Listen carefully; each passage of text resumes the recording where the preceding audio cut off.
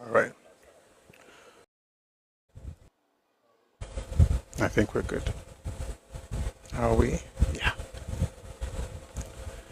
So yeah, good afternoon once again. Thank God it's Friday. The week flies by very quickly, doesn't it? But you don't say how time flies when you're having fun. Hope you've been having fun. I've been having fun. I enjoy studying and learning. So it's good to be here. All right, before getting into the conversation today, we'll first check some things that are happening in the news in the last 24 to 48 hours. And then from then on, we'll have people come up. You share your thoughts. So if you're sending your request now, please understand that. So we have a structure. You know, we'll have the news. We'll bring people up. Everybody will talk. We'll go back down again. Then we get into the topic. So today we're discussing starvation. We started yesterday. I should have even bothered talking about starvation yesterday. I should have just waited until today, but I felt I could pack everything and we'll end this. We'll end the whole session today. But apparently, we'll see if we can end the session today. But we'll do the starvation and then we'll discuss how Nigeria rebuilt the eastern region. And let me say something here. I'm not talking about rebuilding the eastern region just to talk about. I'm just saying we need to, help everybody so that we will not be believing that people are not helped at all. But if we don't get that today, then that's fine. All right. Let's start with the news.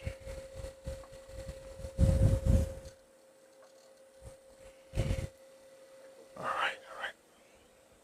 Ẹkojúmọ́ Adetutu, Ẹkáàbọ. Thank you. By the way, I also need to share this live self. Owa Ashe. Goes out for you too, sir. SEO. Just becoming. The stuff you said, I'll go and check it now. I've been editing all morning. Mo fi yẹ mi fò, mo rire, mo wájú mo wẹ̀yìn, ìrètè, kíjú mọ́lẹ̀ mo tún tọ́. I'm trying to share something now. But since I'm not playing music again, I might as well, listen to my own. Let me give you a free concert. Good afternoon, Mr. Victor. Mo fẹ́ fi YouTube link mo fẹ́ fi sórí Twitter àtòrí WhatsApp mi. So ẹ fún mi níbi ẹ kí gbogbo àjọṣe pọ̀ gan. Kò ní dàbí pé ẹ̀yin fún mi ń ṣẹ́jú kankan a máa kó gbogbo àjọṣe lọ́wọ́ kan ni.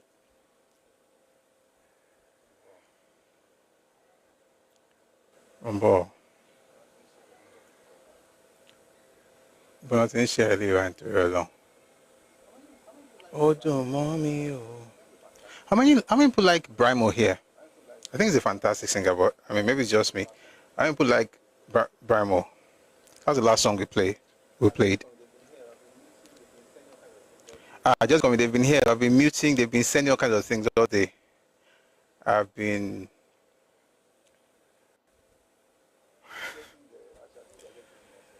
It's getting there. Actually, I think they're getting the message.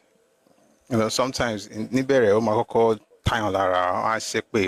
but if we can take the course, I think they'll get there. They will be helped. Let's see. Yes, Brimo will be good. Brimo will be good.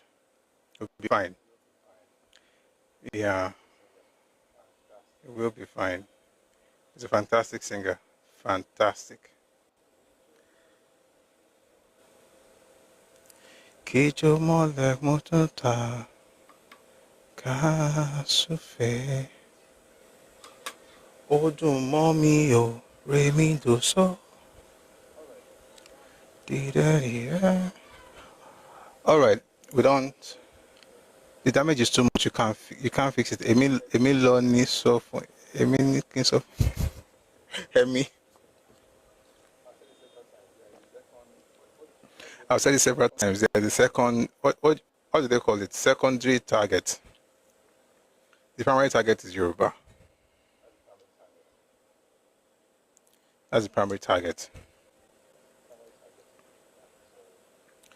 The primary target is Yoruba. So even if they don't get it, if our people get it, then at least we are protected. We're protected from the onslaught. And then nobody will be able to gaslight us with lies. So if they get healed if anyone who is evil gets helped based on these things, that would be lovely. I would love it. But if they don't, that's fine. At least make your Bible understand how this thing they go. So nobody will gaslight you with lies and all of those things.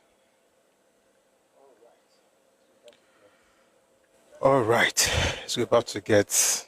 I'm trying to see where to start. Whether I would start from politics or from the general stuff. By the way, I'm happy to see that we're being heard on Twitter gradually.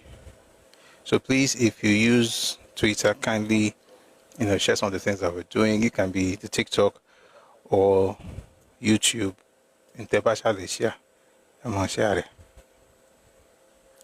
Right?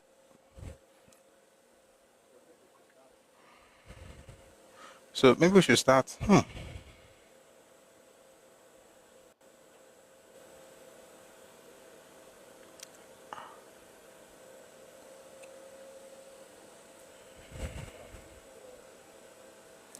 Let's start with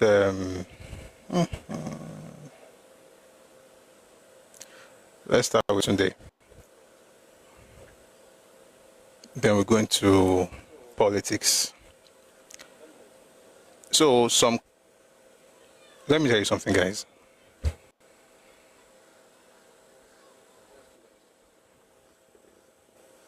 Nigeria has too many stupid people. Nigeria has too many stupid people. And it's important for us to know exactly how to react. Okay? For instance, one of them just came in now. At this point, I think people in the East should be sending me money. I'm like your prophet. A stupid person just came in, but he's out. So, you know what has been happening to Tunde? People have been insulting him and saying all kinds of things. Apparently somebody released a chat that they had with him.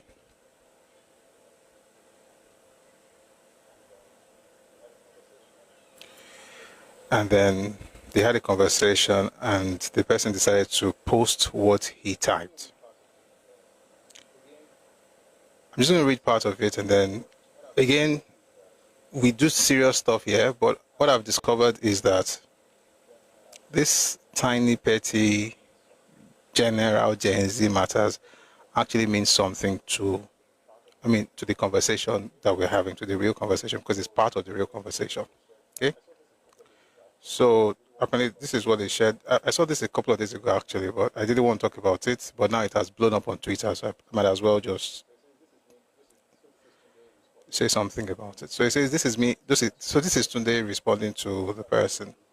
This is me assuming you are reasonable. In fact, let me read everything. No, nǹkan tó ń kọ tí yẹn fi dá lóhùn àárín bẹ̀ bọ̀ ẹ ká sọ nǹkan tí Túndé fi down. And this is me assuming you are reasonable. Let's store your line of logic. If I present a chessboard to the former governor of Anambra State, for example, does it also mean that I'm associating with a player in the creation of slums in Anambra? Then it goes, of course, you didn't answer the question. My tweet was clear. We discussed building a chess and STEM institute to serve children of the poor. But of course, you would ignore that to focus on a board that was gifted to him. And then the stupid person says, let's focus on Nigeria. What has Tinubu contributed in the area of education and youth development in Lagos State since 1999 till date? And then today responds, I do not care. I have shown you hypocrisy, and I hope you reflect on this. And then the stupid person also went ahead to say, why would you present a gold chest to him when you didn't present such to other Nigerians? Let me tell you something. In the East, I think there's a factory for stupidity. And I'm not saying everybody is stupid, but I think there's a particular factory where they churn them out. Like, Omanja de Lera Lera, and it's, there's a conveyor belt, right? That just, everybody, is just like, and now you understand why now. So you insult somebody all this while. You reach out to the person, and the person says, why are you insulting me for speaking to the president? If I speak to the former governor of Anambra State, which of course Peter Obi, would it be that I'm also helping or reaching out to somebody who created the slums in Anambra? And then these fools brought it on social media, and guess what they said? They say, the way you fight for truth is directly tied to your irrelevance. The more you get relevant, the more you shy away from the truth. Sunday, now you get this, my code, bastard, for Shagburu. Again, Igbo. You don't overdo this bigotry to the extent, say people they see, okay, this is people responding. Someone said, people they see Igbo hypocrisy. I dare not go like this. I don't live for East, South, South, and West, and even uptown. Stop this nonsense. Make Oguno. This is one that I was looking for. Why did you think you are from Anambra? This means he thinks everyone criticizing him is Igbo. Chai, this guy for my hand, sha. That's what APC has successfully reduced every argument to. Once you question Tinubu, you must be obedient and you must be an Igbo. Nothing is wrong or right anymore. Let me tell you something. Every single person who is saying this is actually Igbo. If he's not Igbo, he's definitely obedient. If you're Yoruba in that group, sincerely at this point, I think there's something wrong with you. I think because I don't understand. So it was wrong to respond. He didn't even insult him. He just asked him. And that's another funny thing about this guy is double standard. I read that, even though I know it may sound like, but it's important to read it.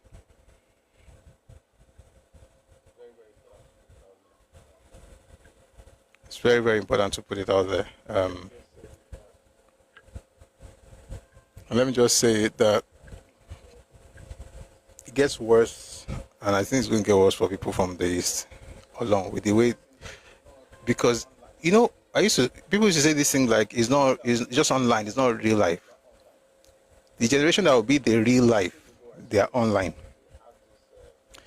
A few days ago, I saw a group of people, they had this press conference discussing what happened on Facebook to a lecturer at LASU, Lagos State University, who, you know, at the time said she would prefer her children marry Yoruba people or a Yoruba spouse, she would prefer her children marry Yoruba spouses. And then in the entire nation, no other group found that insulting but the Igbos. Then they insulted her. Those ones that went to do press conference, they took it from the social media to press Gogon. So newspaper, radio. Now, what do you think is going to happen after that? Like if you go with the progression, so you have online and then you go to the traditional media, the next thing is, oh my boss already radio, because which is traditional media. Once you get things out of social media like this, so radio is on newspaper, is on TV. Who do you think listens to the newspaper? Who do you think listens to radio? Who do you think reads newspapers? Newspapers are read by influencers, the real life influencers, like politicians. I mean, I'm not saying that's the only group, but in 2025, you might as well, you know, where do you find newspapers these days? Radio gets to the grassroots. If they repeat this thing that's happening with the press statement, it gets on radio, it's repeated over and over again. What do you think people are going to do after a while? People, please just talk to your people, though, because I'm just sorry for what's about to happen. I'm sorry for what's about to happen.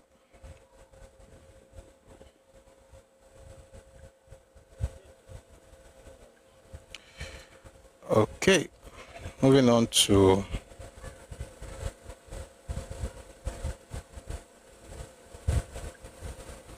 Murphy for. I want to play this one later, but let me read what Jeff Phillips said about this. These idiots under here are shocked and triggered because the man they are ferociously attacking figured them out by asking them a simple question that exposed their hypocrisy. If Tinubu created the slums in Lagos, it's only logical that Obi created the ones in Anambra.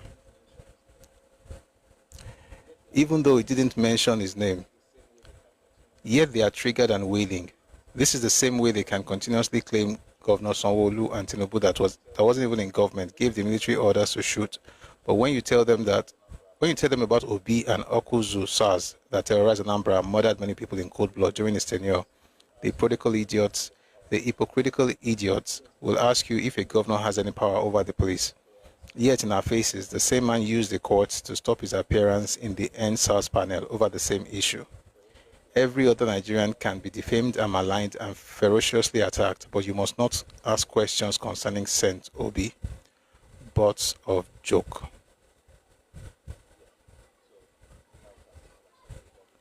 Yeah, so that's that about it. I just want to read that because sometimes stupidity comes around and it's important to just highlight some of the things.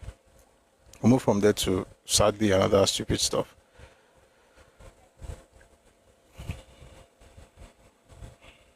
Sorry, let me just change this internet stuff. You say it will happen. I don't want to say that. Please click on the heart icon beside Busioris to join the team. You know what we do to ensure we get live on the FYP. So please, let's do that. Thank you very much.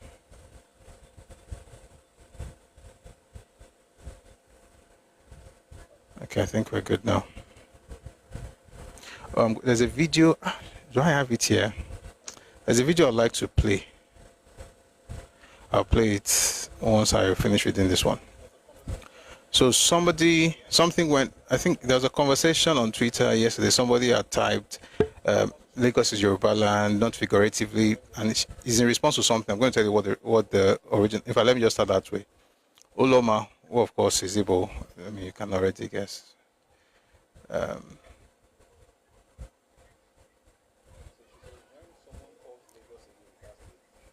She says, when someone calls Lagos a Yoruba state, it doesn't sit well with me. Lagos was literally a former capital. These children should not have gone to school. It's a waste of money because there's no way people are going to school and they think like this. And just in case you have not heard it before, Lagos State was never the capital of Nigeria. Never. Lagos, the island, and some other parts of what you call Lagos State now. Now, wait till they call Lagos the capital of Nigeria with that. Lagos State was not created until 1967, and even then, much of it was carved out of the western region. Okay, but it's not like some of these clowns don't know. They know, but they were raised to be stupid. So she says, when someone calls Lagos a Yoruba state, it doesn't sit well with me. Lagos was literally a former capital. Again, Lagos was not. Lagos State, which is the state now, was never the capital of Nigeria. Okay, and people need to be told, if you know Lagos, once you go beyond Yaba, Jibowu, that's the end of Lagos, the capital of Nigeria. Anything outside of Ilukweju that you see, Ilukweju Industrial Estate was developed by the western region. Ikeja, Epe, Ikorodu, Badagry. Lagos has 5 divisions. SEO Ade on YouTube. Lagos has 5 divisions. Ibile. There is Ikeja. There's Badagry. There's Ikorodu. There's Lagos Island and Epe. Of those 5 divisions, only one was part of the capital of Nigeria, or was the capital of Nigeria. The others were in Western region. And then, of course, Lagos State was created in 1967. So that argument of, and by the way, even if it was, does it mean that people that, so should we remove the Oba of Lagos because there was Lagos, which was the capital, and by the way, his own domain was part of the capital of Nigeria. So should we tell him not to be king again since it is no man's land? Again, this rhetoric is not a Twitter thing. Igbo leaders have been saying these things since 1947. Welcome, Prince. Jajawachuku said it in 47. The entire representative of Eastern region said it in 1950. It's a curse. And it's a curse of scarcity. And that kind of curse does not care how much you have in your pocket. You can be the richest man, but you still have a mentality of a poor man. It's called a poverty mindset. It's only that poverty mindset that makes people steal, even when they don't need it. Covetousness, just want something that belongs to somebody else. Whatever is yours, you don't care about it. And then when people speak, they say they are bigoted. You are not very smart. So this gentleman responded like, Lagos is Yoruba land, not figuratively, not nostalgically, but historically, legally, and constitutionally. Being a former capital never erased its ancestry. Nigeria gave Lagos administrative status, not a new identity. You are free to live here, not to rewrite its roots.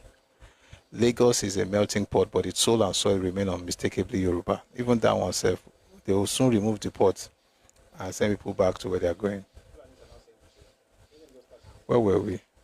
Fulanis are now saying the same thing. Let them just start in Enugu. The day you will know the stupidity of most of these Igbo people is when you hear Fulani people inside Enugu say that they are indigenous. They will be angry because they're always angry with Fulani. That's why you discover how stupid many of these people are. And I'm serious. And I know that, of course, I don't say everybody, but majority of Igbos think the same way. Majority think the exact same way. Not everybody, apparently. I mean, you always find exceptions, but they are not the rule. The rule is that you have to be stupid. Because whatever makes you tell people that, in fact, that's not even the end. Somebody says, but the Constitution does not recognize tribes. And then this guy says, he says the Constitution does not list tribe names. It's a legal document, not a census form, but it absolutely recognizes indigenous people. We've had this section here before. Section 147, subsection 3 of the Nigerian Constitution talks about the ministers being the indigents of a state. This fool now says, what does it mean to be an indigent? It says define indigent. Indigent is someone who has stayed in a place for a long time. Some people came to your village first before your forefathers joined them. This is what happens with a person who is literally, they just came down from the tree. You are telling the owner of the land that, say you are not the first person here, so me too, I can become an indigent in your land. Igbo people, something is brewing. Funny. It says some people came to your village first before your forefathers joined them. Your forefather is not the first man to settle there. So more people will come and become indigenous, and nothing you go do. If there's anything I love, well, no, I don't like it, to be honest. If there's anything I find interesting, is to see history replay itself. Oman Dungo. Especially when I'm not the one being hurt. Because they think Olukumi are settlers. Their fathers are settlers. Moving away from that, this is 2:15. Okay, we still have some time. I just want to read some things from 2012 when Peter Obi was governor of Anambra State. This person is called Chuks Ikem. He says, what exactly is Peter Obi doing in Anambra State? I am confused, to say the least. Please, someone should tell me, because the Anambra I visited has degenerated so much. Then this other guy responds, nothing exactly, my brother. I posted a thread earlier comparing him with Theodore Orji of Abia State, and everybody agreed he is worse. I went to Oka, the capital, and it was an eyesore. No roads, no planning, no infrastructure, and so on. There's absolutely no government in Anambra State. Then Proud Igbo responds, I'm trying to, but I can't fault your reasoning. Anambra State is suffering because Peter Obi is busy with his day job as GEJ's personal assistant. Despite his boy work in Abuja, he has not been able to attract anything meaningful to the state from the center. Anambra has suffered terrible, corrupt, clueless, and backward leadership since back then. Besides the brief spark of Ngige, there has been nobody else to write home about. From Mbadi Nuju to Andy Uba to Peter Obi, I am hearing that the next person will likely take over is Ifeanyi Uba of Capital, or we don't suffer. It's plenty, sir. 2012. All of this happened in 2012. These were people. but in 2025 he's somehow the Messiah. Guys, that guy is bad goods. There's nothing to write home about. If people are saying this in the midst of all of those things, there's no way you're now saying that suddenly he has become, he's an old dog, doesn't learn new tricks. I want to play you a video or an audio, and then I would like you to tell me what you think. Like I said, I saw some videos this morning. Most of it I will not play. Of course, I can't play because of time. But I was just like, some fish and people in it. Like, how can you use your hand to record this kind of thing and put it? And it's not 1, not 2, not 3, not 4, not 5. You know, the funny thing with Twitter, if you watch something and certain people are there, it will bring you things from those people. So, Ẹkáàbọ no care wo bóyá ó mú ọpọlọ dání àbí bóyá kò mú ọpọlọ dání. But I'll use the opportunity to also, let us have conversations that will help us, regardless of some people's stupidity. So please take a listen to this. I'm trying to, I'm trying to know why some Yorubas are confused. Should I say Kogis are confused? Because I'm here asking your brother where he's from. You get? He said he's from Kogi, but he's Yoruba. So, please, can somebody tell me or explain to me why Kogi is Yoruba? Because he's saying he's from Okun, right? Okun, what I'm trying to say is, saying that he's from Yoruba, but his state is Kogi. Because the last I checked, Kogi is not Yoruba. You know something? I understand you, and I've been trying to explain to her now that Okun people are in Kogi State. They fall in the north central geopolitical zone means that they are not Yorubas. We are situated in Kogi State. You understand? Previously, we are from Kwara and Ekiti, but when they now want to divide the states in 1991, that was when they now joined us with Igbo people and Igala people. So, but we have Yorubas in Kogi. We are from Oyo. Okay. Our forefathers. See what I'm trying to Oyo. If they now. So, I think the first thing that boy, somebody needs to sit him down and give him some cane. I don't know. Because they get no fine like that. So it's as if not because of something we could know. But like, you can't be this stupid when someone is, as in like, no, he's not stupid. It's just, Danny. One mistake we keep making in Nigeria is that we think we all have the same history. Igbo people were brought together by the British. There was no Igbo identity before colonialism. It did not exist. And I'm not just talking. There are tons of documents to back what I'm saying up. There was no Igbo identity before the British. That doesn't mean that it's the same issue for Yoruba people. State creation is a recent phenomenon. It divided people who were already one ethnic group. State creation for the Igbo is different. They were brought together before they even created state for them. So this thing where people say that they are from a place, somebody came the other day and say, I hear Yoruba people are from Lagos, it makes me feel somehow. I'm like, what's your business with the fact that a Yoruba person says he's from Lagos? Say it cannot be. It's not true. Like, who are you to be the one to, be the judge of where people come from, or why should it even make you comfortable or not? Whose business is that if it makes you comfortable? Then you now hear things like, are you have, just in case you don't know, there are Yoruba people outside Southwest. Let's use this as an opportunity to also learn something. Yoruba people are in 10 states in Nigeria. 6 of those states are in the southwestern part of Nigeria. 4 of those states are outside Southwest. So 6 in the Southwest, 2 in South-South, and 2 in North Central. As a matter of fact, the next state after that has the majority Yoruba population after the Southwest is Kwara. Kwara has 16 local governments. 12 of those local governments are Yoruba. Okay? So you have Lagos, Oyo, Ibadan. Sorry, Lagos, Oyo, Oshun, Ogun, Ondo, Ekiti. That's 6. Kwara State has a lot, like majority of the population in Kwara State, now Yoruba, they full DSF. Then there's Kogi. The Yoruba in Kogi, they are a third of the population in Kogi. Right? That's Kogi. Then the Yoruba in Edo State. You have them in Usain, you have them in Akoko Edo, in some parts of those. I'm not saying they are all over Edo State, but I'm saying they have their own spaces that they're indigenous to in that place. And then you have them in Delta State. You have the Olukumi, and then you have the Shekiri. Just because you're in different state doesn't change the fact that you were Yoruba before the creation of states. Now, somebody sent me a message that I didn't respond to the person. I think maybe I was doing other things. The person sent a message that they heard something. By the way, guys, when you want to quote something, please resist the urge to be quoting Nnamdi Kanu. It's as if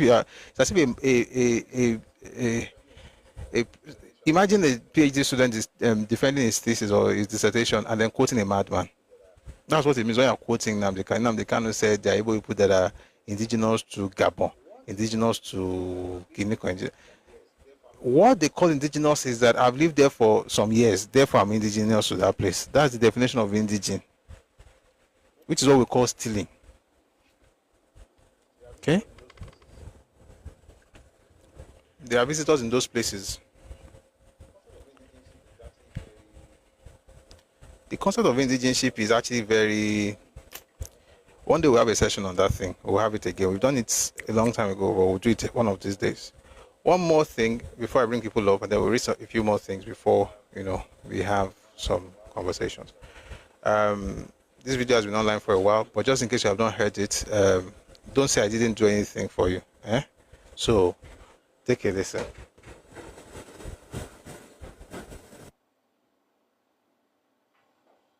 Become anything now.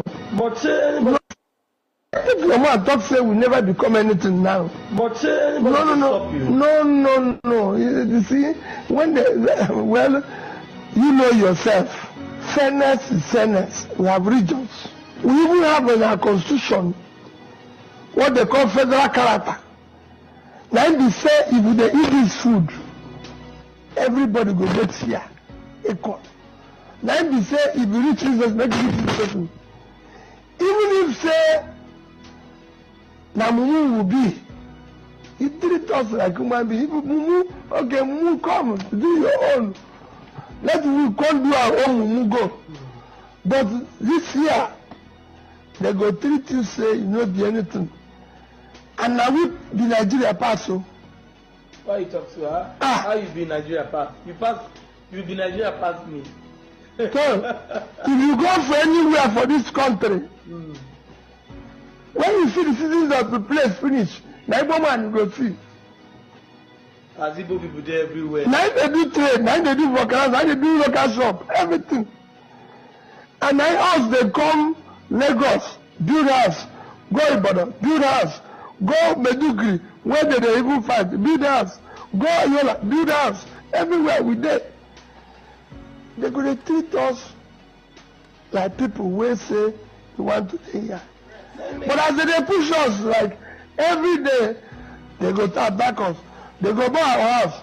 The government, they don't want us to be part of anything. Even when they do posts, they don't give us. Even if they go give us, they give us the one where maybe they just give these people, like they don't chop all the meat. Maybe they take the boat.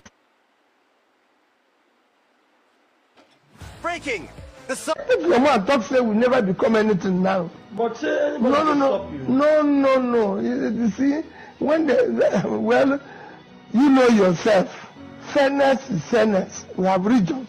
We even have in our constitution what they call federal character.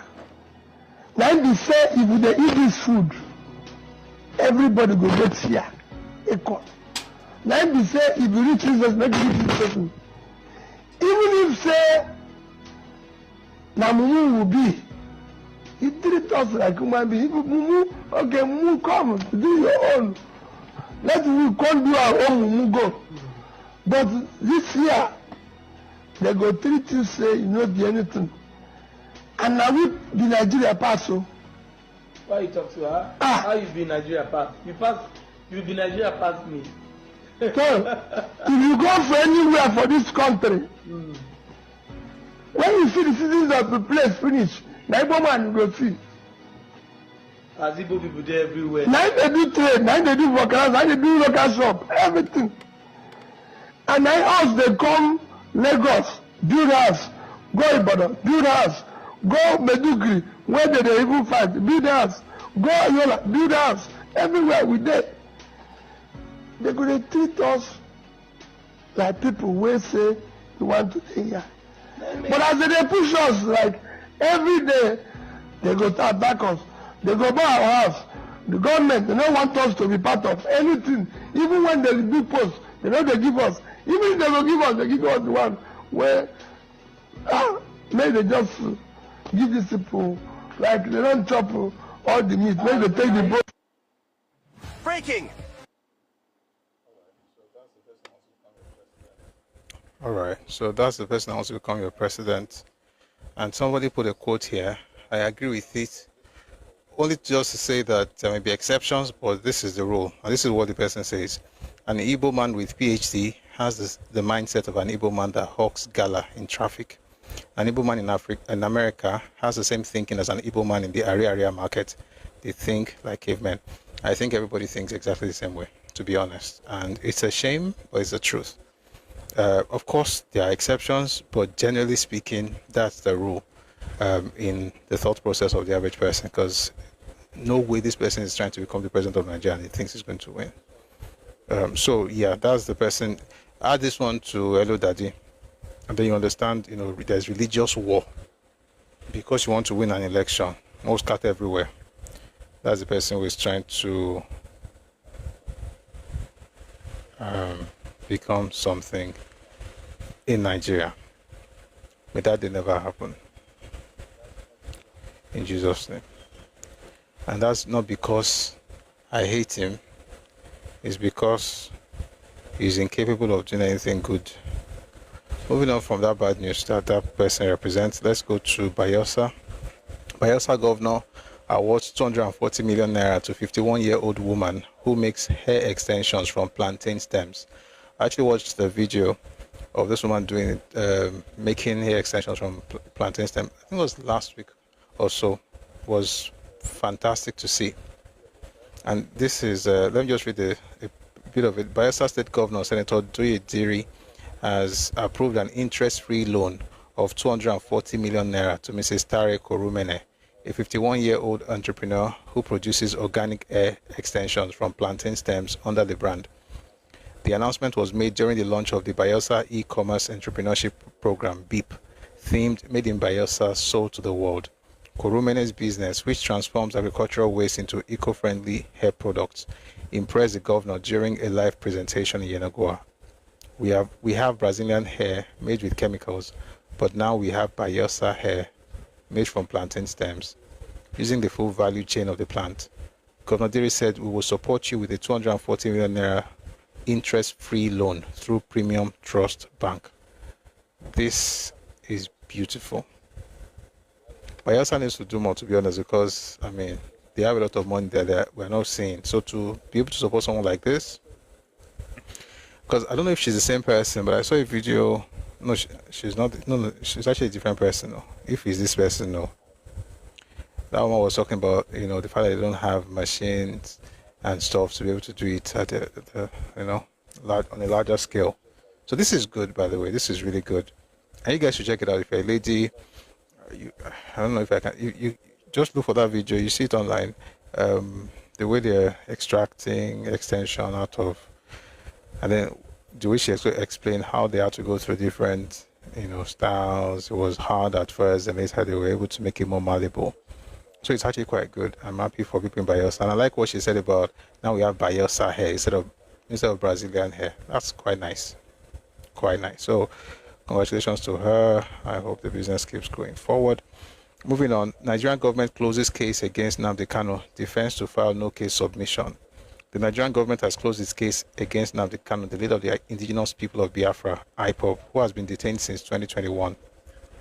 on charges of treasonable felony and other offences related to his advocacy for Biafra's independence. The development followed a court hearing on Thursday where the prosecution presented its final arguments.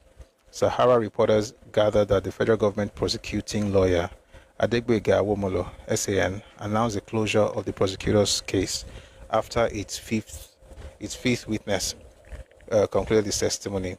Thereafter, defense lawyer Kanu Agabi stated that the defendant plans to make a no-case submission, which will be filed in due course.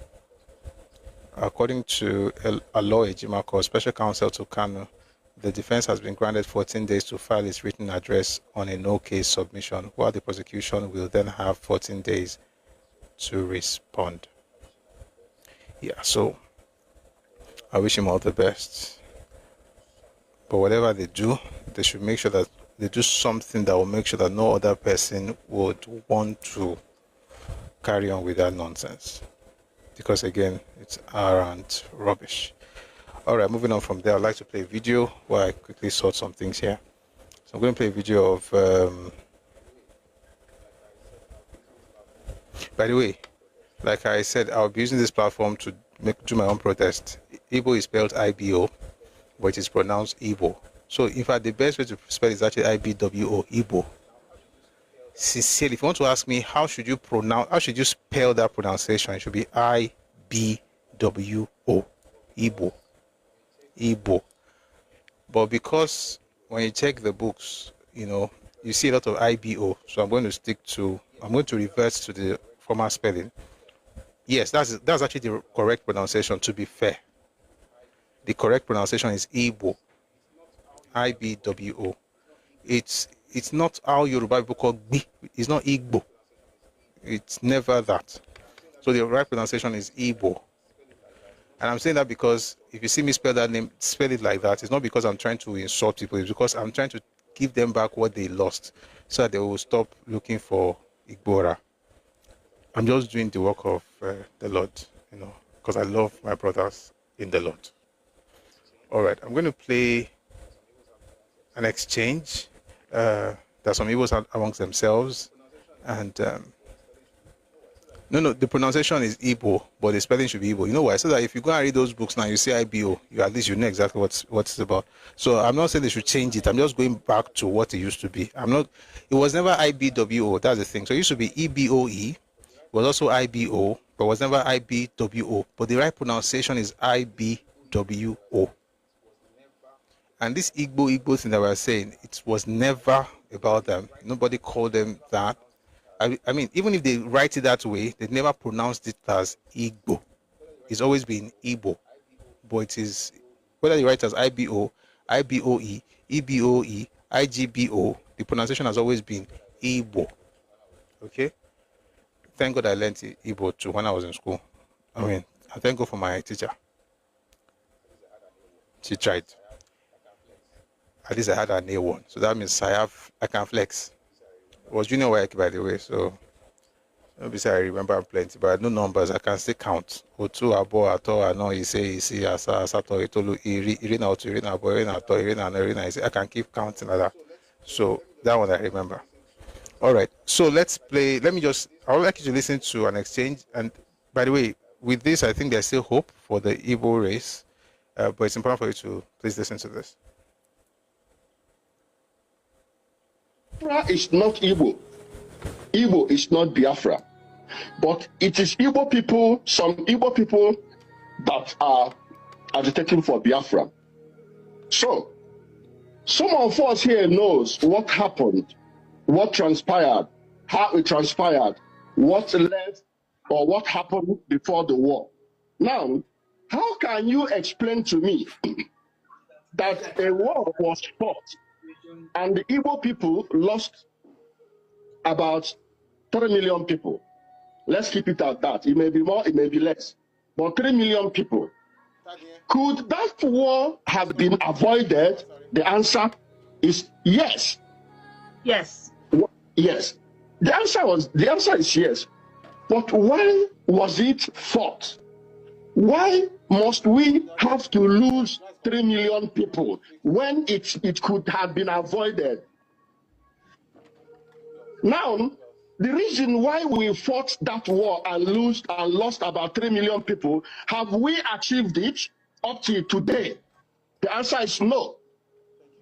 Now, when that war was fought, and Chukwuemeka Odumegwu Ojukwu ran away, because that is what Igbo people don't like to hear, or majority or some Igbo people, they don't like truth. When that war was fought, and Chukwuemeka Odumegwu Ojukwu abandoned his general and him and ran away, why is it that if somebody say it, you begin to say that he hates Igbo? You don't like to be told the truth, but you like to be looking for trouble. So when he ran away, fine. On your son, somebody who is being pursued will run away, because if you are caught, you will be by the truth. If Jonah advised him not to go on with this war, that he can't sponsor, he can't afford it. He paid deaf ears. And also, and also the fathers of Igbo then, Michael Okra was alive, Azikiwe was in, I think, Ghana also, and so many people from other regions. Yes, so many people advised Ojukwu against this war. But because he was the military administrator, he has power, he has everything under his control. He shut everything up. This is one of the truths Igbo don't like to be told. So because of Ojukwu, Igbo people we must lose our 3 million people because of Ojukwu stubbornness, Abi. So, are you trying to equate the 3 million people, which maybe some tens of people that were killed in the riot in the north? You are trying to, so you decided to sacrifice 3 million people because you want to go to war.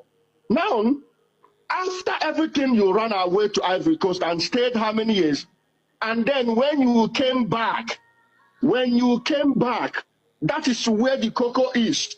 When you came back, you joined those people you were telling us that they are our enemies. You joined those Hausa people. You joined those Fulani people, and Ndibo supported him because he want to become governor in the southeast. Now, Ndibo, why are you people not telling yourself the truth? So if somebody speak of all the mistakes or evil or atrocities, whichever one you like to call it, that Ojukwu committed, you begin to say that that person is against Ndibo. So are you telling me that every Ndibo? So what I just narrated, did it make sense? Does it make sense to you or not? Why would you fight a war and lose 3 million of your people? So if anybody come out and begin to counter any narrative which anybody is bringing with Ojukwu's ideology, with the Biafra ideology, you begin to term that person and demonize that person as evil.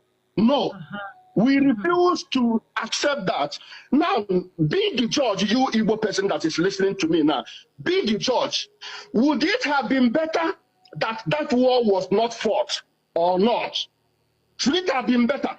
Now, was it better that we lose 3 million people and all our money and our properties and everything that we lost or not? How many economy or commerce have we lost with all this sit at home, with all these mines and all this insecurity, that we are warning you people that this someone and Nnamdi Kanu and ESN and unknown government cost? This is something very closer to that war that we fought, that we lost 3 million. Imagine what we lost. Now we are still losing. I told you people that Biafra is something that will destroy Igbo people if we don't leave that Biafra. And it is happening to us. It is us that is complaining. It is us that is sitting at home. It is us that our petrol tankers and trucks are being towed inside the bush and stolen. It is us that they are carrying and then butchering our head out of our shoulders. It is us. Gentlemen of the press, good evening.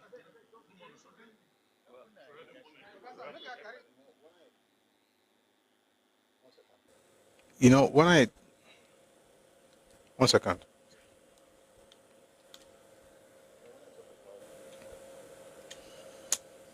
You know, when I talk about the exception, that there are exceptions, that Igbos who are smart, that's one of the exceptions.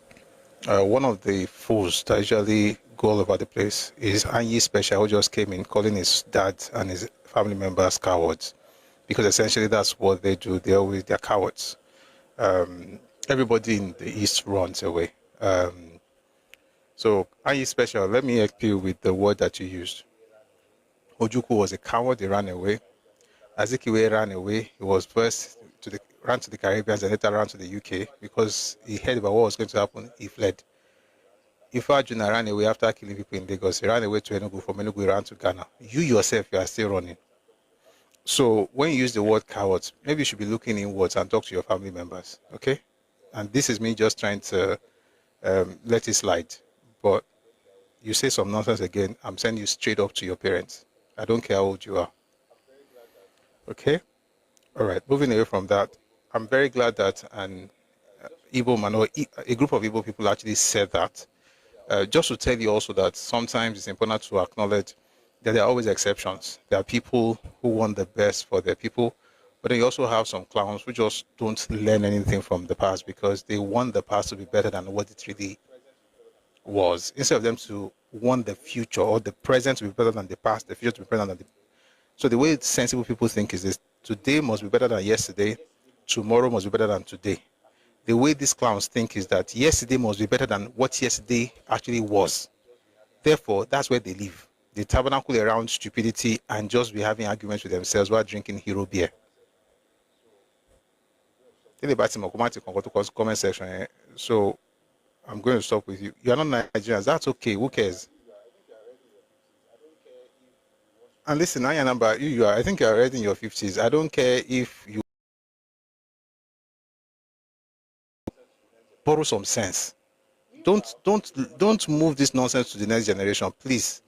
Meanwhile, thank you very much for reminding me. 3 million people did not die in that war. There was no place where 3 million Igbo people died. The entire population of Igbo people during the war was 7 million people. Bring you up, come and do it. This is not, I don't have time for your style of, I don't fight people here. Just respectfully, I decline. 3 million Igbo people did not die. The entire population, and by the way, people who died, it's a terrible thing. I'd like to always preface it so it doesn't look like I'm just saying nobody died. People died. People suffered. It was unfortunate. It should never have happened. And we should talk about why it happened. It happened because of a man's ego. It happened because a man would just not listen to reason. Regardless of how many, do you know, I was reading a book yesterday. Let me finish that thought. Regardless of how many people went to him to talk to him, he just wouldn't listen.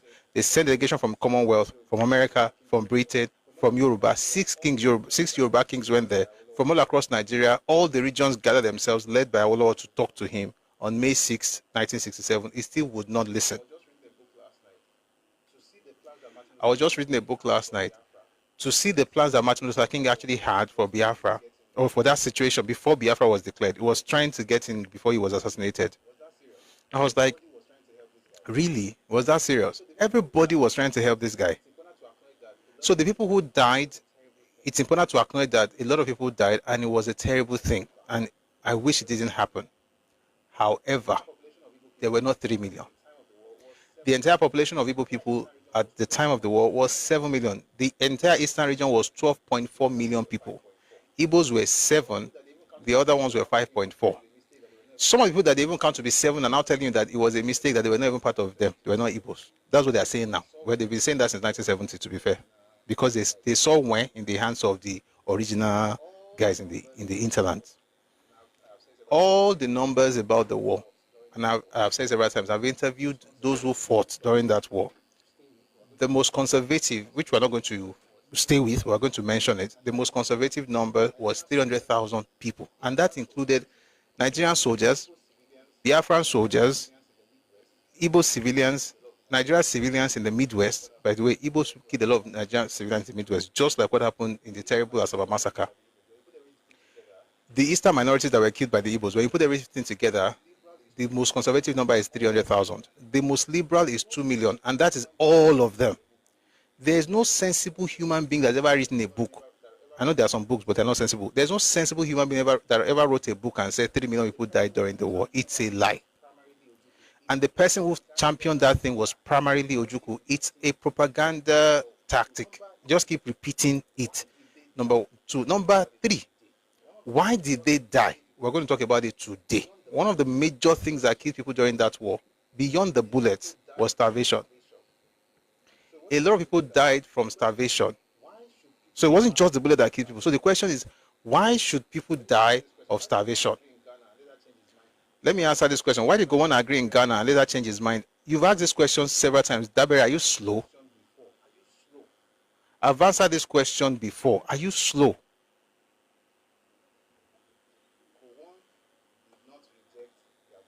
Gowon did not reject the Aburi Accord. Gowon promulgated Decree number 8 on 17th March 1967. That decree, according to the Secretary of the Eastern Military Government, Eastern Regions Military Government, N.U. Akpan, that decree was 95% of what they wanted at Aburi. According to Ojuku's own personal secretary, his private secretary's name is Don Egwe. He said that decree number 8 was 98% of what they asked for in Aburi. The only thing that they didn't give to your Oga was secession. He wanted to have separate countries. Each region should be different countries, but they are also going to have dual citizenship. Therefore, it makes no sense for you to expect the president of a country to allow you to go and still let you remain. In other words, you are not Nigerian, but you are Nigerian. So you are Biafra Nigerian. It's literally in the document we read the other day. Dual citizenship. You want to break out of the zoo, but you want to be a citizen of the zoo. Why being a citizen of whatever it is of your Zazu? You are a Zazu zoo, essentially. Dual citizens.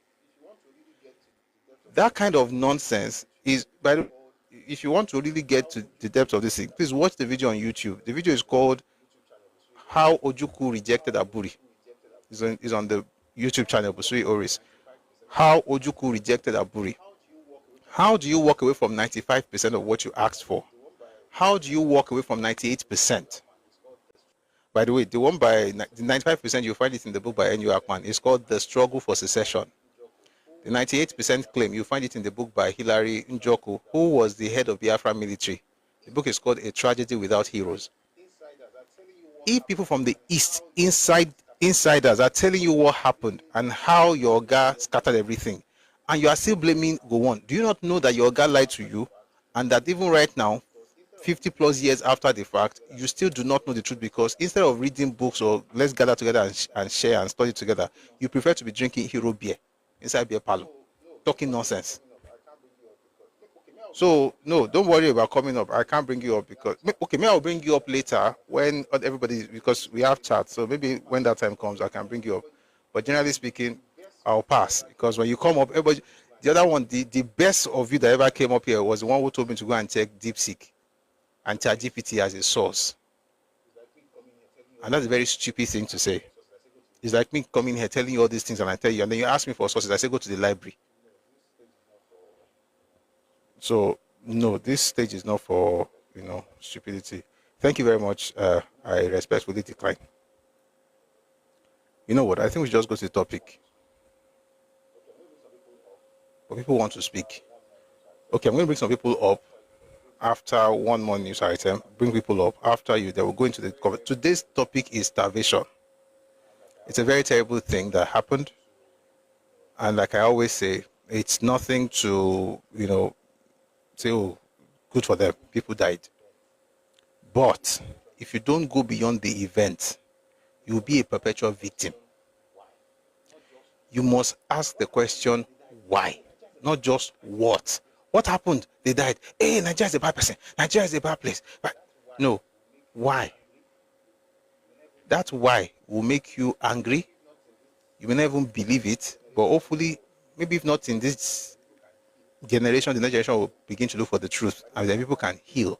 And when they heal, by the way, after today's session, if we finish this starvation thing, the next thing will be how the federal government rebuilt the East. Because they don't lie since say federal government did not do anything. It's even inside Achebe's book. Because again, they assume that the readers are stupid. Sincerely, that's what I think. I think writers from the East, and I've read a lot of books from the East, I think writers from the East, apart from their fictions, or if they're writing fiction, I'll be not fiction. But when they're writing non-fiction books, I think they assume that their readers are stupid. And me, I don't like people who don't respect me as a reader. because I mean take my money buy your book. I can't they read your book. You can't they make me feel like say I don't get sense. Like you are jumping from A to D, and you act as if B and C don't exist.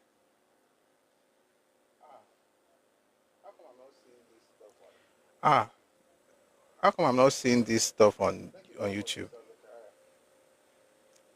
Thank you very much, Mr. Zachariah. Somebody says, let me read some of the things I'm seeing here again. The person is Igbo, so I'm not surprised. It says, look at Yoruba man telling Igbo how to pronounce their name, the arrogance. Number one, you are the arrogant one. I'm not teaching you how to pronounce your name. I'm informing you how your name is not pronounced. Because you are using the spelling of your name to claim Yoruba towns, which shows you are a thief. Extraordinary. Oh, it's the same guy, Extraordinary AF.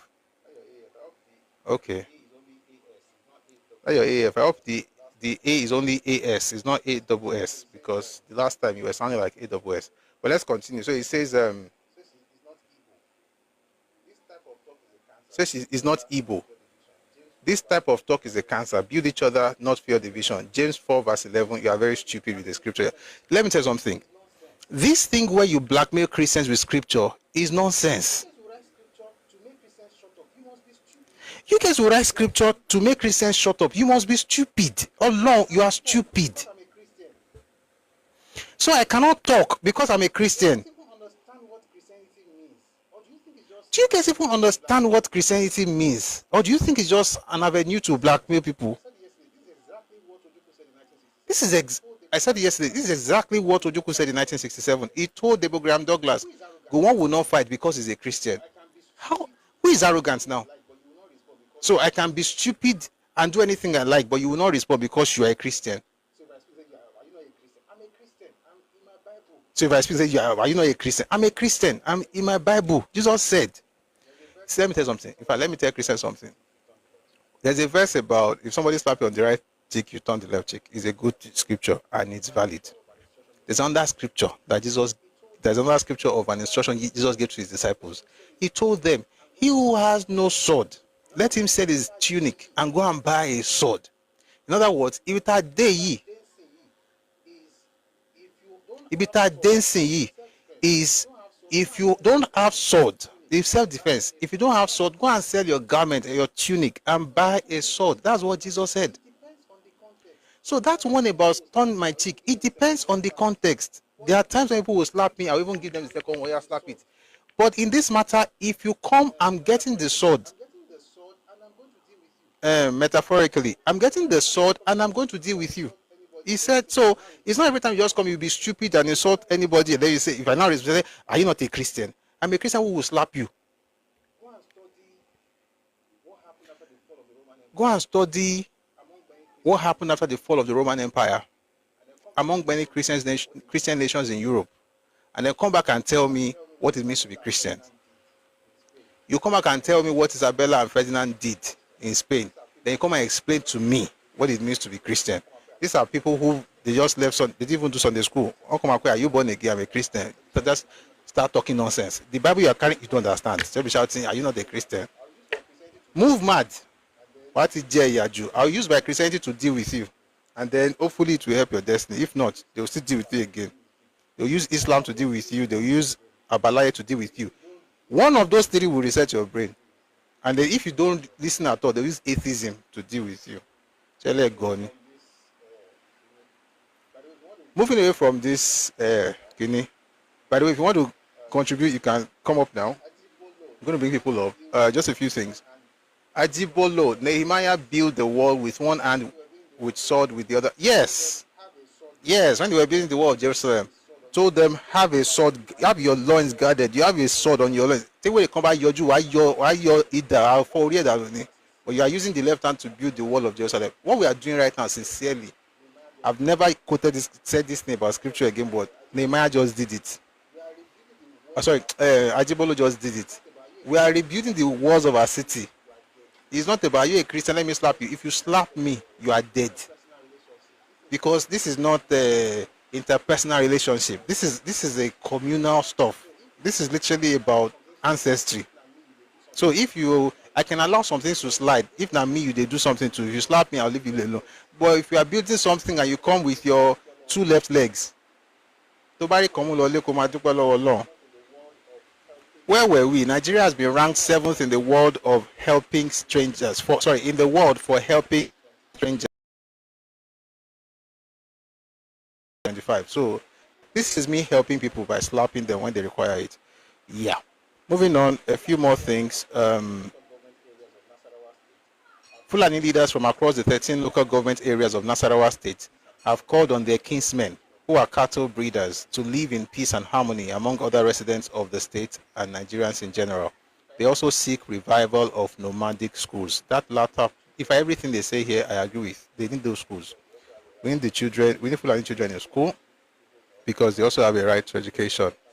I'm going to bring two people up while we read. Please, you're coming up now. Please mute once you get up. Thank you.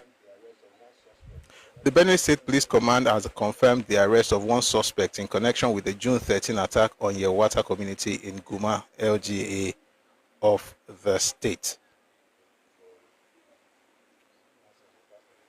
Oh, God. See nonsense. We passed on the talk. And we are children of God, though. Marshall. Yobe State Isba has destroyed and burnt 243 cartons of alcohol in Damaturu. This one just make sure that they're not getting any money from the alcohol they are selling in the south. If you can do that, no problem. If you like, break the brewery.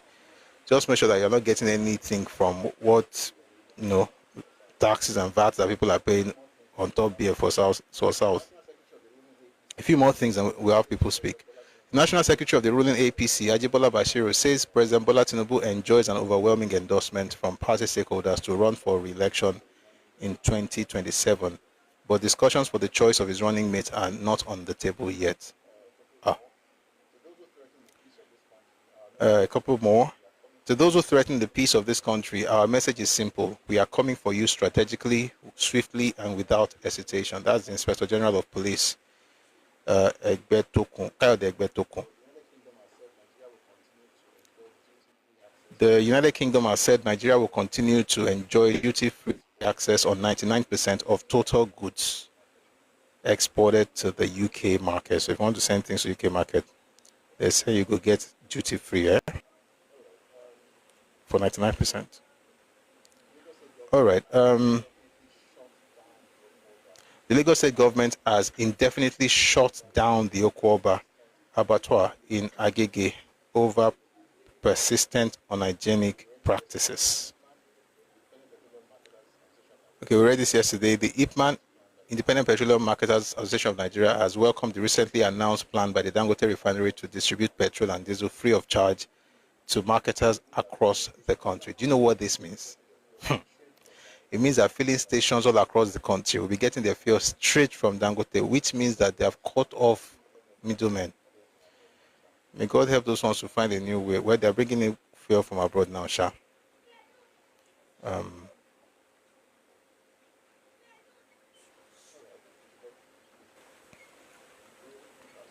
All right, I think we should let people speak.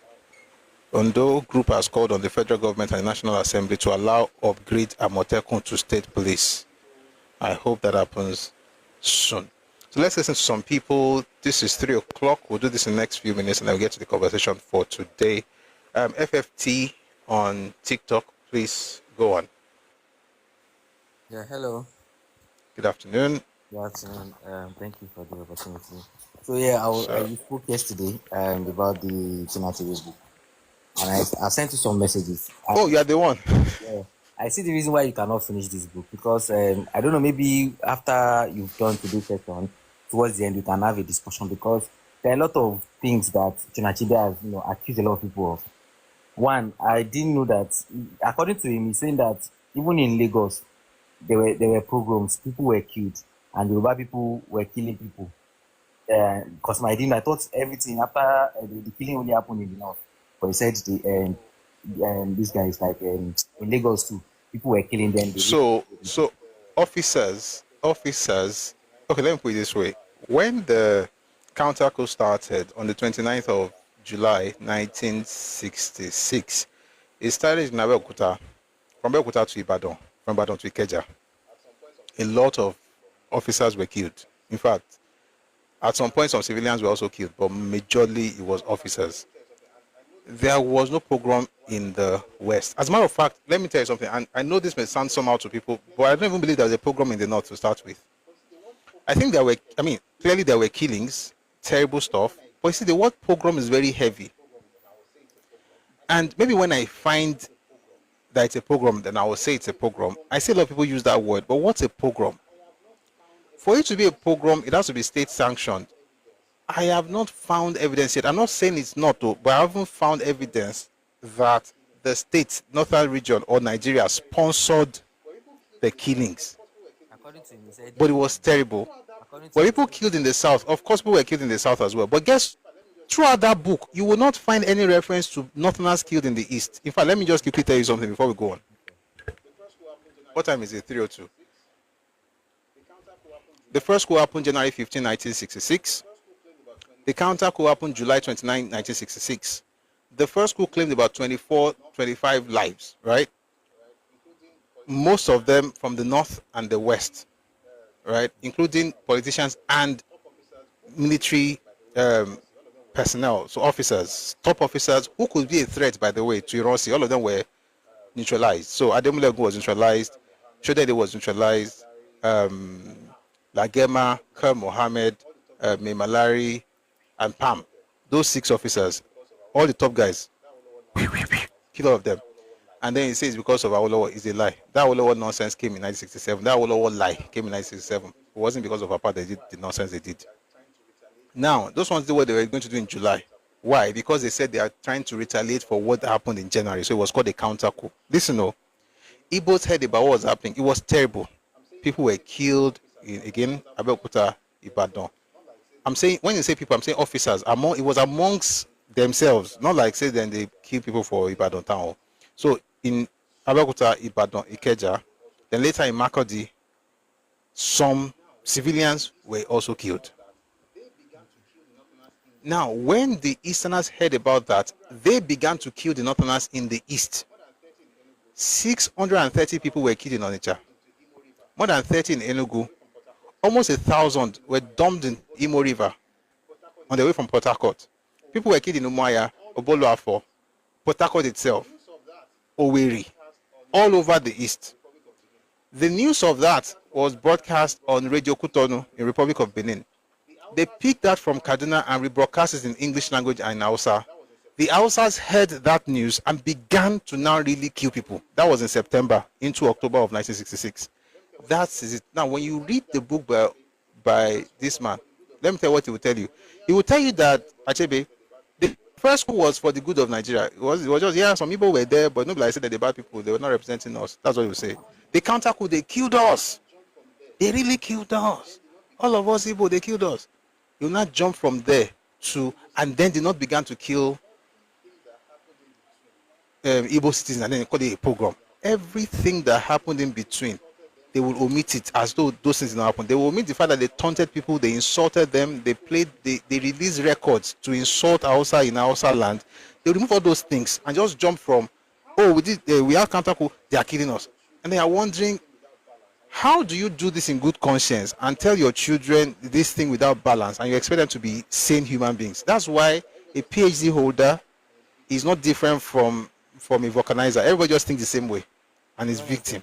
To be honest, there is no Nigerian that will read this Chinachebe's book. I will not think that everybody in the world hates Igbo people. Because that's what I'm hammering on this book. That because they were fantastic, they were good people, they were very intelligent, that's why everybody hates them. And he even said that Awolowo was the reason why Gowon was one of the reasons why Gowon did not allow Aburi Accord to go on. He said that in the... Sorry, one second though. Number one, these guys are stupid.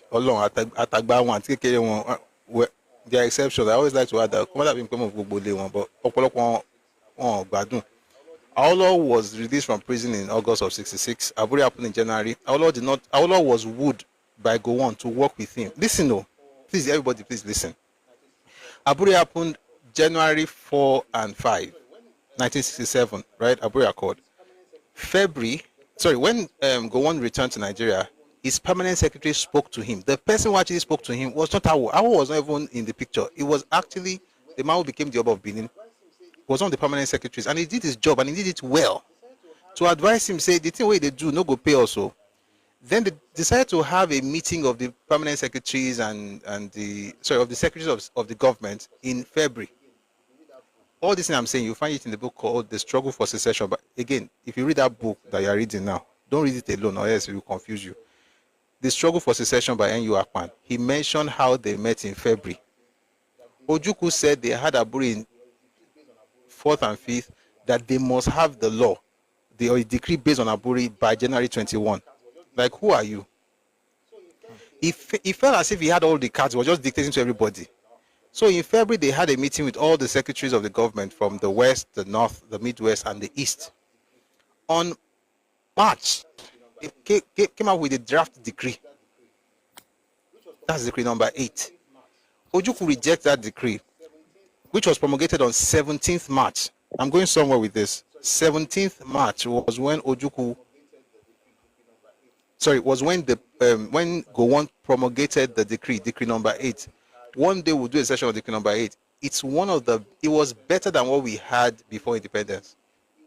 They weakened the center, as in Gowon did it. He essentially reduced his own powers just so Nigeria could move forward. But then, this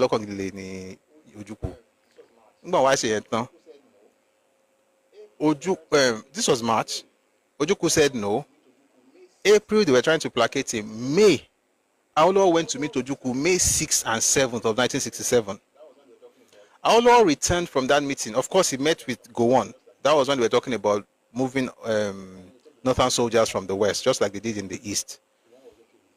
And then they talked about, having a conciliation committee. Gowon was okay with it. They now traveled to Enugu.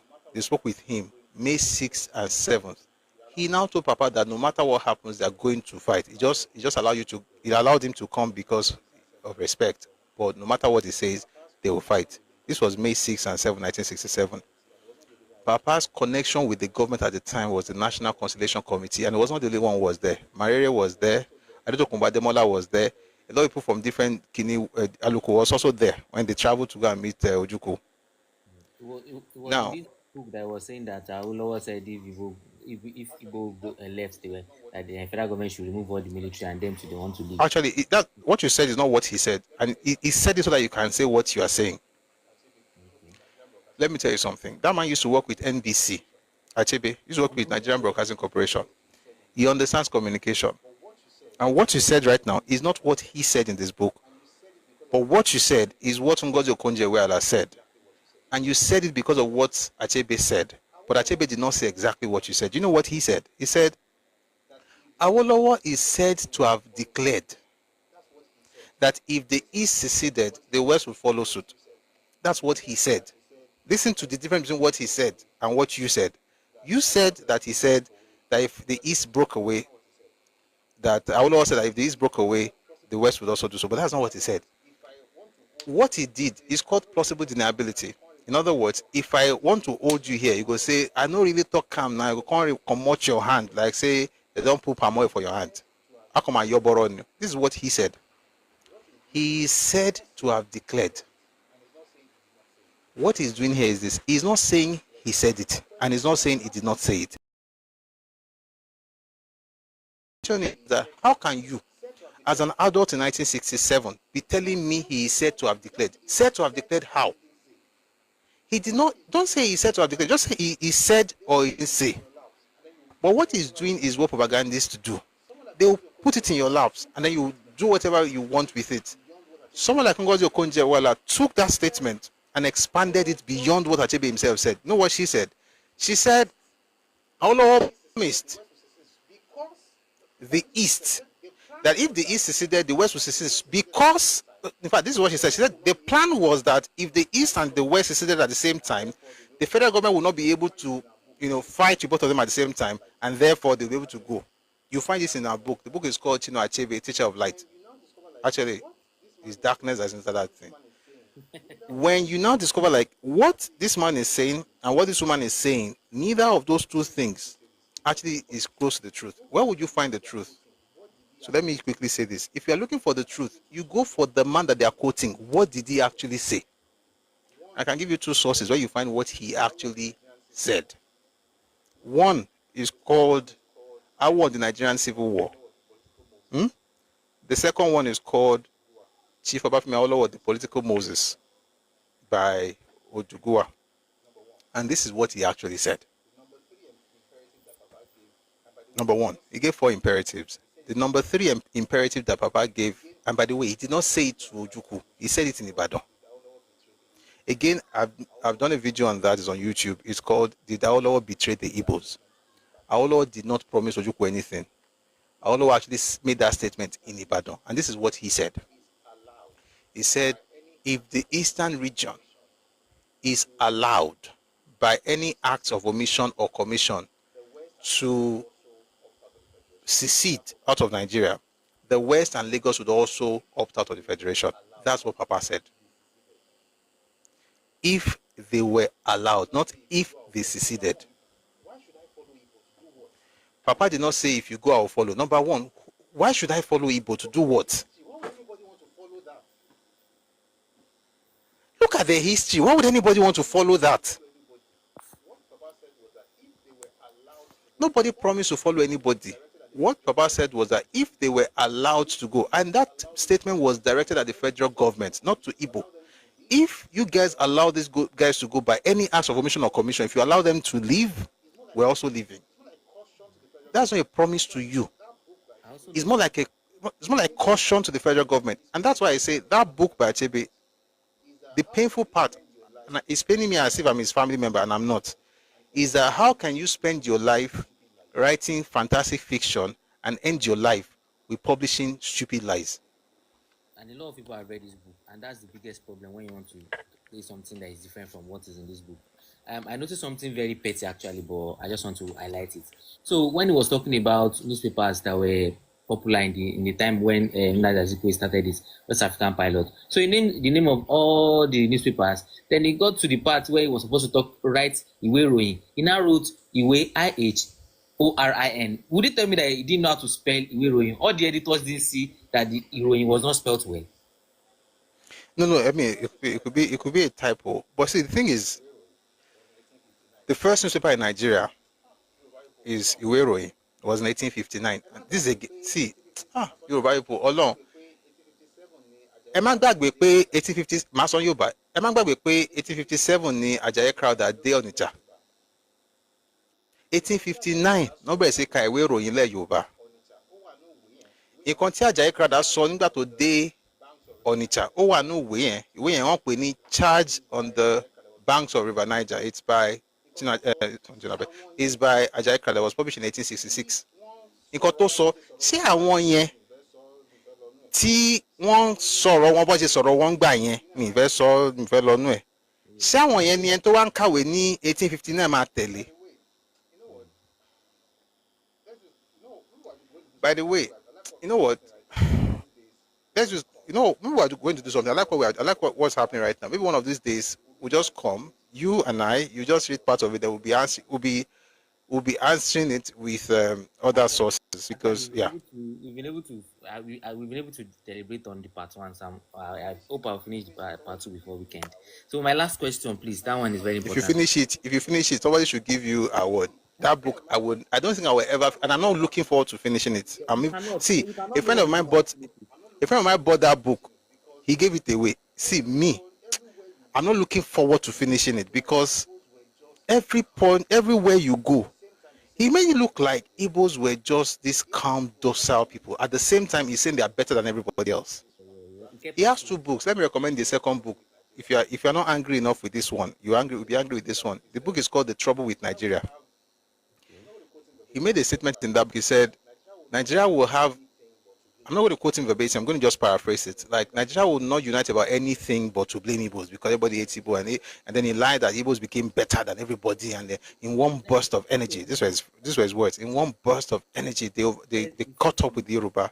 He said so in this book that in one burst of energy, they spread out and they started dominating everywhere. And people started to become jealous of them.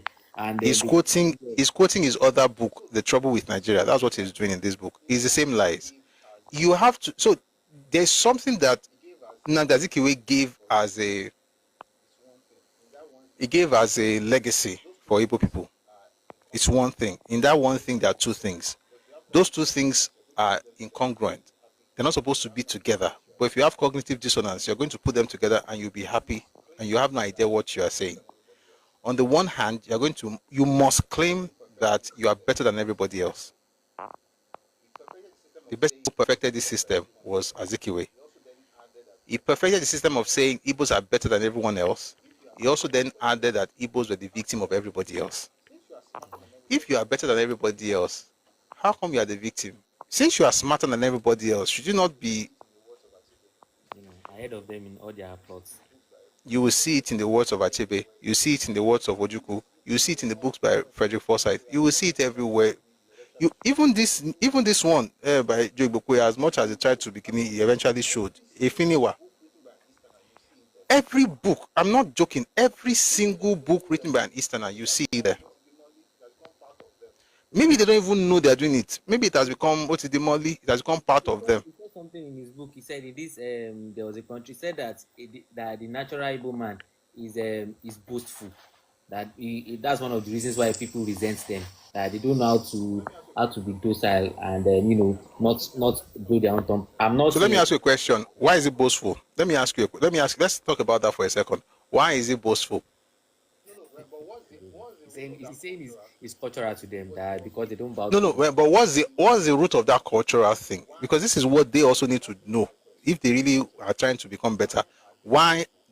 I like the why question. It helps a lot. Why are they boastful? With all due respect, I think that comes from low self-esteem. Anyways, for you to always play a trumpet always because you feel you are not being seen enough. See, the truth is this: they were latecomers in everything. Right now, what I just said right now, they were latecomers. I'm quoting Anthony Nauro. They were latecomers in everything, in politics, in the idea of economy, in political structure, in organization. They were latecomers. So you see, sometimes people try to make up for what they lack by sadly overcompensating. That overcompensation is what they call. I'll give you an example. If you read the book by Joe Igbokwe, Igbos 25 years after Biafra, they mention the first set of people that actually left Igbo land. I mean, regular people left, but a lot of the first set of people that left were sacred and secular slaves, the Oru and the Osu. And by the way, in 2025, they still exist in Igbo land today. I've said this before. When those people left, now, you know what? Me no be like say, let me read something so that way I'll be able to make my point without anybody thinking I'm making anything up.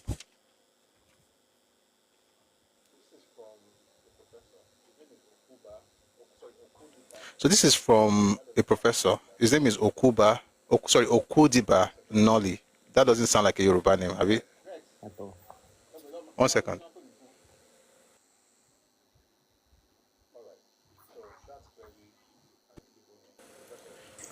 All right. So that's clearly an Igbo name. He's a Professor Noli. So he wrote a book called Ethnic Politics in Nigeria. Professor Okudiba Noli. The book is called Ethnic Politics in Nigeria. This is what it says. It says, unlike the more materially developed Hausa and Yoruba linguistic group, the Igbos were more compelled to move.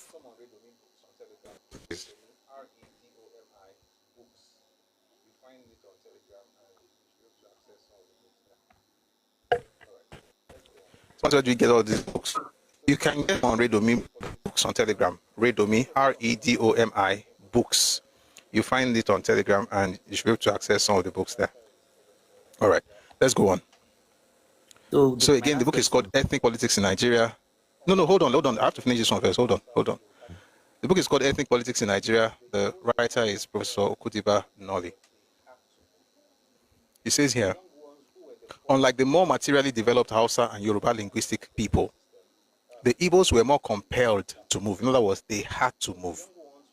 The young ones who were the poorest because of the disadvantages imposed on them by the tenure system That has to do with the land, again, land scarcity. So the younger ones who were the poorest, because of the disadvantages imposed on them by the tenure system, constituted the bulk of the migrants. So most of them were young. Similarly, the secular and sacred slaves, Oru and Osu respectively, also migrated in large numbers. They consisted the most exploited and downtrodden of Igbo societies and were without social, economic, or political rights. In fact, colonial activity, although itself generally degrading and dehumanizing, offered them the opportunity to escape the inhuman conditions under which they lived. In other words, that thing that you call colonialism that is so bad, that was a salvation for the Igbo people. Because the folks who, for instance, would not be able to move anywhere, they now had opportunity to work with the British colonial office or work with the multinational companies like UAC or John Holt or any of those companies.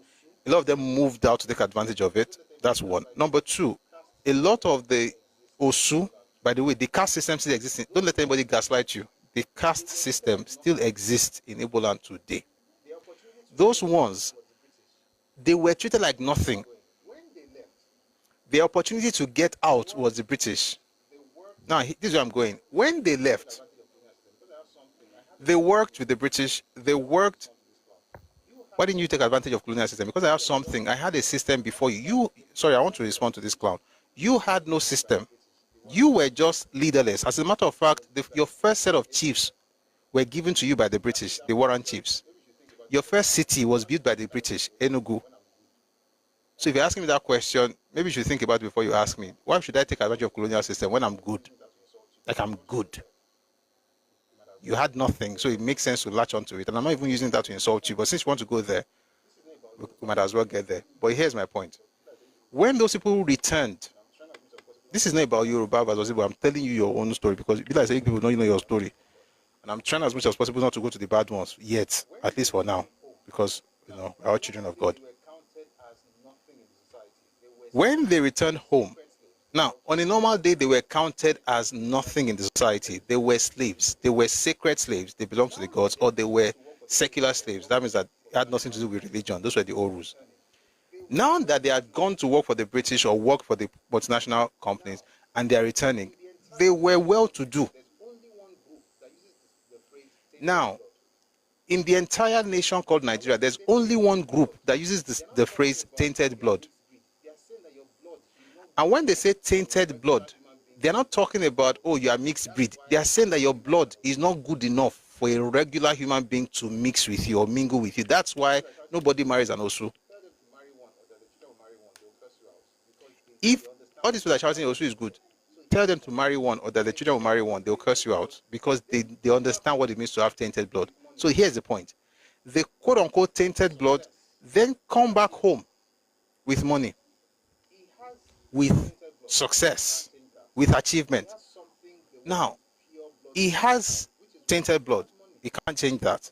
But he has something the one with pure blood doesn't have, which is what? He has money.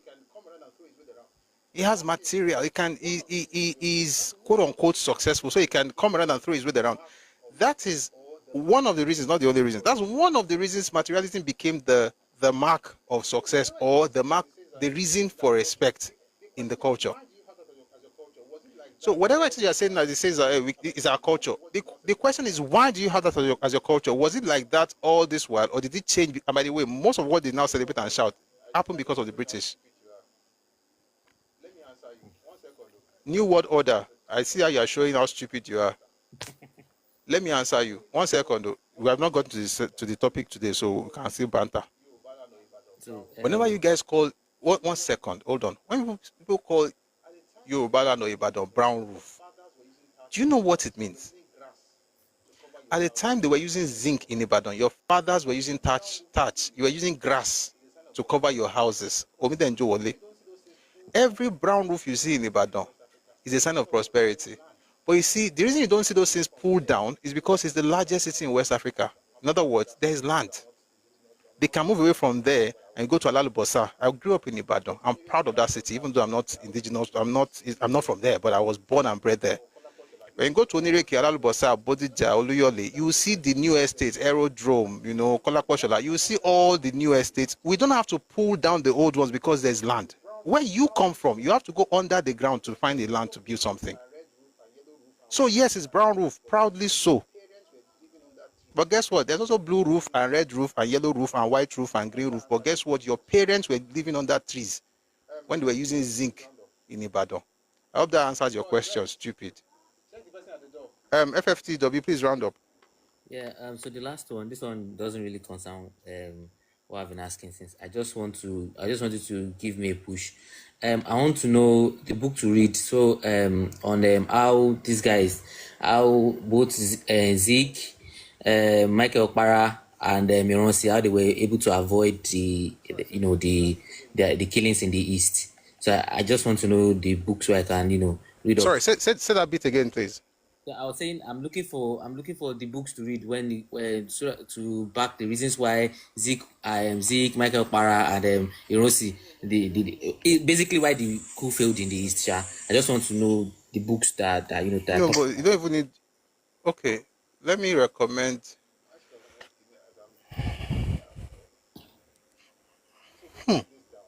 I want to recommend as I'm thinking many are coming. So please write this down. Okay. Beckon to Serve by Shehu Shagari.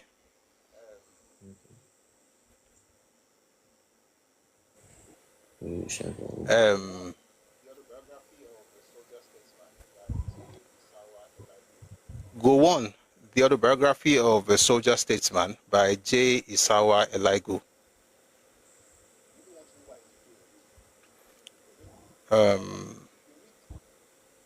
If you really want to know why it failed, you're going to, number one, if you read Shehu Shagari's book, you discover that the coup did not fail. And I keep saying it, and I'll keep saying it. The coup, the first coup, the January 15, 1966 coup did not fail. It was a success. Those who think it failed were those. Thank you very much, Mr. Zechariah. Those who think it failed are those who look at the event through the eyes of the revolutionaries. So if you're looking at the event through, let's say, Nzogu's eyes or through Ademoyega's eyes, you will say it failed. But if you have a bird's eye view and you see everything, it succeeded as it was meant to succeed. It played out the way it was meant to play out. So I'll explain, but let me just finish with the book. A very important document that you should get, I don't know if you can find it online,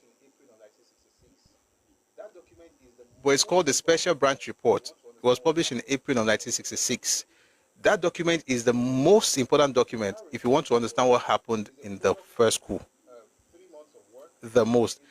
That report is a product of 3 months of work, interrogation of 200 people, and those 200 people included all the coup plotters and executors.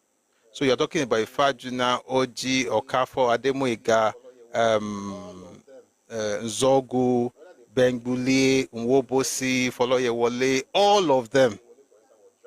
Whether they planned it to or they forced them to do it, like Oyewole, for instance, was dragged into it a couple of hours before they did it. Anyway, all of them were interrogated. So that document will give you a lot of the ideas that will help to understand that. But let me just round up by saying this.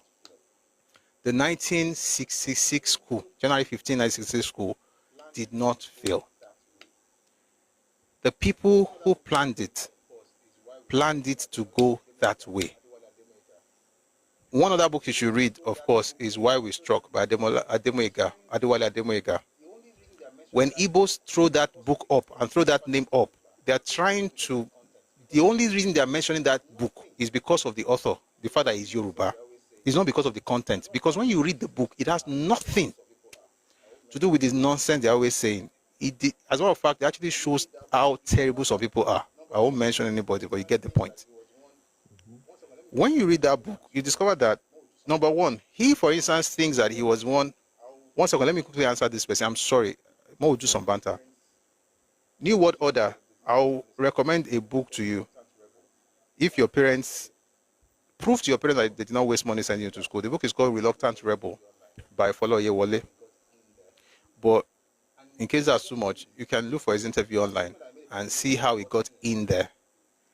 And interestingly, that statement I made about Oyewole brought in was also corroborated by Bengule in his book, Nigeria's Five Majors. This is what happens when your life is based on Eurobia. This is the last thing you're going to type, by the way. Any other thing you type, you are blocked.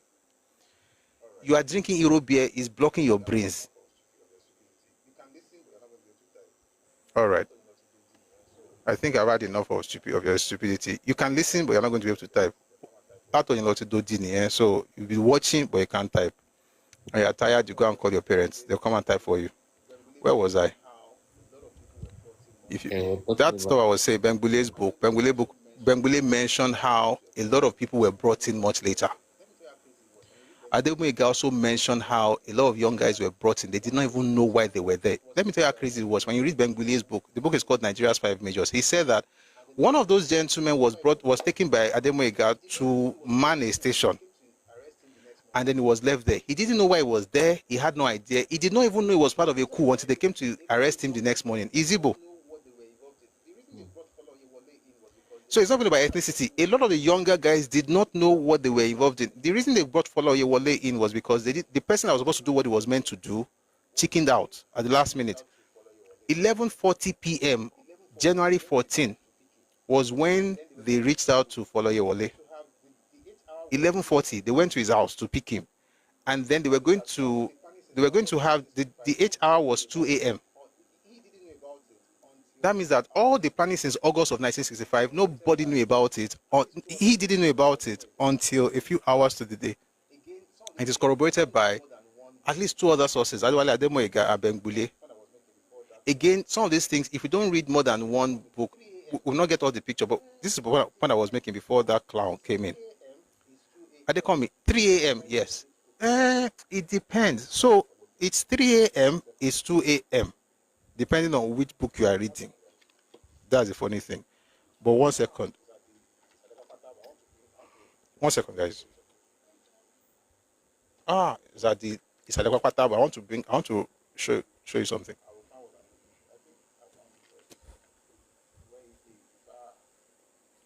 I will find what I'm looking for. I think I found it, but where it is, if I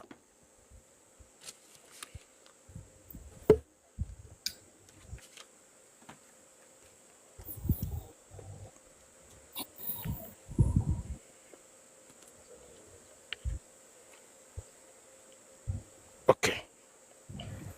1 second, let me read something to you.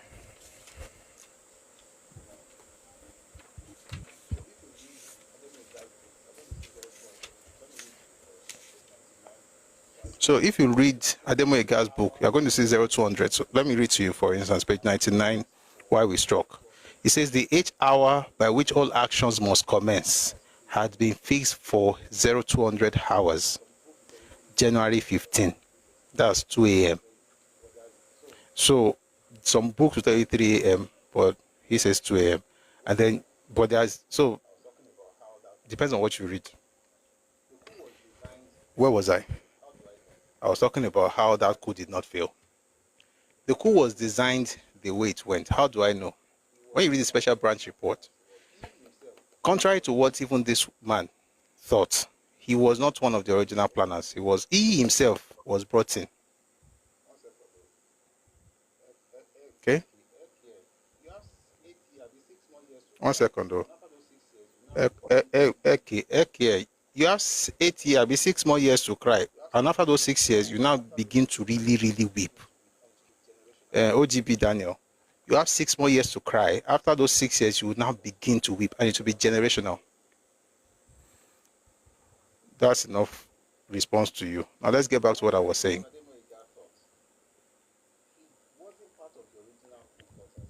Contrary to what Ademoyega thought, he wasn't part of the original coup plotters, but he thought he was part of it. If you read his book, he said in 1961 himself and Ozogu met, and then they met Ifajuna, and he believed that was when the seed was sown. Unknown to him, the 3 planners were Ifajuna, Okafor, and Oji, and they started meeting in August 1965. Somewhere between August and September, they brought in Chukwuka. and Anufuro. Right? Anufuro then brought in Nzogu because it was in the north. Nzogu then brought in Ademoega around October of 65. Now, here's the point. Those last two, of course, there were more than 5. Let me take the Ifajuna, Okafor, Oji, brought in Chukwuka and Anufuro. Anufuro brought in Nzogu. Nzogu brought in Ademoega. So that's 7. 5 majors and 2 captains. See, those last 2, they were revolutionary. They just wanted, or revolutionaries. They just wanted to change Nigeria. See, the first one I mentioned, Ifajuna, I recommend the book to see how it was described. The book was written by Olusegun Obasanjo. It's called My Command. He gave him one very nice description. I'll see if I can quickly find it because of time. But I thought that, no, it's not in this book. It's not in My Command. It's in Nzogu. I can't stand up now, please. But it's in Nzogu. He called him a courageous coward. Essentially, I'm waiting to talk about that. Guy said, get courage. He never waited after starting while I was always running away. So this is where I'm going. When they had that coup, he was one who killed Memalari. He was one who killed the prime minister, Ifajuna. He killed all those people. Memalari, who escaped, running on the street, saw Ifajuna, say, thank God. This one can even save me. All this while they happen for house. Reached out to him. He then killed him. When he was done killing all those people, guess what he did? He was the original planner of the coup. He got into a car, himself and Okafor, and drove all the way from Lagos to Enugu. They got to Enugu at 2:15 p.m. My question to you is this. If the coup you were not done executing that coup, and the boys that you brought in were still there, what will make you run all the way to Enugu? Nobody's even searching for you. Nobody's trying to catch you. What were you doing in Enugu at 2:15 p.m. on January 15, a few hours after the execution of the coup? It's probably hiding. Okay, that's one. Ademoega and Anufuro were in Ijebu at 4:30 p.m., still trying to find their way out of the West. That's one. Number 2, when you read Gowon's book, The Autobiography of a Soldier Statesman, he mentioned that the night before, Ironsi said to him that, have a great night. Then he said something vulgar. Then he ended it by saying that nobody knows tomorrow. He didn't think so much of it until the event happened. That's number 2. Number 3, this is how you know that this is in our plan work. Number 3, if you read the book by Larry Njoku, the book is called A Tragedy Without Heroes. He mentioned how when they were together in the meeting, himself, 1 second please.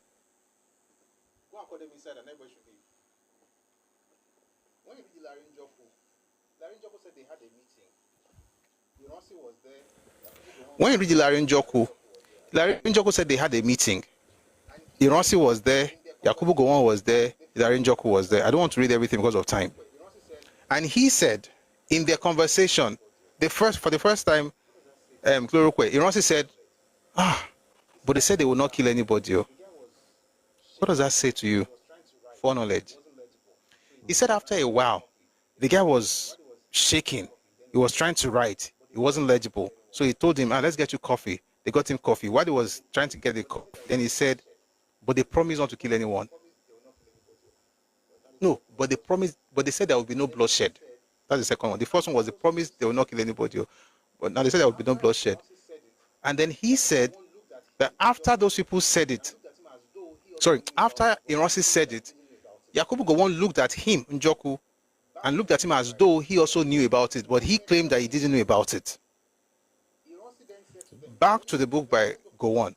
Gowon mentioned that in that meeting, Ironsi then said to them, in fact, let's go from Njoku. Njoku said he made a list of KPs and said, these places should go and guard these places. Sorry, I have to mute you because of the recording. Oh, go to 7 Thompson Street, go to this place. Then he said, arrest some people. The 2 names of people that he said they should arrest in that list were Ifajuna and Oji. Why was he doing that? Why did he do that? The reason he did that is because of what Bengbule said in his book, Nigeria's 5 Majors. What did he say? He said, nobody envisaged, this were his words, nobody envisaged the treachery He used that word treachery. The treachery of Iransi, because OG was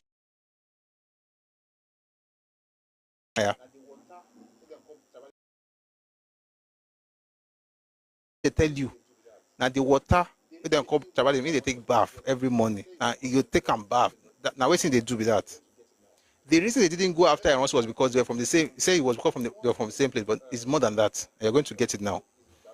Let's move back to Gowon's book. In Gowon's book, the book is his biography. Nobody said right time. It was written by J. Isawa Eligo. He said they were in the office that same meeting, and then Iransi said they should wait for 2 hours. Now the coup started around 2, but most of the terrible things, most of the actions started around 3, depending on where you read. Like I said, they were meeting at 5 a.m. They were at the office at 5 a.m. He's saying wait till 7. Gowon then said, when did this thing start? They said 2 hours ago. So he asked him, why do you want us to give them 2 more hours? So my question is, why would Iransi want to give 2 more hours if he didn't know about number one? Why he knows about it? Gowon said he said something to him. Ilarin Joku said he said something. I'll tell you about one more person before, but that's David Ejo. I hope I remember. Now we are seeing him here saying that let's wait for 2 more hours. It was Gowon who told the boys, we have to move. I give you 15 minutes, boys, we've got to go. All those things that you hear, Iransi ended the coup. Iransi did not end nothing. Iransi was part of it. And I'm not done. I'll quickly say it. The third person you should listen to is David Ejo. He wrote a book. The book is called Reminiscences. In that book and in his interview, by the way, you can also find his interview online. He mentioned how on that morning, he was supposed to be killed, according to him. His room 17, was shot up with guns and bullets because they were supposed to kill him. But he had changed the room a day before because a few days before then, he saw a lady spying on him or whatever. Then he said he was going to change the room. While he was sleeping downstairs, they were shooting his room upstairs. That's the only reason he did not die. He went to Iransi's house. He didn't meet anybody there around 4 a.m. He then went to the office. When he got there, this is what he said. I know they deal. When I waiting to talk with this, Iransi had a pistol directed at him, and he asked a simple question: are you for me or against me? And then he said, this is what he said: you are our father. What is the problem? He now brought him in and spoke to him and sent him back to Enugu. All this thing I'm saying, does anything here actually confirms that he was part of the coup? At least what you can see so far is that he knew about it. Sorry, there's somebody on YouTube who needs to go and meet the children in the nursery. It doesn't make sense because it's not making you feel like a victim. You are supposed to be a victim all your life. Continue, eh? Anybody that says Igbos are not the sole victim of this stuff, or they tell you exactly what you have done, that person has a problem. That person is a hater, he is bitter. As I did like this, if you give me sugar, now me go make sugar sweet. So there's no bitterness here. Okay? All this bitter nonsense that you guys are saying, you can say it to clowns who don't know how you move. Where was I? Everything I've said now doesn't mean that. And by the way, I said Iransi did something. People are saying you ate Igbos. Are you guys dumb? Again, you guys use the exact same tactic. They used this tactic in 1948. When people in 46, 47, 48, when people were criticizing Azikiwe, they said anything you said against Azikiwe, you're saying against Igbo. So nobody can criticize anybody from your place because you are a special race. You must be dumb. Where was I? All the things we've said right now, none of those things confirm that he executed the coup, but it shows that he had foreknowledge. So how am I so sure that not only did he have foreknowledge, he was part of the whole thing? I thought you would never ask. So let me end with the last book. The book is called Beckoned to Serve. And then there's another interview that will also help. Beckoned to Serve is by Shehu Shagari, but there's an interview that was conducted in 2001. And the subject of the interview was Chief Richard Akinjide. And this is what they said.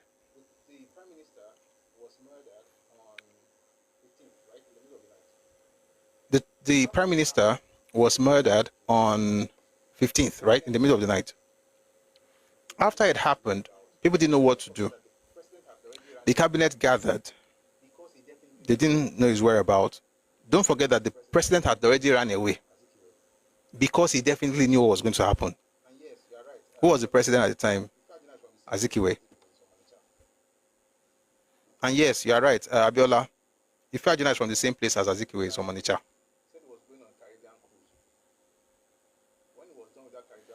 Azikiwe ran away. He said he was going on a Caribbean cruise. When he was done with that Caribbean cruise, he then went to the UK. It was so bad that his aide-de-camp left him alone and returned. His personal physician left him and returned. He just stayed there. That means he knew what was happening. That's one. Number two, with the prime minister gone, they knew something was up. So what were they going to do? They needed to find a way to, get the soldier boys out, the officers and soldiers and men, and ensure that they're able to curb the old stuff. So some of the cabinet members reached out to the British High Commissioner asking for help. And then they told them that, listen, if you really want help, if you need help, what you need to do is you have to have a written note, whether by the prime minister or somebody, representing him. By the way, a president cannot sign that kind of thing. It has to be the prime minister. So they looked around. The highest political office holder at the time was a man called Deep Charima. Was a Kanuri man. Was an MPC. MPC had the majority seat in the House. But MPC had formed government with NCNC, which is the Igbo party, because it was a national party that became an Igbo party, like what they were about to do with LP. Just saying. It's not new. They then went to meet with the Senate president. Now, this thing was corroborated by Akinjide and said to him that, listen, we need you to make Deep Charima the acting prime minister. The Senate president at the time was the acting president. His name is Nwafọ Orizu. Orizu then told them that, listen, I'm going to have to speak to my guys. Let me talk to my people, NCNC people. So they had their own meeting. They're going to converge again. The next time they met, they said, no, we cannot make Deep Charima the prime minister, the acting prime minister. We're going to make Mbadiwe the prime minister. Who is Mbadiwe? Mbadiwe was Minister of Transport. The transport or trade. And he was the one who used to fly his family members on Nigerian Airways to New York without paying. He was the one who the night before, Minister of Trade, thank you, he used to fly his family members to New York. They don't have to pay tickets, buy any tickets, because then they're in power. That same man, and by the way, that's the list of the corruption issues on that man, but may I leave him for now. That same man, according to Frederick Forsyth, again, like I always say, people who write from the East, they write like their readers are stupid. You don't respect us, the readers. Even Chuks Lugbelam that I read about writing by Ronsi, you must think that everybody who is reading the book is stupid. Like they don't connect dots. So let me tell you this, and you know how stupid they must think we are. Frederick Forsyth said, in the middle of the night, January 15, when the soldiers were trying to kill people, that this same Mbadiwe, Minister of Trade, ran across an open lawn. I did not say he ran through a maze, open lawn. Because when they are lying, they don't know that Omar Ayokbele ran across an open lawn, ran into the residence of the president, who was away on vacation, and that was the only place the soldiers did not think to search. You must think I'm stupid. It's the only place they did not search. By the way, every Igbo person was supposed to be unalived, and I'm not. It's not like I want them to be unalived, though. But everybody was supposed to be unarrested. That was supposed to be arrested or unalived, which means to be killed. All of them had excuses. Yes, Prof. MPC had the majority and Orizu should have sworn in the Charima. But they said no, they're going to consult. So Mbadiwe said he was going to become prime minister, which is what would have happened if Mbadiwe was prime minister. It means that the president of Nigeria was Igbo, Azikiwe.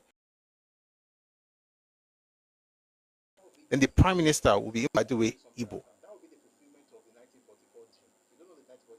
That would be the, guys, I want to say something right now. That would be the fulfillment of the 1944 dream. If you don't know the 1944 dream, another day we'll talk about it. I've talked about it here before. There was a 1944 plan. It was a 20-year vision that was concocted in 1944, and it didn't work in 64, but they gave themselves another 5 years and said by 69 they must get it.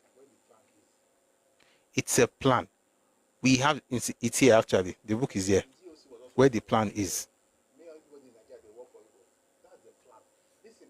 Of course, the GOC was also Igbo. So, may everybody in Nigeria, they work for Igbo.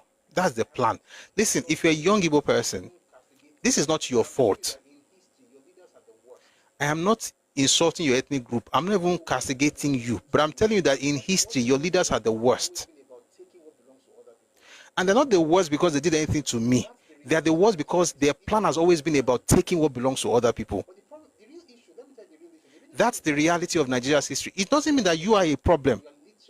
But the real issue, let me tell you the real issue. The real issue is that you are the product of the ideology, and you're literally living the ideology. For instance, in 2025, you're still saying that if I live in a place I belong there. That's exactly what came out of the leader's mouth. What will make a human being in a complex society like Nigeria say the Igbo domination of Nigeria is only a matter of time? This was in 1945. The man's name is C.D. Onyema, Charles Onyema. And the great Zik of Africa in 1949 said, God has specially created the Igbo race to deliver the children of Africa from the bondage of the ages, essentially creating a master race superiority mindset. What you are doing, you are literally living out the ideology of your parents. So, excuse me when I tell you that you're almost like them, unless you change. But that history, we go tell them. We'll just try to make sure it's respectful. Well, some things I cannot even say in public, I won't say. But the ones I can say, I will say, but I'll be respectful about it. But your history is terrible.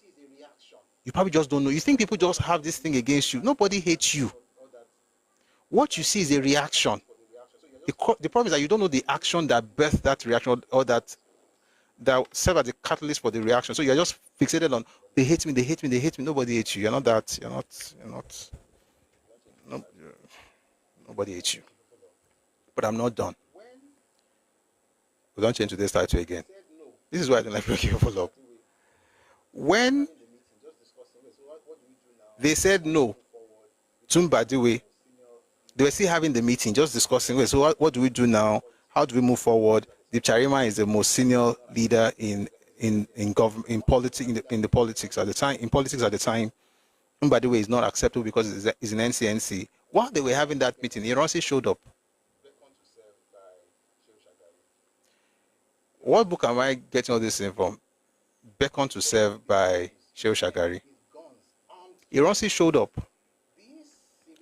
He showed up with his goons, his men, with guns, armed to the teeth. These civilians were there looking at them. What do you think they would say now? Nothing. Everybody was just watching.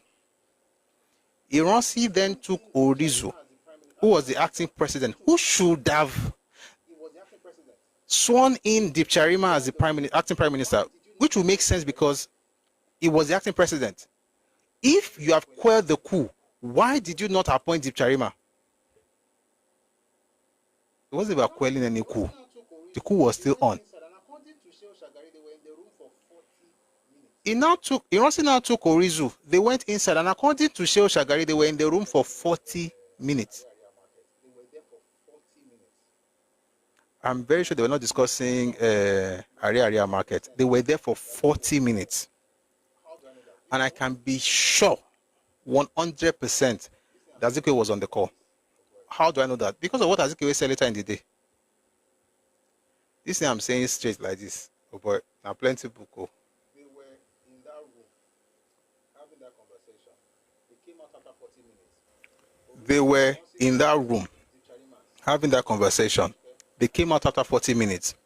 Iransi calls Deep Charima, says something, shuke, and then leaves. This was on the 15th. On the 16th, at 6:30 p.m., everybody gathered. All the cabinet, everybody gathered. When they came together, the entire place was surrounded by soldiers. You think the coup has ended? Are we joking? The place was surrounded by soldiers who were armed. You said you have ended the coup. If you have ended the coup, why not just transfer power back to the people? Because at least you can still work with what's there right now. So the next person, of course, would be Deep Charima, and everybody would go back home and thank God. You know, say quite the coup is a hero. But not waiting happen with that. On the 16th of January, they met there, and then he says to them, guys, listen, no,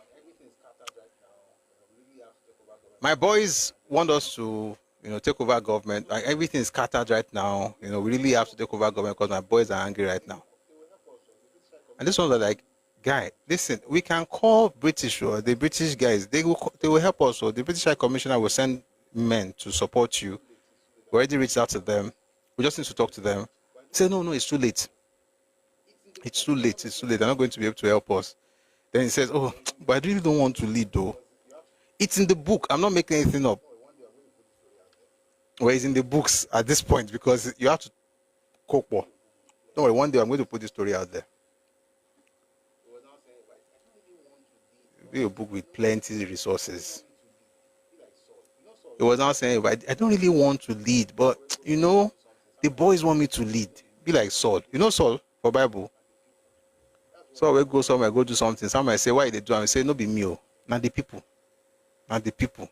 That's what he was saying. It's the boys. The boys said, we've got to do something. And so he made them write a letter transferring power to him. Guess what? There was no paper. Why? Because it was a Sunday. January 16 was a Sunday. January 15 was a Saturday. It was Sunday. There was nobody in the secretariat to put the full paper. It was one man that now found one paper. Shaisha drafted something and transferred power to him. In that sentence, I want to read the last phrase, just 4 words. It was a coup. It's not talking about Ifaju now. It's talking about the events with the cabinet and Ironsi and everything that happened in the last 24 hours. He said that particular thing, the culmination of that thing was a coup. Ironsi was the coup executor. He was not the one who stopped any coup. He finished it. The story doesn't end there. 11:50 p.m. Something will happen at 11:50 p.m. Remind me. I like movies. Something will happen at 11:50 p.m. After that meeting, or let me say, even around the time they're having that meeting, around 6:30 p.m., because the meeting lasted for 3 hours. While they were having their meeting, a guy in Surrey, in the UK, Azikiwe was having his own press statement, his interview. And he was telling the interviewer something that no other person in Nigeria knew apart from the people in the room.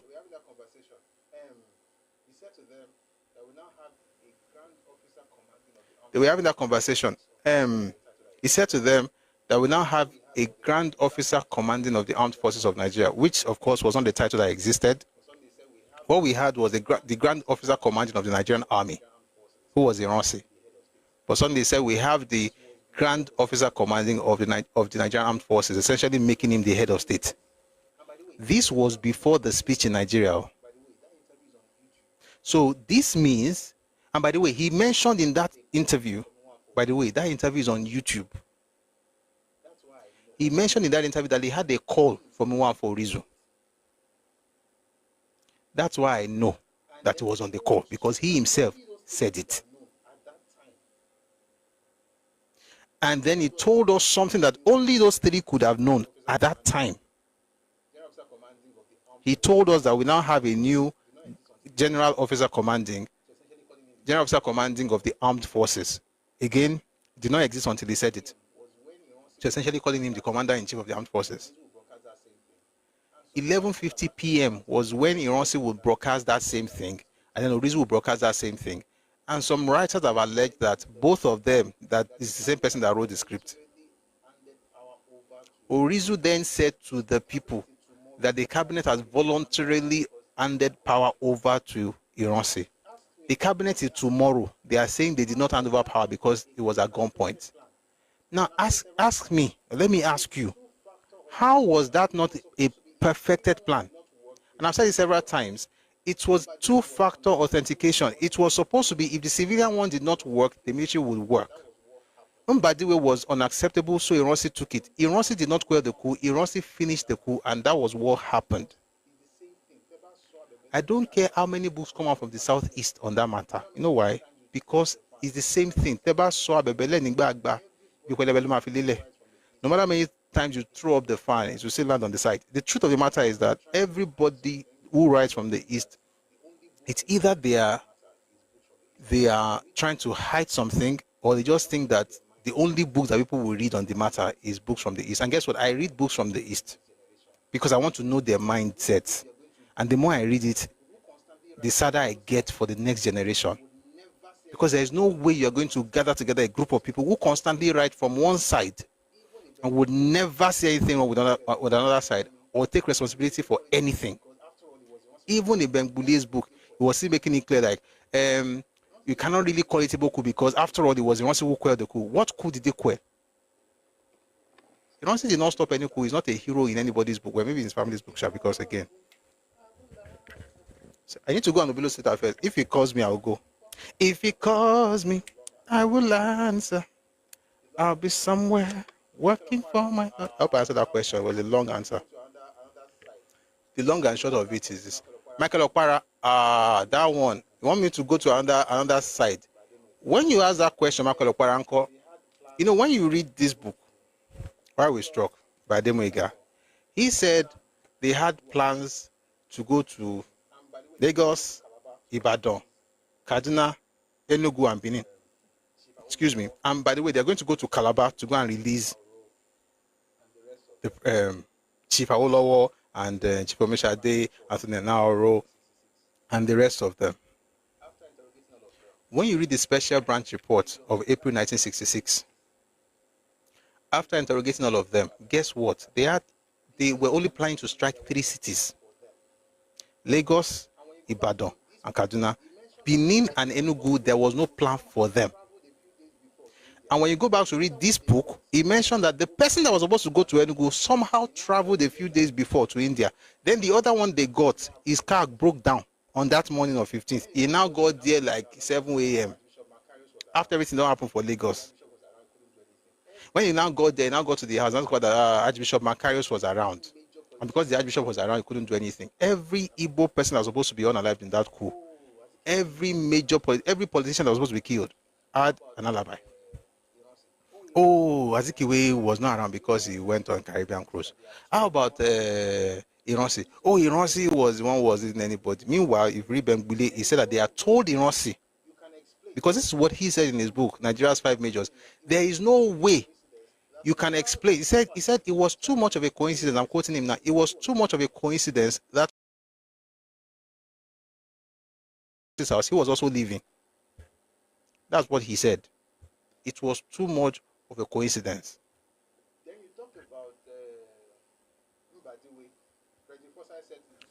Then you talk about Mbadiwe.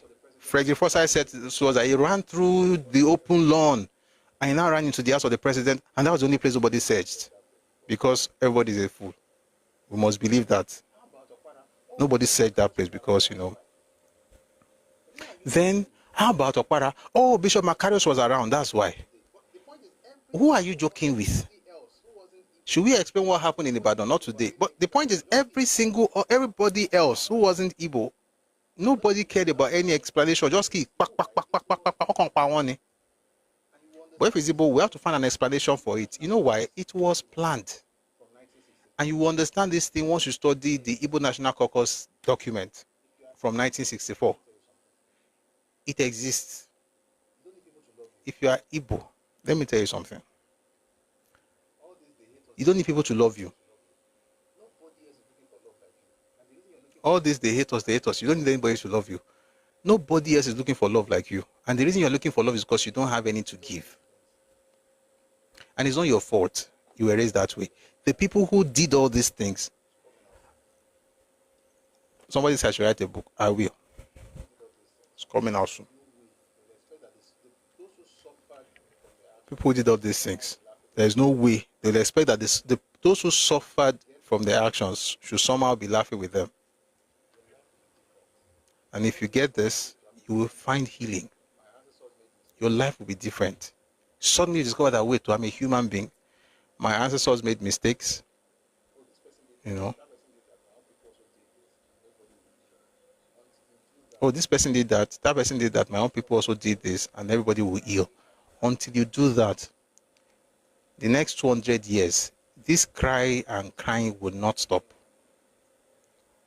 Wallahi. And I am a Christian. And I'm saying wallahi. It will not stop. You know why? Because when you think everybody has forgotten what happened, folks from the East will say things that will make people go back to read the books. Even after my generation. You know why? Because you guys don't know how to manage success. You don't know how to manage people. So if people say, let's just let it go, you will now, your generations will come and insult another generation. Those generations will now ask questions like, what did we even do to warrant all these things they're doing? Which is what I asked. If I tell you what got me to studying all these things, it was insults on social media. And it wasn't directed at me. It was directed at Yoruba people. It was just a few months ago. Insulting. I mean, I've been reading some things before. I've read There Was a Country years ago. I've read many books before now. But what actually made me take this seriously was the insult, the taunting. On top waiting, say Tinubu become president. Can't they insult until one day something can happen. I won't go into details. Something happened was they used that thing to insult you. I was like, kill bang bang on people here. So I went to read, and the more I read, the more I was like, if anybody should keep quiet in Nigeria, it's Igbo people. I'm telling you, if anybody should keep quiet in this country about anything, it's Igbo. You know why? Because if you're quiet, and I'm not saying they should, when I say quiet, I don't mean that don't talk, like let people cheat you. I'm saying all these things where you just go around telling people, you are stupid, we own your land, we are here. All those things that people do, if there's anybody that should never do it, it's Igbo. Because when you begin to tell people, we own your land, we are here, nothing you can do about it, I'm a citizen, I'm an indigene, one day, the person will ask his father, please, how many children did you have? Is that person one of us? The father says no. Then he says, okay, so what did we do? But I said, don't worry about it. Let's just let it slide. The person, no, they're insulting me in school. You go to the library and bring out these books and more. By the time they are done, they will raise a new generation, which is what we are doing now. Not to hurt you, but to be armed with the truth. We're going to use truth as a shield. When you come with your stupid lies that your fathers gave you, we'll have something to shield ourselves from it. And the crazy part is this is the best thing we can do. The worst, if people don't stop what they are doing, they will use this information as a weapon. All guys are after Igbos. Let me just mute this one. It's not your fault. It's your parents' fault. I'm not blaming you sincerely. Your stupidity is generational. Let me tell you one thing. This is what I always say this when I get to this place. If I want to help myself not to say things, there is a statement you will find in Matthew Cooker's book. I've been saying one day I'll bring that book. The book is on the shelf. It's just that I know they bring them here because that's nothing to do with the war itself. No, it actually does. So maybe one day I'll bring the book out. The Igbos were asking for about 8.6 trillion naira. And they said 2 million people, by the way, everybody that comes here to insult me, these are your parents, I want to explain to you. This is what they said. They said 2 million Igbos have been permanently, irreversibly, they have become permanently, irreversibly retarded. And therefore, they demanded 8.6 trillion naira. About 20 years later, they said they have made it 10 trillion naira. I'm saying that for the Igbos to get 1 trillion Biafran dollars, because that's the only thing I can give anybody, for you to get anything, you must first pay 10 trillion naira to every single ethnic group in the South. Once you are done, come to Nigeria, I'll give you the money. Because there's no way you will cause wahala and still be the victim. Having said that, let's go to the topic for today. It is well. Now, only question. You see why I don't usually do let us bring people up, because you will always change our topic. 2 days ago, we were talking Yoruba. But FFTW, thank you very much for the question. I hope you got the answer. It was long, but I hope you got it. Yes, thank you so much. Thank you, sir. So maybe one of these days, when you're done, you bring the book. We might just do some sessions as you're talking, but as you're talking, I'll just bring in book and say, okay, look at this. That's the best way to study generally, but especially books from the East. Just have other books to support so that they won't lie to you. They can and I'm not saying they're all liars, or they're not all liars. Yeah. They tell the truth, but it's like when you cook. Mix it a little bit. Not a little bit, Bao. But you see your Jerry. Yes, so. Now waiting there to do with that. Now, right? How about we don't hear this movie where somebody they chop right? Can't say, Yoruba ló fi dùn, Yoruba film ni. Ah, ó dẹ̀ say your, ó fi rice díẹ̀ sí, you get like ó say your. Ó say your, ó wá fi rice dí, ó ti fi iyọ̀ já. So iyọ̀ yẹn ni irọ́ tó máa fi ń já. So òótọ́ kékeré máa wà ń bẹ̀. Like you need a little truth for propaganda to work. So you have small rice, then you now pack plenty salt of lies. The Maggi and salt can't too much than the real food. So if you just take a bite of the rice, like okay, now salt you cook, just put more rice. But the people just chop on like that. May God give people grace. But thank you very much for that. Yeah, let's have Lion before we move on to the topic of today. Apparently, we're going to do this starvation. We'll talk about what Nigeria did for the East on Monday. So please, Lion, please go on. Oh, you have done a lot. I don't think I will want to say much because you need to go to the topic of today. I will want to say we are more Yoruba kan mọ sọ pé osuna sugisina osorun wájú pọ̀ mọ́ ti pakọ. These are the kind of people that we are dealing with. People that can turn things around and even turn it into something that you don't imagine it exists. You know, I want to say you are doing a great job, and then we are building people that will be in defense of our nation in future. And I want to say that God will bless you, and generations after will always appreciate what you have done. I have a lot to say, but because I really enjoyed the session you have done so far, so that we can go to the topic of today, I will just say, let us continue. Ekushe.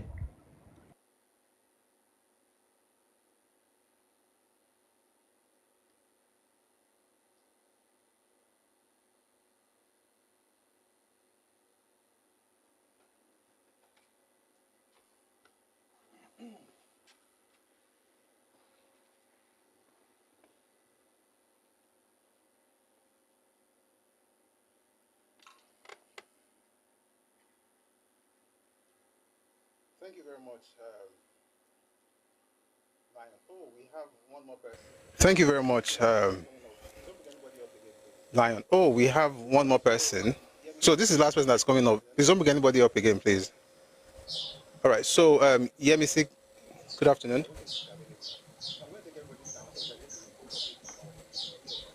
Okay, I don't think she's available. So I'm going to take everybody down so we can get to the topic of today. Thank you very much.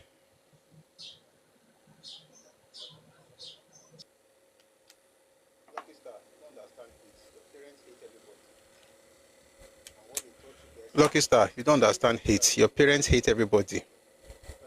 And what they taught you guys is to shout, they hate us, so that people will not know that they're hated. If I show you the documents that your people wrote in the 60s, even you will be wondering, is it devil that appeared to them in a dream that told them to have this plan for Nigeria? They gave you one opportunity at the Fiola Gio. Fiola Gio at the Dagboluru. Then they now turn around and say, oh, they hate us because the idea of responsibility is out.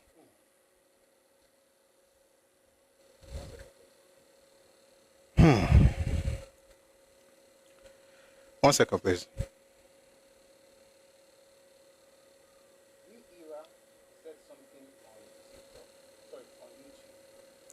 New Era said something on TikTok, on YouTube. It says, Uncle Busui, if you read the documents for the UK archives, Archbishop Macarius had asked to be flown to Kano to meet Bayero the Emir, who was a former neighbor to him, when both Macarius and the Emir were in the diplomatic corps. Macarius was shocked to find himself in Enugu instead of Kano, where he had asked to go to originally. How Macarius had been flown to Enugu instead of Kano was purely General Ronsi's handwork.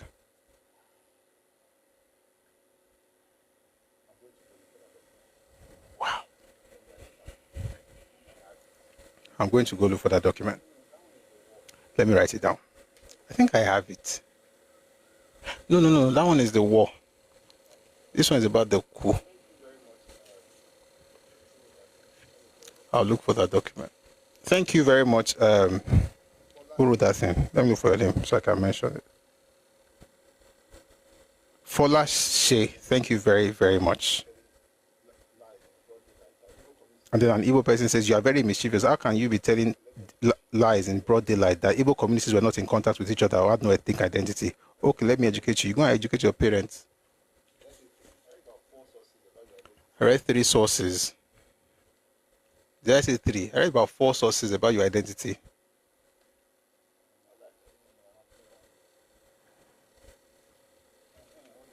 What did you say, Jerry? British.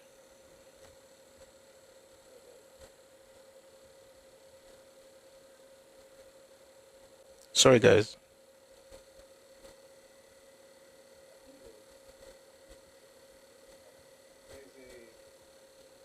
I think there's, instead of Kanu, there's probably a consensus. So the first consensus was to dominate everybody, which everybody has been talking about. The other one is to lie to everybody. And like I said, I don't really mind if people lie to others, which is stupid, by the way. Why should you lie? Makes no sense. But the worst thing you could ever do in your life is to lie to yourself and believe it. And it's a shame. It's a shame. Where were we? Starvation. All right. Good afternoon, everybody. Hope you've been having a great time. It's good to be here. And I'm glad that we are all here. We've been discussing AWO and Biafra.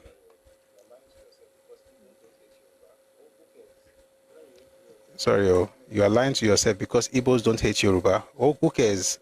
Whether you hate me or you don't hate me, it doesn't take anything from me. It doesn't add to me. It doesn't remove. If you like, hate. If you like, don't hate.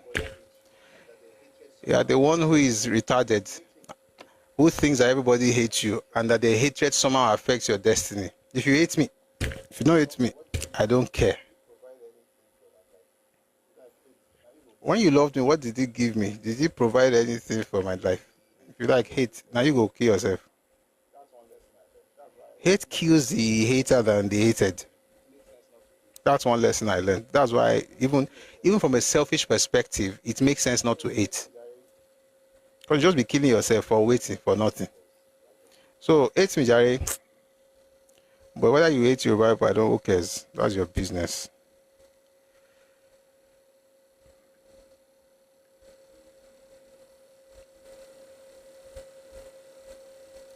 You.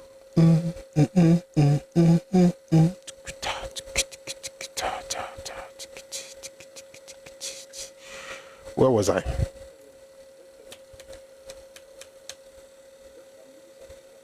Let's get into today's topic. I'm reading some things from YouTube.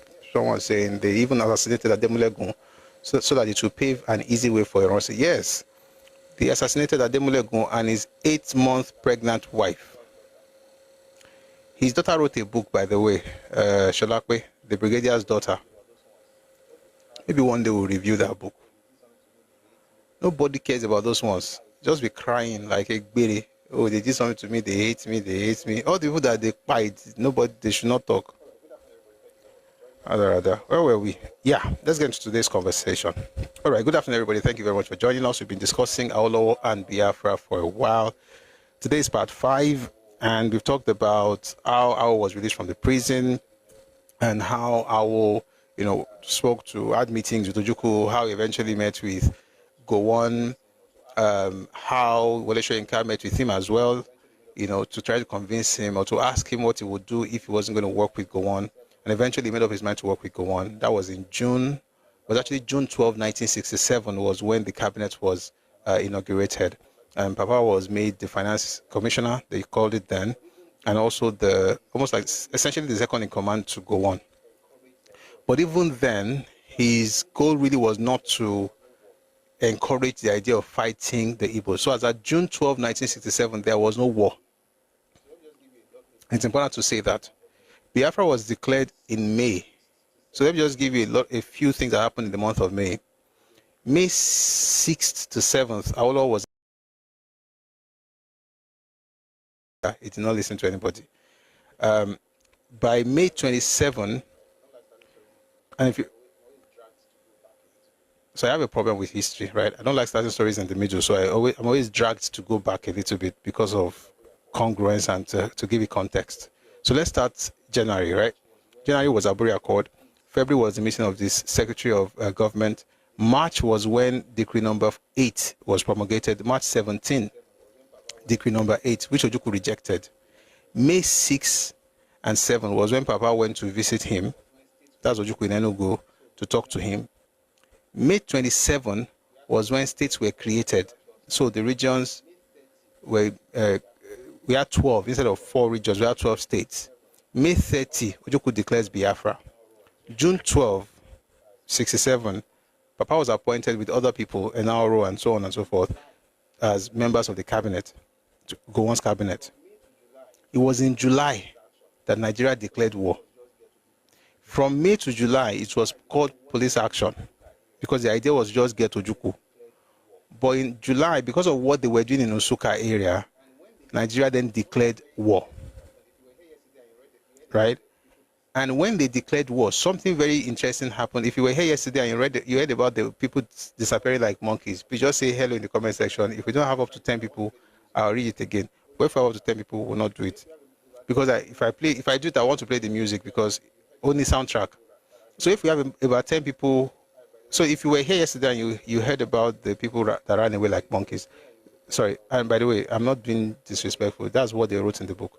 So if you were here and you read about what happened at Nsukka, just say hello in the comment section. If we have up to 10, I'll go on. If we don't have up to 10, I'll get my DJ equipment out so that you can enjoy the music. Then go feel it. So we have 2 LOs, 3 LOs,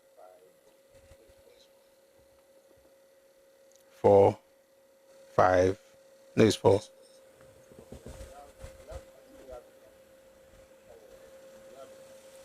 Okay, we have, I think we have enough. Oh, we have enough. Ojukwu's strategy in that war was to use something Njoku called human wave. You want to hear it again? No,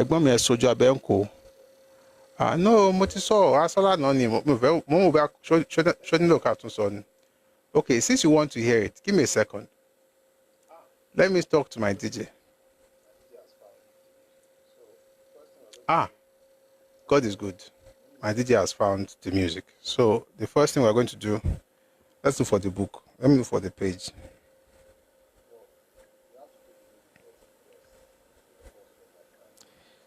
But we have to play the music first, because it will help us to understand. No, let me read it first and I'll now tell you. I'll play the music when we get to that point. The book is called A Tragedy Without Heroes. I'm going to read page 128. I hope I don't forget this one.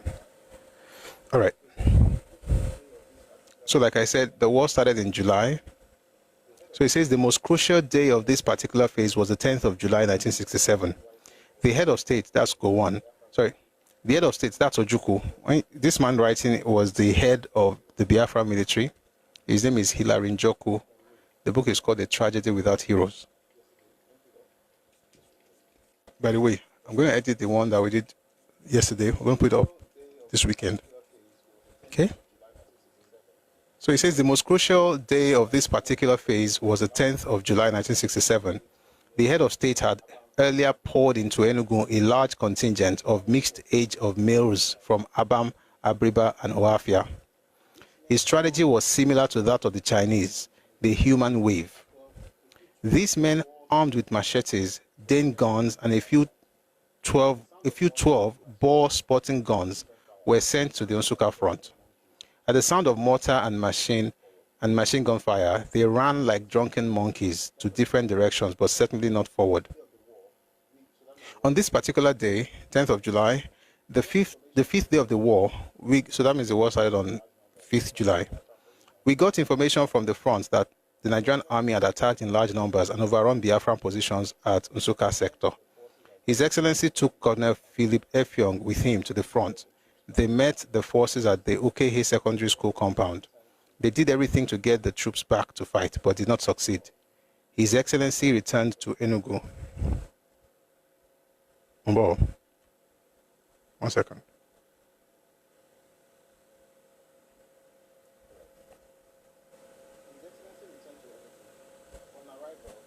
All right. His Excellency returned to Enugu. On arrival, he telephoned me to see him. He was in tears. He said, quote unquote, all is lost. When was this? 10th of July, 1967. This is about a month after I declared Biafra. All was already lost.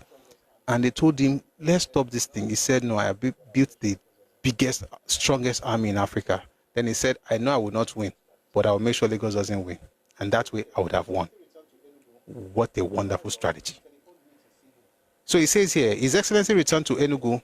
On arrival, he telephoned me to see him. He was in tears. He said, all is lost. I reassured him and told him I was leaving for the sector. At Ukehe, I could not believe my eyes. So he said, one second.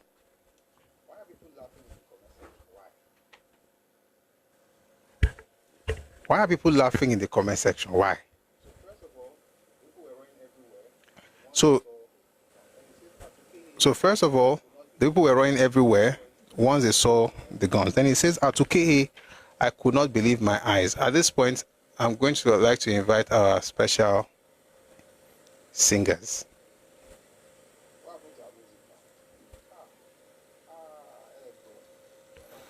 What happened to our music now? Ẹkáàbọ, Emma Bonson. Let us invite our sisters of Zion. Say, brethren, let's sing worship. Sister Dao Konkwo. Yeah, this is it.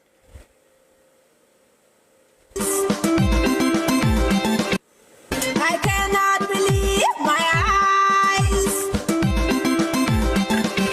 I cannot believe my eyes. I cannot believe my eyes. Anyway, let's not play more than once because of time. So he said he could not believe his eyes. All along the way, there were refugees streaming towards Enugu and Nsukka Road. Again, this was in July.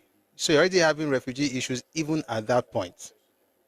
So he said he could not believe his eyes. And we had to play that song just to give it, so that we can understand it better.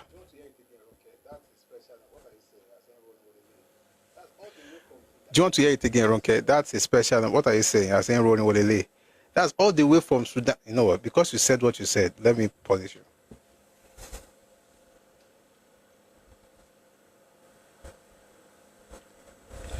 I cannot believe my eyes. I cannot believe my eyes. I cannot believe my eyes. All right. Sometime, some way, somehow, she will begin to believe her eyes. It's close to not perform from India. Lola. See these gentle people, sometimes their mouth. It is well. It is well. It is well. Another great strategy that Ojukwu had. I want to just quickly read that one. The brigade commander, Colonel Anthony Eze, so he says, I was on a visit to the 51st Brigade with its headquarters at Ukehe. The brigade commander, Colonel Anthony Eze, who was formerly the head of the Nigerian Army Signal Corps and one of the dynamic founding fathers of the Biafran Army, called my attention to a message from the defense headquarters. The bearers of the message came in a Land Rover bearing defense headquarters signs. The message was addressed to the brigade commander, direct from the defense headquarters, and signed by Brigadier Imo. In the Land Rover was a white cock. Listen, white cock at the fufu. In the Land Rover was a white cock, or akuko fufu. The message was that the head of state directs that the bearer should be attended to. The brigade commander talked to the man. He was a juju man, sent apparently to do what Napoleon could not do, drive away Gowon from the territory of Biafra. At that juncture, I boarded my car in disgust and returned to Enugu. The Juju man's chants, "Go on, Afuna Uzo. Go on, Afuna Uzo." And his reaction to artillery shell that fell near the brigade headquarters as he was about to perform his ritual spread like wildfire throughout Nsukka sector of the war. That was the last we saw him. So while Ojukwu was telling everybody that he had the greatest army in the world, he was actually going to be sending a Dibia to fight the war. But you know, desperate times require desperate situations. So require desperate. What's that? How this is? Desperate times require desperate measures. Moving on. Let's go back to some of the things we discussed before, and then we'll just finish all the thing about starvation today. So the first thing we said, so I'm going to do a recap now, so we can get into all of these things. The first thing we said was that there's a speech. Okay, the first thing, you know what? Give me a second. Let me not rush ahead of myself. Let me just put everything up here so it becomes easy for me to move. We already talked about the currency. We talked about £20 policy and why that was a blessing. Nobody was trying to destroy the Igbos. They were actually being helped. But if you're going to be an ingrate, that's the issue we are having now.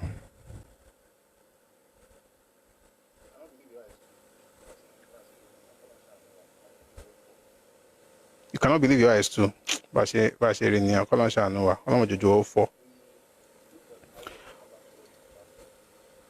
All right, so we looked at AWO. We're going to come back to what Papa said.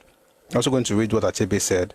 But before we get into all of those things, let's get into the book called The Nigerian Civil War by John de St. John. So the reason I started this way, and I want to do it again today, is because it gives you an idea what the situation was like in the East at this time. Like even before the war, what was happening in Eastern Nigeria.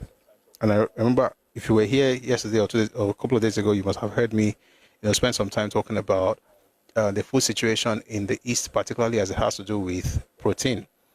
And yes, I'm going to say it again today because that way, if people are not here, they will not be meeting us, midway. We'll have a full session. So here's the point.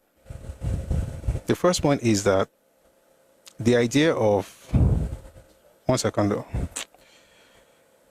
No. Sorry guys, I'm trying to find Kilum Shele.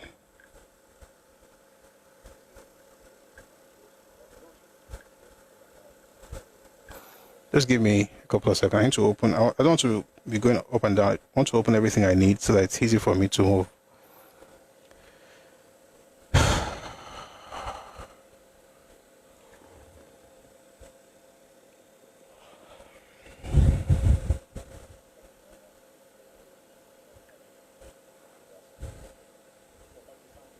I cannot believe my eyes. Somebody should do something with that song now. What's your content sample on here? Sorry, streaming platforms. That lady should get something for all the fun moments that she has created. Okay, we're good. We are back. We're good now. So we're going to start with a book by John de St. John.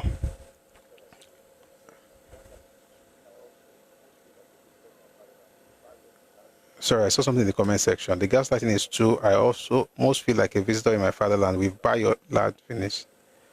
Nobody has bought your fatherland finished. Don't, but respond to them, shall.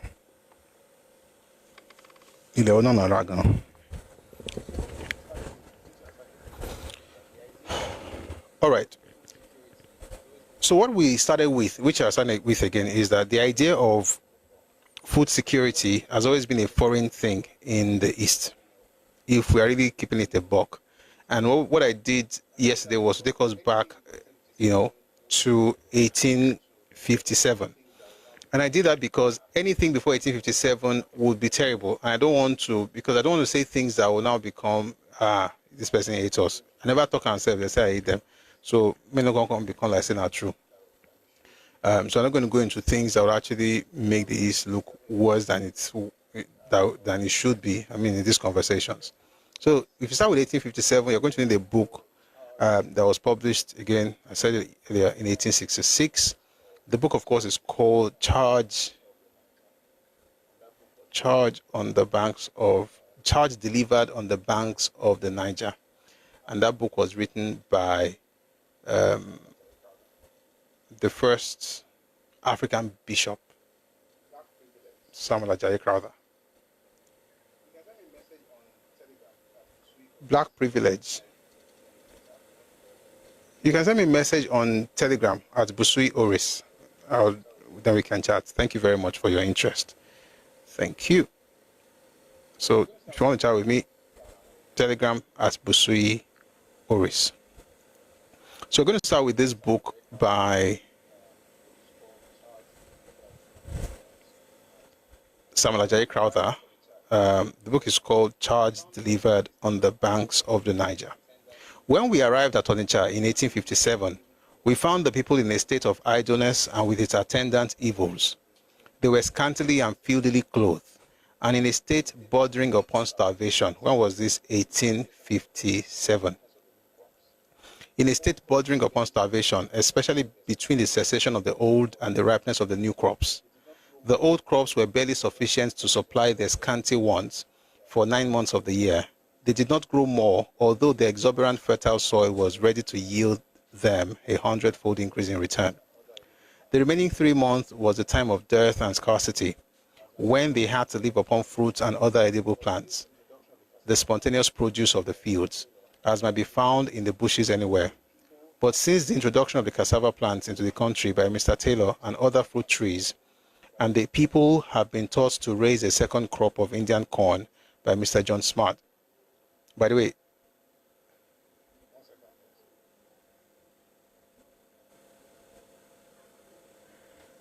one second, guys.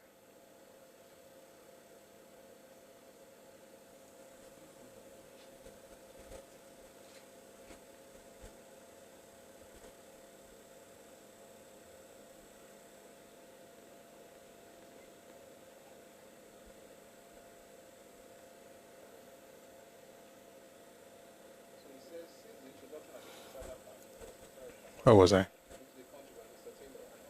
So he says, since the introduction of the cassava plants, of course, cassava is cassava, into the country by Mr. Taylor and other fruit trees, and the people have been taught to raise a second crop of Indian corn. And I remember saying the other day that Indian corn means agbado, because, of course, the origin of corn is actually the Americas, and the India there is referring to the Native Americans, not India as a country. Okay? A second, please.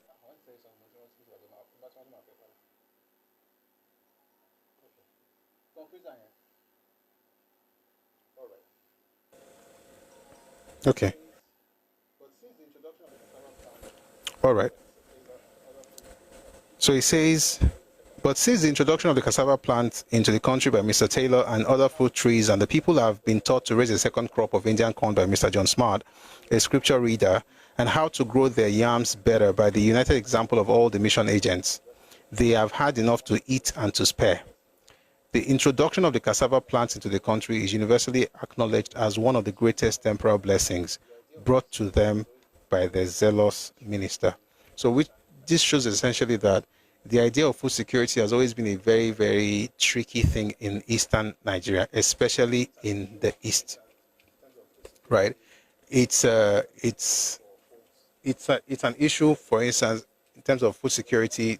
It's always been a problem for folks in eastern Nigeria, but of course, well, not eastern Nigeria, in Igbo land, because this same experience did not happen in other parts of the east. You wouldn't see this problem in Ogoja, for instance, or in Calabar or in Akwa Ibom. It was mostly about land issues, by the way. It was because the land was not fertile enough, and that affected the quality of what they had. I mean, in this particular case, the land was fertile, but the people they didn't have the farming skills. But there's another example of a place or places where there wasn't even fertile land. Let me read that to you from the book by Professor Onken and Zimiro. He said, The higher rate of migration of certain sections of Igbo was due to number one, land hunger, particularly around Onitsha, Oka, Okigwe, and Olu.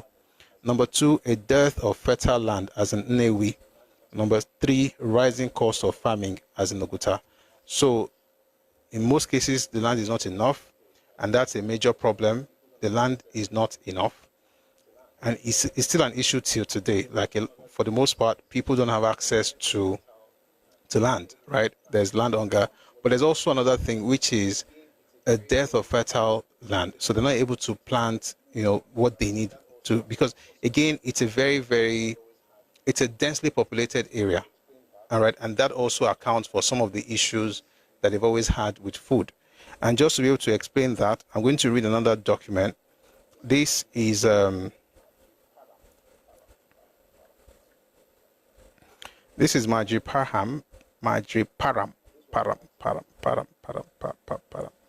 Majriparam, and this was in 1960. Just we're trying to understand what the situation was like before the war, because yes, everybody comes around and shouts, "Oh, see what Awolowo did? It didn't feed our people." But we're trying to understand what the entire place was like, in terms of war, in terms of population, in terms of the structure of society. So this is Marjorie Parham, and she wrote in the Listener of 20th October 1960. She says here, beneath this difficult restraint, regional differences are great. I believe that the Igbo are the main force for unity. The Black privilege, yes. Marjorie Parham wrote Lord Lugard's biography. You're very correct. Thank you, sir. Beneath this difficult restraint, regional differences are great. I believe that the Igbo are the main force for unity. They need unity. As the poorest region, they have had, by the way, she added something, though perhaps the recent strike of mineral oil will change that. The Igbos did not have mineral oil. The recent strike of mineral oil in 1956 was not in Igbo land, although it was in the eastern region. It was in Oloibiri. And I've said it several times, before, and I think I just mentioned it again. The first place oil was found in Nigeria was a place called Araromi. Araromi is in Ondo State. Oil was discovered there in 1908 by a German company. That was before the First World War, right?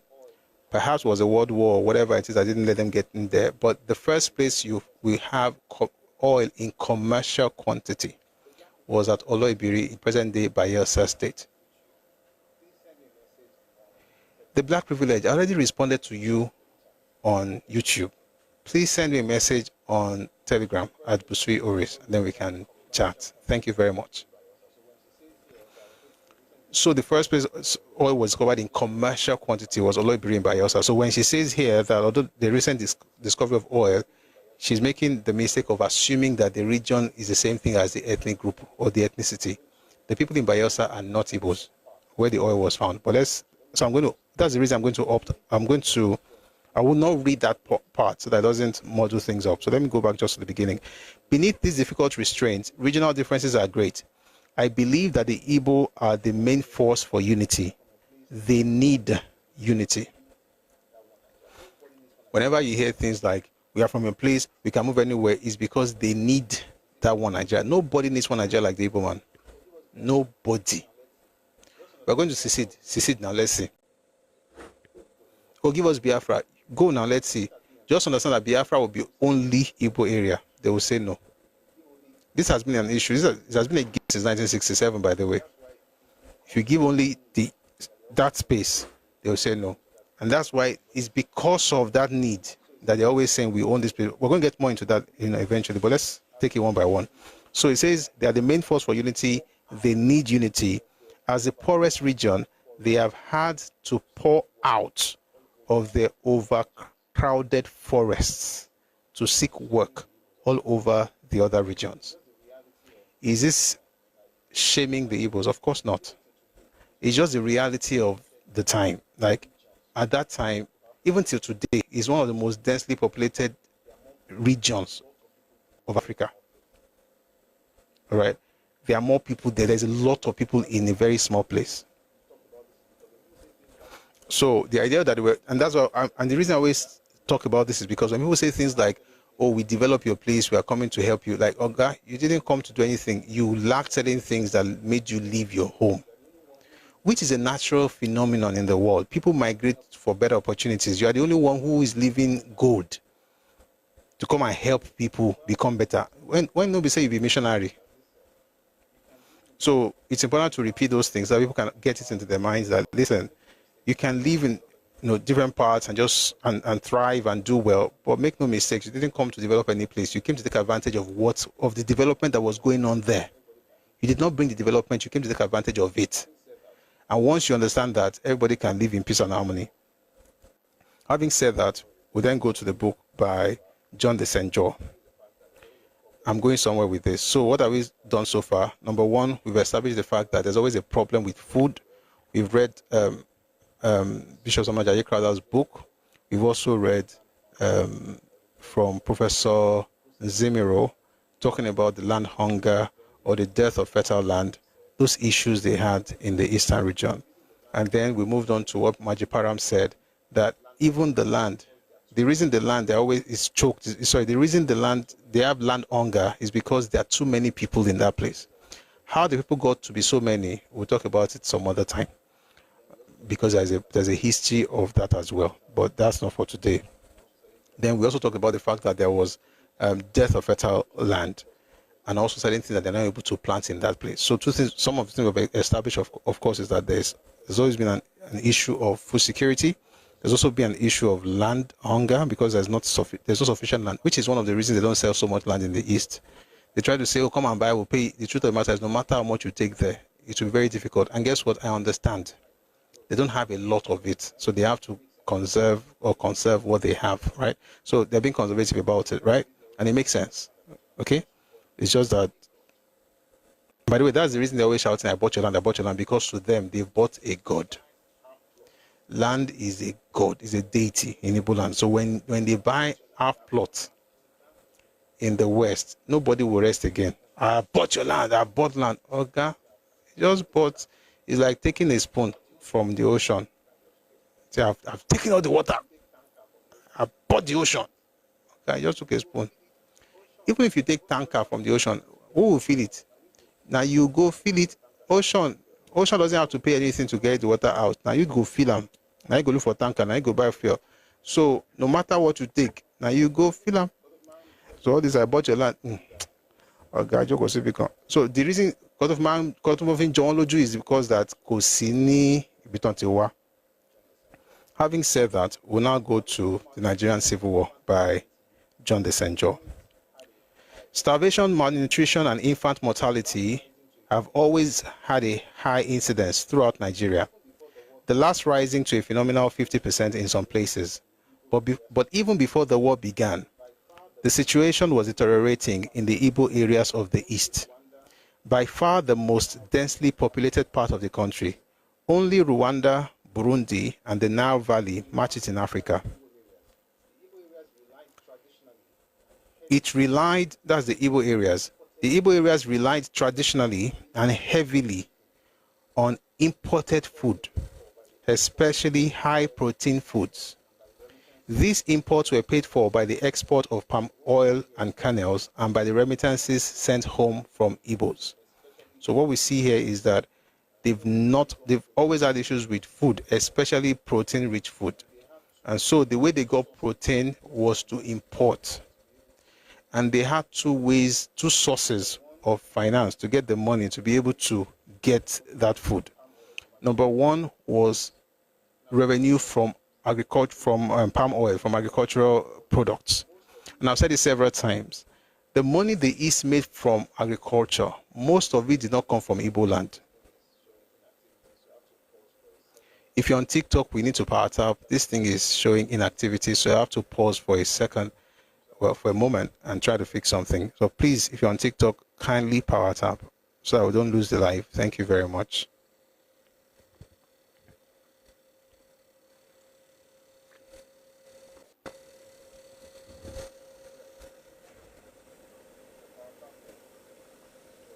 Como dice, power tap o, ṣé.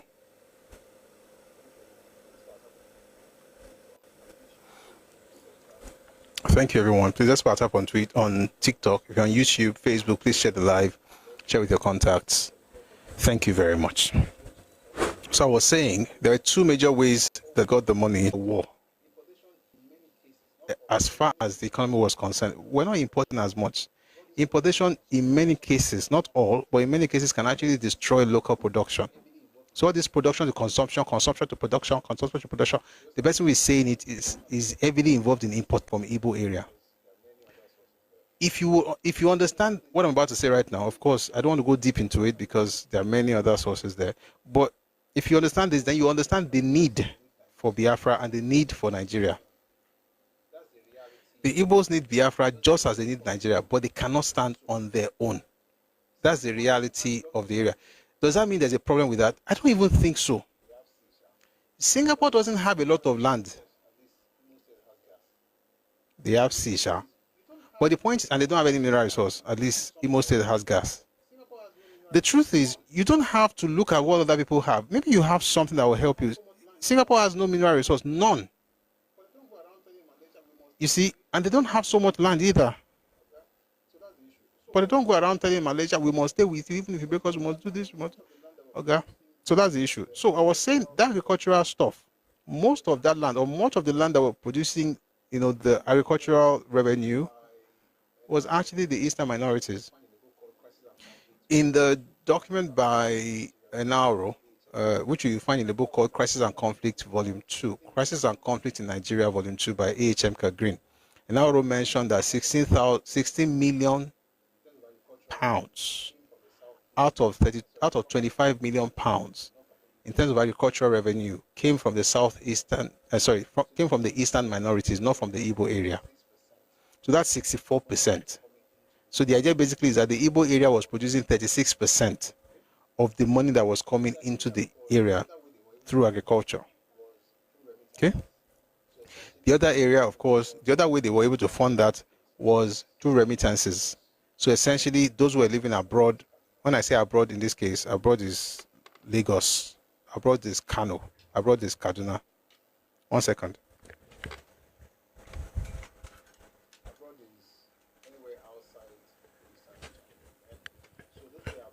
Abroad is anywhere outside the Eastern region, right? So those who were abroad were sending money home, and that money also helped in ensuring that, that the people were well taken care of as far as protein-rich food was concerned, okay? Now, why is this important? Why is this important? It's important because, number one, if you need the agricultural produce or revenue from the minority areas to live, then it means that you're not going to let them go. Which is why NCNC, Azikiwe, Okwara, Ojuku, all of them have one thing in common. They hate the idea of the minorities having their own space, including the Igbo State Union. They hated the idea of the COR having their own region for 3 reasons that they needed from them: land, oil, and access to the sea. That's the reason for Biafra today. The day they make it about Igbo nation, they will get it in no time. Well, if they do the other things they're supposed to do. But as long as they're looking for Biafra, they will never get it. Ekpeko. Why? Because those people also have a right to their own land. Okay, learn to spell. Go back to nursery school. When you learn to spell, then you can come back. Let me mute you, because I don't have time for Iregbe. Nothing from the East can make the East stand alone. Now, by the way, things are better. Now, gas has been discovered in Imo. So maybe they can enjoy that gas. And by the way, this is my own personal desire. Once they begin to explore that gas, what I really like is that there should be, what's it called? Resource control. So that people from Imo State can enjoy that gas. They don't have to share the money with your people or Lagos people or Osun people. They should enjoy the money. And everybody should use what they have in their regions. That way, you can grow very fast. So I hope that happens. And I hope that also makes them to demand that region and not the entire place that's not part of the Igbo land. The second part is if much of your money, thank you, Mr. Obasunde. Oh, okay. Ẹkáàbọ. If much of the money that you use to import this food is coming from remittances from your citizens living outside your region, what plans did you have when you told all of them to come back home? How would they be able to now, who will now support them because they have now left the jobs they were doing, they are coming back home. So that means that you already have issues as far as protein and food are concerned. So that's the first thing I wanted to put out there. So it says here, even then, the level of feeding and protein intake was dangerously low. So even with the remittances and the palm oil thing, everything was low. The troubles of 1966, which created 1.5 million refugees in the East, cut off the valuable remittances and destroyed the precarious balance. The outbreak of fighting eliminated further sources of protein, notably the cattle-raising districts of northeast Biafra, much of the fish from the riverine areas, and the vital imports of Norwegian stockfish. By the end of 1967, the situation had reached crisis proportions, and the churches in Biafra made their first public appeal for help. The basic needs were in order of priority: protein-rich foods, medicines, and later bulk foods. So essentially what we're saying here is that on their own, the Igbos, even now, there's no protein. Maybe they start raising chicken, but there's no protein. So they need meat, and the meat is not in their land. The meat is towards Ogoja side. That's the northeastern part of the eastern region. That's where they can get meat from. The fish is from riverine area. And much of the riverine area, of course, is River State, Cross River side. They have River Niger, but again, remember that the entire place is choked, is very densely populated. So they need more stuff than what they can produce on their own. This was the situation before the war even started. Even the food they were eating, much of it was coming from the Ogoja province. So just to understand how, when people say things like, don't give you food. So the question would be, with all of this, you will begin to get why food became such an issue. The first thing you notice is that for people who depend on remittances, Ojukwu is saying, come back home, regardless, even though they didn't have enough space for people, just say, come back home, but come back home. By the way, by 1967 August, it was sending some of those people to the Midwest to go and work in the civil service. And it was also mandating that the Midwest send money back to Enugu. And that was why he appointed an Igbo man as the governor, as the military governor of Midwest. The man's name was Albert Okonkwo. All right. Now, no fish from riverine areas, no meat, no beef from the CEO side, Calabar, Goja side. So that issue was already there. Now, all of this led to the starvation. And when we talk about starvation, we're talking about marasmus and kwashoko. You know, Biafra fish, okay, Biafra fish is something else. When they went to, that was during the war, when they told the rivers people that the fish belonged to Biafra. Now, there was blockade, right? The federal government imposed economic and food blockade on Biafra, and that exacerbated the food crisis to famine levels.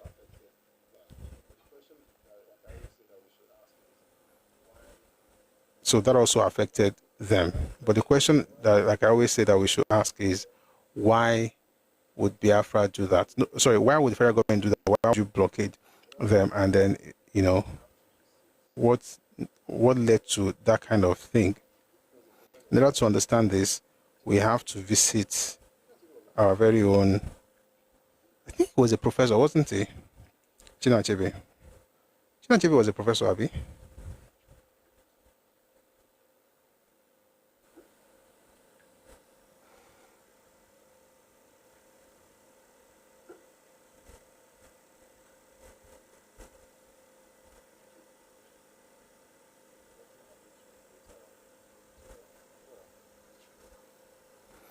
There's a document I'm going to read later on, but Mombo.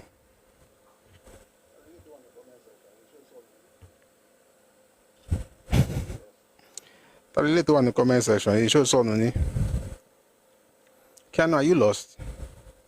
Because I think you're lost though.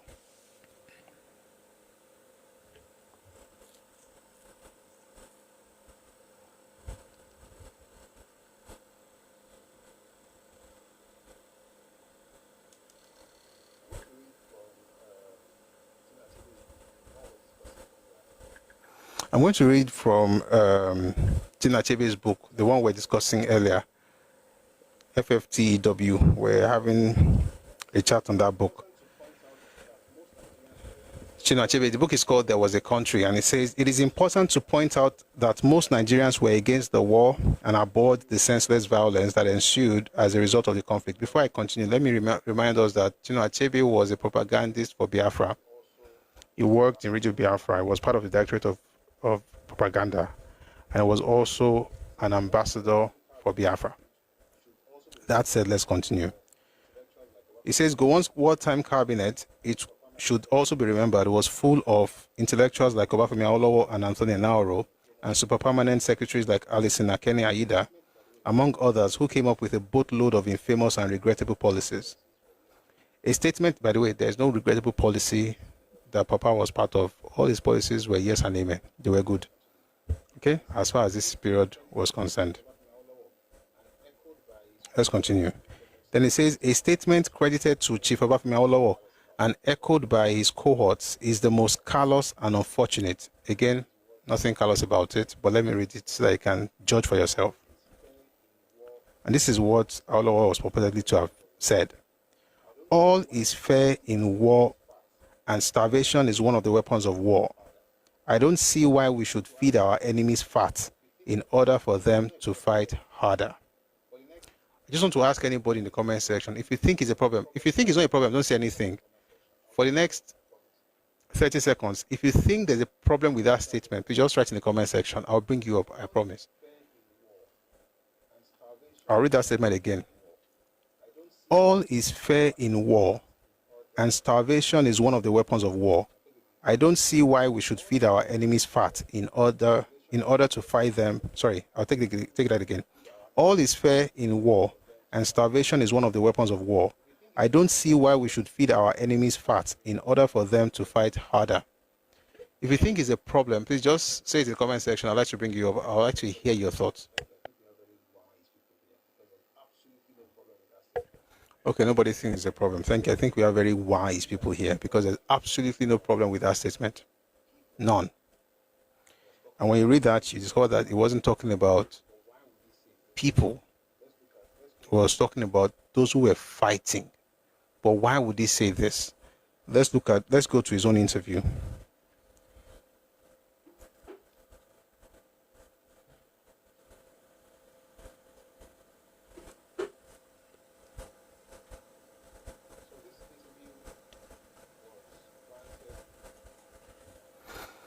So this interview was granted in 1983.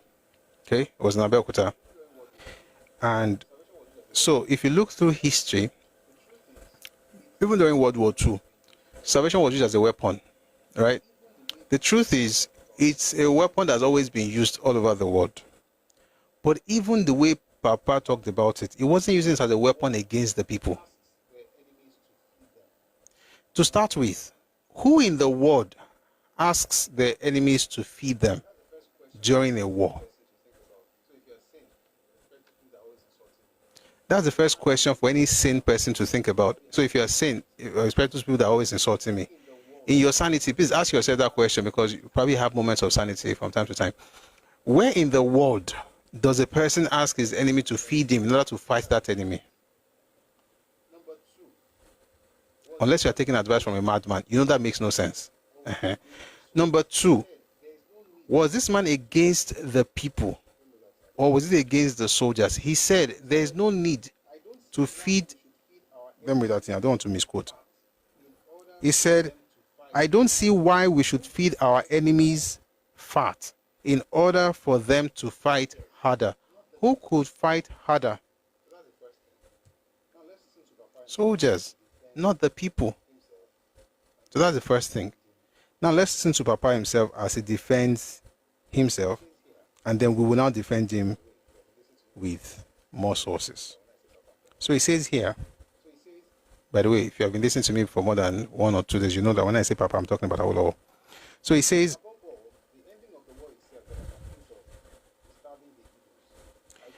above all, the ending of the war itself that I'm accused of is starving the Igbos.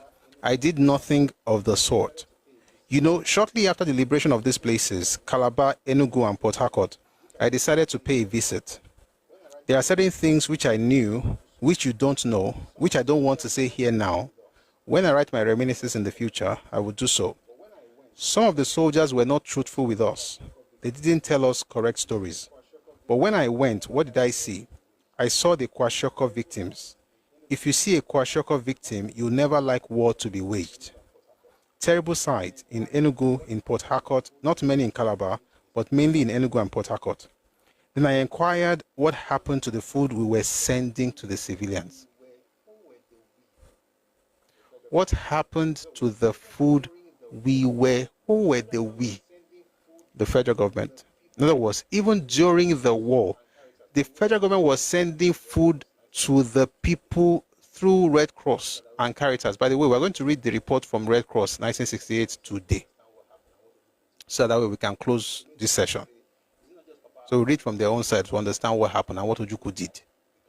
So may not be like, say, is it not just Papa? Is AWO just talking? It's just AWO. You really lie? You can lie. Okay. Oh, you didn't lie. But we'll read the other stuff. So the point is, he asked, what happened to the food we have been sending? Why are these people emaciated? Why are the, like I've said several times, I don't banter with death or with suffering, right? I don't banter with, oh, see their head, see their stomach. No, it's a gory sight. I wasn't there, I've seen pictures, and that picture is even traumatizing. But like I always say, beyond the images you are seeing, don't fall for Ojukwu's ploy. And Ojukwu's idea really was to push those pictures in front of people's faces, and then that's all they saw. If there's time today, I'm going to get to what Majiparam said after she visited Nigeria, because she used to believe Ojukwu's pictures until she saw what really happened. We're going to get to that today, hopefully. So Papa said, he said, but when I went, what did I see? I saw the Kwashiorkor victims. If you see a Kwashiorkor victim, you never liked war to be waged. Terrible sight in Enugu, in Port Harcourt, not many in Calabar, but mainly in Enugu and Port Harcourt. Then I inquired what happened to the food we were sending to the civilians. We were sending food through the Red Cross and Caritas to them. But what happened was that the vehicles carrying the food were always ambushed by the rebel soldiers. That's what I discovered. And the food would then be taken to the soldiers to feed them. So they were able to continue to fight. And I said that was a very dangerous policy. We didn't intend the food for soldiers. But who will go behind the line to stop the soldiers from ambushing the vehicles that were carrying the food? And as long as soldiers were fed, the war will continue. And who will continue to suffer? And those who didn't go to the place to see things as I did, you remember that all the big guns, all the soldiers in the Biafran army looked all well fed after the war. It is only the mass of the people that suffered Kwashiorkor. You will not hear of a single lawyer, a single doctor, a single architect who suffered from Kwashiorkor. None of their children either. So they waylaid the foods, they ambushed the vehicles, and took the foods to their children and to their collaborators and to their and the children of the masses were suffering. So I decided to stop sending the food there. In the process, the civilians would suffer, but the soldiers will suffer most. When you read Achebe's book, please, I beg you in the name of God, find real books around you before you read his non-fiction. If you are reading his fiction, you can read his shaping and fiction. But if it's non-fiction, like two that I've always mentioned, that The Trouble with Nigeria and There Was a Country. When you are reading those books, please find good, sensible books to shock it. Because if you're not careful, now like they go put, because when he said it, Olowo said, salvation is a weapon of war. King Kong. Why should I be feeding the soldiers? Right? That's one. Number two, how come he didn't mention what Ojukwu was doing?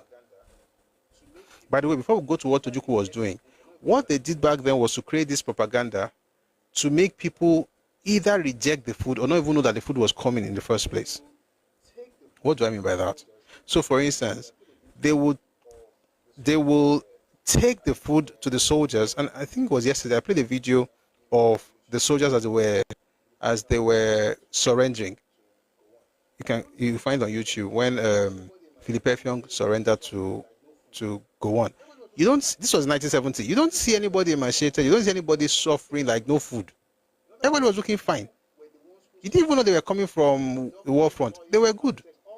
In other words, the people were the ones who suffered. The doctors, lawyers, architects, all those people, soldiers, especially the officers, everybody was fine.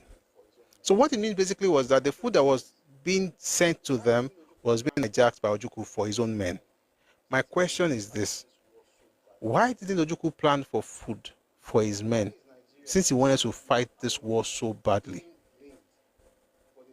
And why is Nigeria and why is AWO being blamed for the fact that his people could not feed or his soldiers did not have food?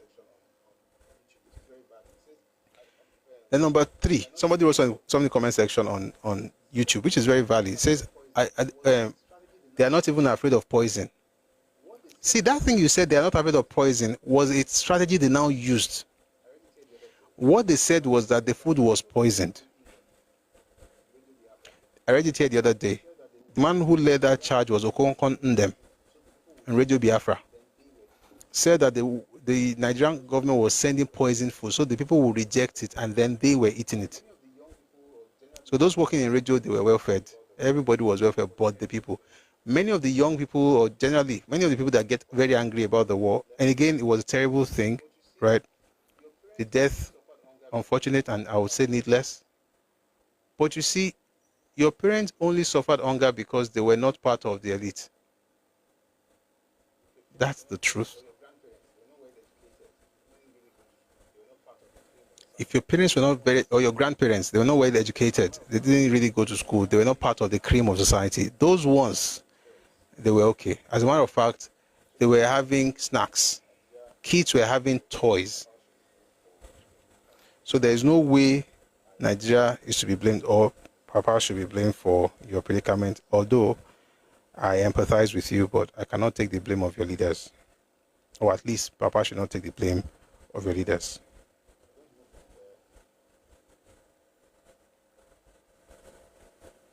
We're going to move from there.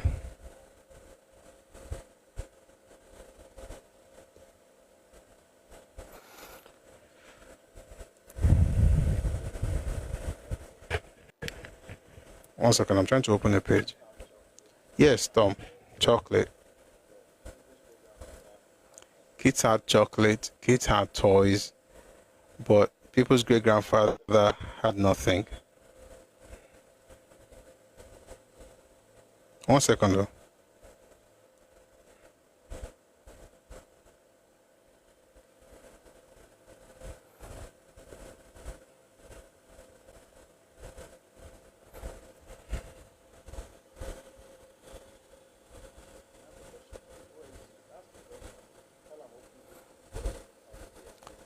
I have a question for you. OSG, ask your question while I'm opening this book. Maybe I'll quickly answer.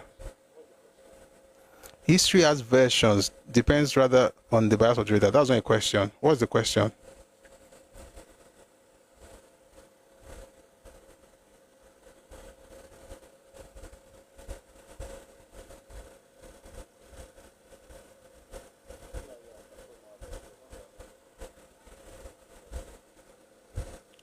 Oh yeah, Katoma love, because once I move, we may not be able to stop. I want to read something from yes, I found it.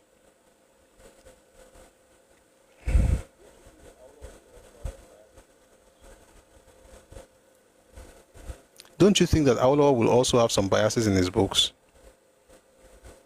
Have you heard me read anything about AWO as far as this war is concerned? That's the question I want to ask you first. Because what AWO said was a question about his role. And let me quickly say this, since you asked the question. You see, one of the things that you have to do if you are serious about history is that you have to be willing to compare different materials. And if you notice, we are not done yet. So just stay with me. The Igbos have said he said what he said, and I said he said what he said, and I will say the exact same thing. And this thing that they're doing, if it leads to that thing, that's the exact same thing that's going to happen, because they don't have any way to plan. Okay? You still be depending on your enemies to be feeding you. No enemy is feeding anybody. Forget even what AWO said. It makes no sense for you to expect me to feed your enemy soldiers. Why would I feed the enemy soldiers? That's one. Number two, AWO has said his own bit. If you think it's a lie, we'll now check other sources. Is that fair? So that we can now tell what happened. This is from the UK Parliament, right? It was in 1968. It says the arguments used by the federal government. Well, I think I should go back just a little bit.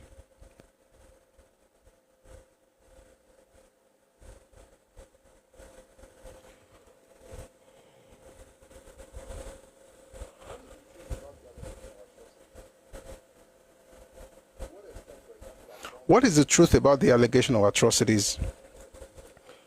To what extent, for example, have bombs been used against civilian targets or against airfield designated for use by the Red Cross? What truth is there in the stories about massacres and executions? What is the truth about holding up of Red Cross supplies? In some ways, people in this country have been more deeply disturbed about this than about anything else, because the arguments put forward on both sides seem so totally inadequate. The arguments used by the federal government objecting to airborne supplies seem quite unworthy of the situation. Equally, the arguments used by the Biafrans object to the carriage of supplies by land are totally inadequate. There is a general impression that too many statements and attitudes in this matter of relief are based on a desire to wage a propaganda war rather than to see relief carried through effectively. However, we are glad to see that there appears to be some progress and some agreement in principle about the simultaneous movement of relief supplies by air and land. Before this happened, something else happened. Let me read what happened before this. Where's that thing now?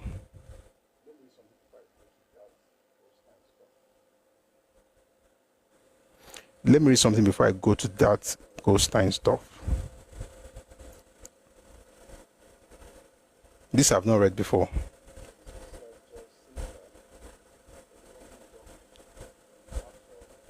This is Sir George Sinclair, representing Dorking in the House of Commons in the United Kingdom, and this is what he has to say. I know that Colonel Ojukwu says that he doesn't want supplies to be dependent on routes over land administered by the federal government. He will need to change on this. But from what my honorable friend, the member for Sovereignty, said today, there has been great laxity in getting supplies, even to some of the areas administered by the federal government. I do not want to be put off with guff about the difficulty of organizing transport.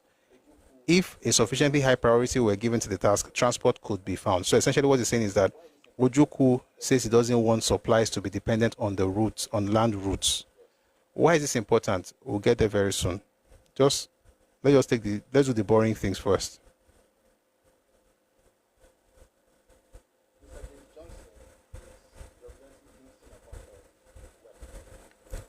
Mr. James Johnson is representing Kingston upon Hull West. And he shares this specific contribution, and he says, I hope my honorable friend will be, may I say, a little more fair and will turn his mind. I hope he will turn his mind to the possibility of a land corridor, which could take 10 times as much of supplies, and appeal to the Biafran government to allow a land corridor. I have been on the spot, and I can assure my honorable friend that a land corridor could be provided quite easily. Guys, we are coming back to all of these things. I'm just reading them so that at least you hear. Just notice what you have been hearing. Land corridor. We need more land corridor. Ojukwu said no land corridor, but if you open land corridor, you can get 10 times as much food in. Stay with me.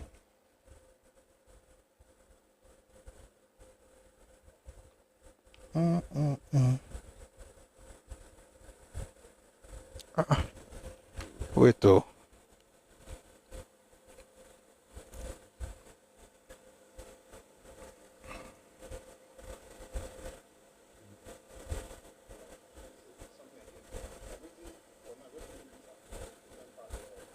All right. So this is something again from, I'm reading for now. I'm just reading bits. Different parts of the the UK House of Commons report of 1968. It says here,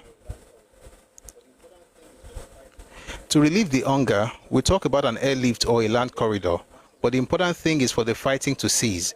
It is vital to stop the fighting and then get in masses of food plus an observer corps formed of the Canadians, Ethiopians, and Indians. It is also important to take in thousands of young women as nurses and men as medical auxiliaries in the hospitals and camps. How does one achieve a ceasefire? I pay all homage to the Emperor of Ethiopia for his enormous work and able chairmanship in Addis Ababa. But despite the enormous losses, the military defeats, and the starvation at home, Colonel Ojukwu is still determined to preserve Biafra as a separate state. I plead here with Colonel Ojukwu and others, including President Azikiwe, who is now in London, that they should not be determined to go on with the suffering of their own people. The answer is no to accepting any land corridor and no to anything else as long as peace is linked with the question of giving up their secession. I understand how the Igbo leaders feel about it. I have also listened to my right honorable and honorable friends speaking this morning, and I respect their utmost sincerity, but do not agree.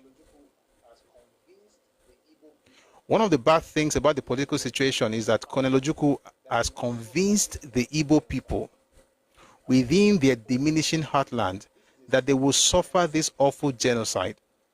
As I have said before, in my opinion, this is a sinful term to use. But I understand the motives behind it. We're going to stop here, then I'm going to, let me jump to something else. But we must ask ourselves this question. In fact, let me read everything. As I have said before, in my opinion, this is a sinful term to use, but I understand the motives behind it, which of course is propaganda. I know what happened in September 1966 in Jos, Kano, and other towns, but we must ask ourselves the question, must millions suffer because two elites are fighting it out at the top? Must people suffer because Colonel Ojukwu and his colleagues totally mistrust the intentions of General Gowon and other leaders in Lagos? It seems that millions must until they can get in observer forces and supplies of food and medicine. What am I reading from? It's called the Answered UK Parliament. That's the debate on the floor of the House of Commons. Having read all this Turenchi, let's now read something a bit shorter and a bit easier to digest. That's from Alabi Sama's book. It's the letter. I've read it here before, but I need to read it again so that we can really have a full session in one. So if a person just happens on this video, they're able to get as much information from this video alone without having to go to the other ones, unless they really want to get more. So let's read Robert Goldstein's letter. So you see what's happening here. Let's give them food. I mean, Nigeria was not perfect, right? But the point is that even when they went to give people food, some people still said, no, we don't want food. We're going to keep fighting. Stop fighting. We'll keep fighting. You will lose. We'll keep fighting. Then when the time came, he ran away. Alagidi Olokongilile.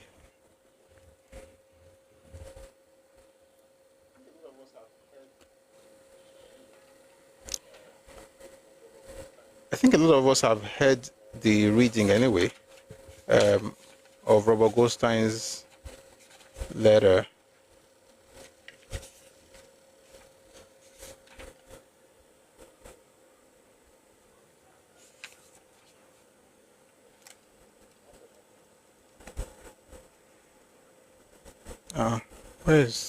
One second.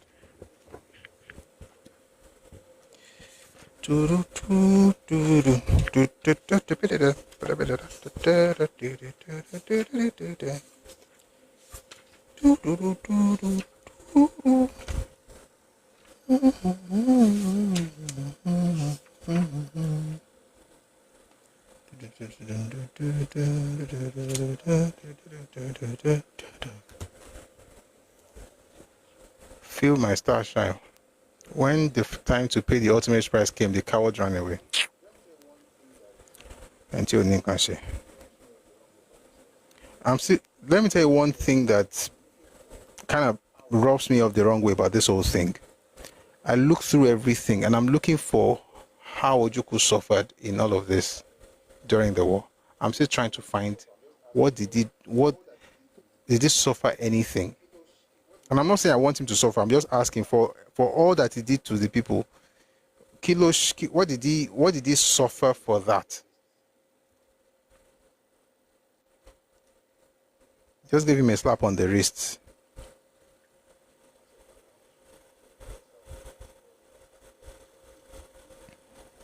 One second, I want to read the letter and then we'll move on from here to other things. All right? So why is this letter important? Because it was written by a person that was representing the Eastern region at the time. The man's name is Robert Ghostin, and who was the public relations officer or public relations representative of Biafra in the United States. This open letter of resignation to Odume Gojuku was published in the Morning Post of Lagos, 17th August 1968. As your public relations representative in the United States, it is my distasteful let me take it again. As your public relations representative in the United States, it is my distasteful duty to tender my resignation based on the following points. In November of 1967, when we met in Umuahia, you and your cabinet were very impressive. You told me of the woes of your little republic, that thousands of people were dying, and more were prepared to die for freedom's sake. You and your cabinet told me you believed world opinion would help. You believed world opinion would help your cause if you could get your story across. You expressed the opinion that very few, if any, people in the United States knew of the plight of the Biafrans. You asked me to tell the world that Britain had teamed up with Russia in a conspiracy with the federal government of Nigeria to murder every Igbo in Biafra. You suggested I use my talents to induce the press to write about the Biafran side of the war, as at that time all news came out of Lagos. You will recall I did not take the assignment that day, but stayed on several days before deciding to take that job. At that time, I stated to you and your cabinet that I was taking the assignment, making it crystal clear I would try my best to help win the peace, not the war. I immediately arranged the first World Press Conference in Biafra, inviting the US press as well as journalists and television people from England, France, Switzerland, Africa, and other parts of the globe. This was the first news breakthrough. I arranged regular trips into Biafra for the world press, helped set up stringers and so on, so that your statements and the statements of your cabinet would be heard. At that time, I was absolutely positive you were right and your cause was a just one in the best interest of the free world and your countrymen.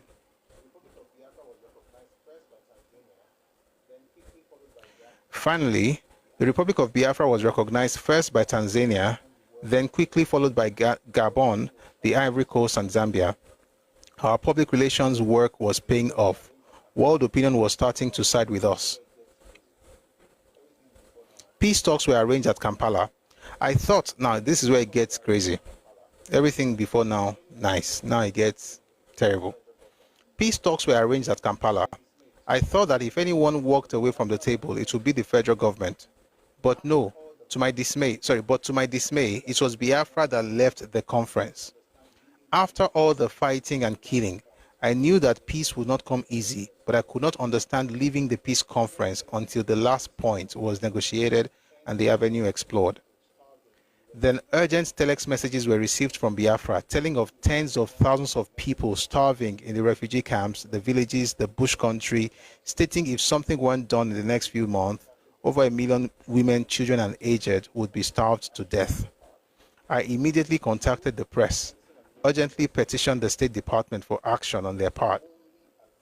Food, medicine, and milk were sent to the only available port open for immediate shipment to Biafra via land routes through federal and Biafra territory, under the auspices of world organizations such as the International Red Cross, among others. Then came the incredible answer from Biafra that land corridors could not be acceptable until there was a complete ceasefire, and that an airlift was the only solution to feeding the starving. You see why I spent time reading the UK House of Commons debate about the same issue.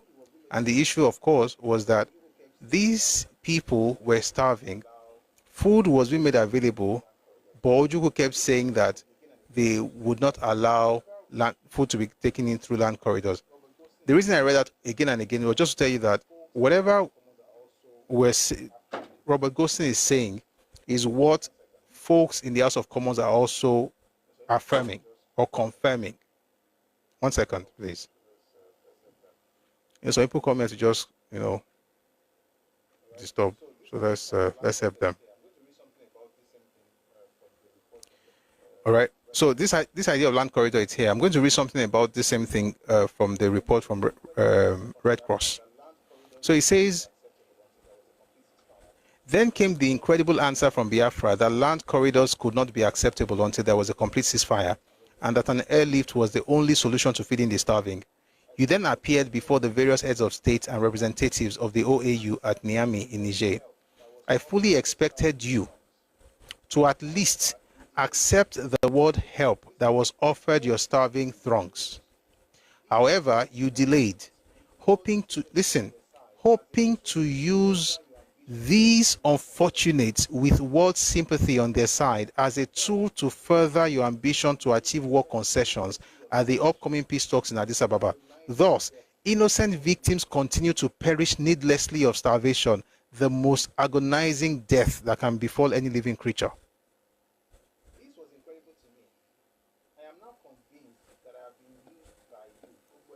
This was incredible to me. I am now convinced that I have been used by you.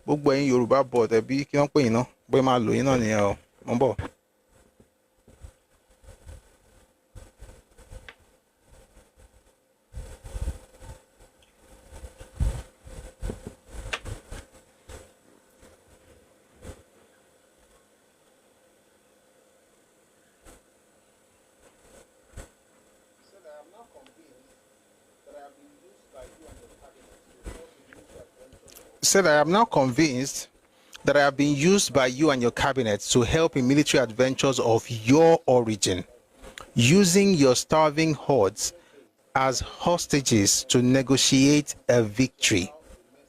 If at some later date, following the issuance of this letter, you do concede to allow a mercy land corridor, would you expect me to agree to espouse before the world press the incredible delay of your decision?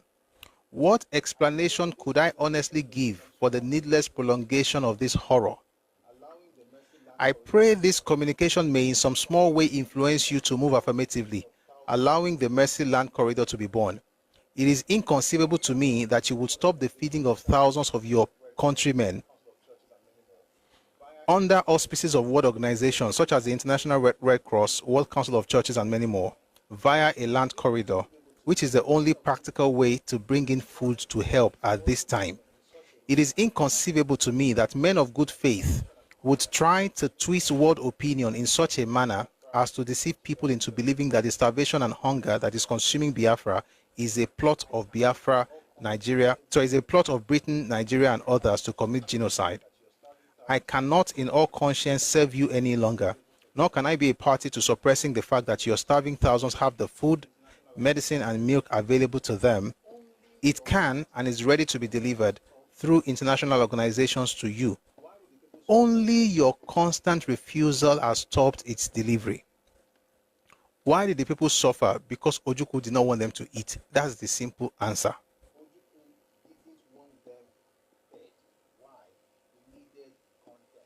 Ojukwu didn't want them fed. Why? He needed content.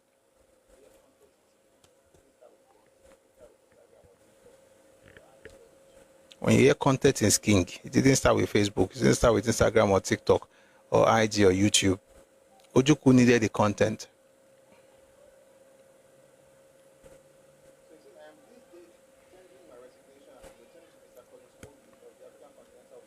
So he says, I am this date tendering my resignation and I'm returning to Mr. Collins Obi of the African Continental Bank all the fees you have given me. Letter of credit number 3354, $400,000. This man was given this. Ojukwu paid him $400,000 for his work. I have sent your representatives in New York a bond in the amount of £800,000 that I was holding in your behalf. I have also these dates sent the bond of £200,000 issued by the Central Bank of Nigeria back to them for disposal. If Awolowo ate people this much, like they want you to believe. Thank you for the gift. If Awolowo hates people as much as they want you to believe, why would he approve, or himself and the president approve, or head of state at the time go on? Why would both of them approve 200,000 pounds to be issued by Central Bank of Nigeria to the East? Why do they have a bond of 200,000 pounds sent to Goldstein, who was a representative of Biafra, but they hate the Igbos? How? Ko gbara won, ko jora won. Final paragraph before we go to something else. It says here, I am now convinced that one Nigeria is the only solution to peace. I also call upon you, Mr. Ojukwu, to allow your starving people to be fed. Their well-being is of deep concern to me, as well as other right-thinking people of the world. Your acting in the utmost haste in this matter is, in my opinion, the first step toward any lasting peace in your country. Ojukwu didn't want them to eat because he was taking pictures. The pictures were sent to newspapers and magazines all across the world. People saw those images and they were gripped and they wanted to do something. And because he was trying to work on people's emotions, he did not allow his own people to eat. Imagine somebody, an outsider, an American, begging you to allow your people to be fed. But no, it's AWO that's your problem.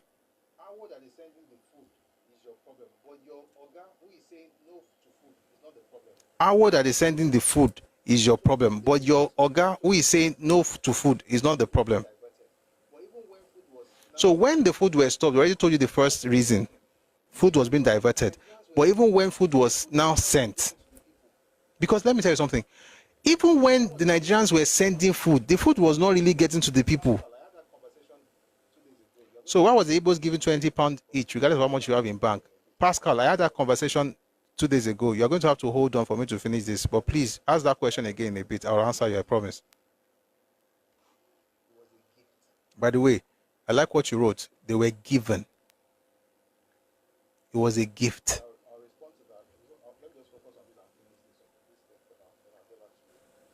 But I'll respond to that. Let me just focus on this and finish this thing for now. Then I'll get back to you.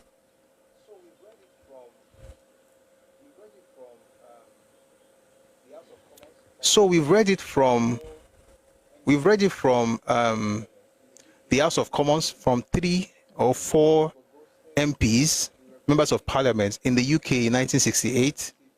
We've read it from Robert Goldstein, the representative, the Biafra representative in the US, the PR representative in the US. Now we want to read something similar in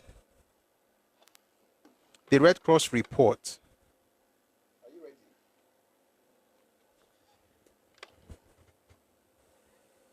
Are you ready?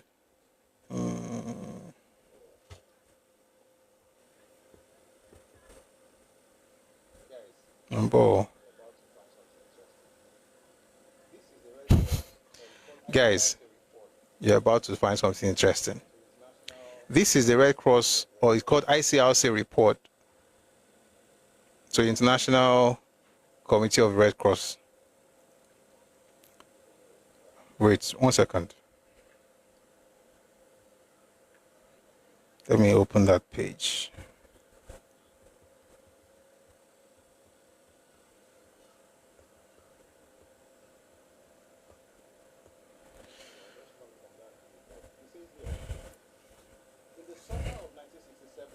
All right, let's read something from that report. It says here, in the summer of 1967, following the Republic of Biafra's proclamation of independence, the Federation of Nigeria took up arms to stop the secession.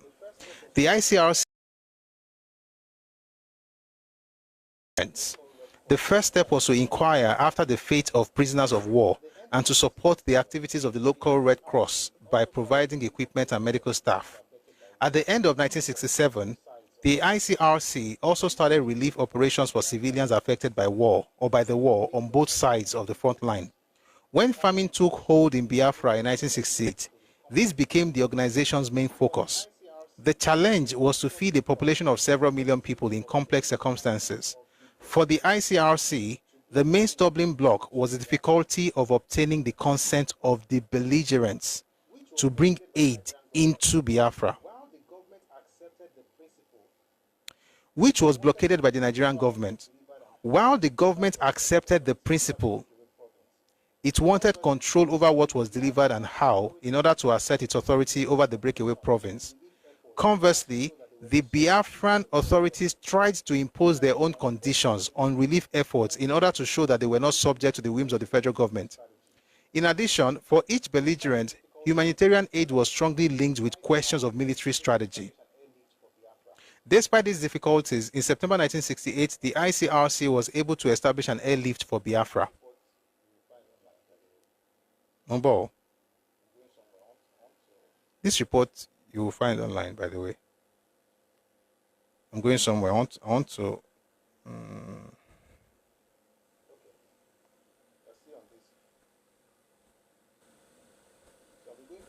Okay. We'll see on this. So I'll be going between the ICRC report of 1968 and the debates in the House of Commons. That's the Parliament in the UK in 1968 as well. So I'm going back to the House of Commons now. This is Mr. Nigel Fisher from Surbiton. He says here,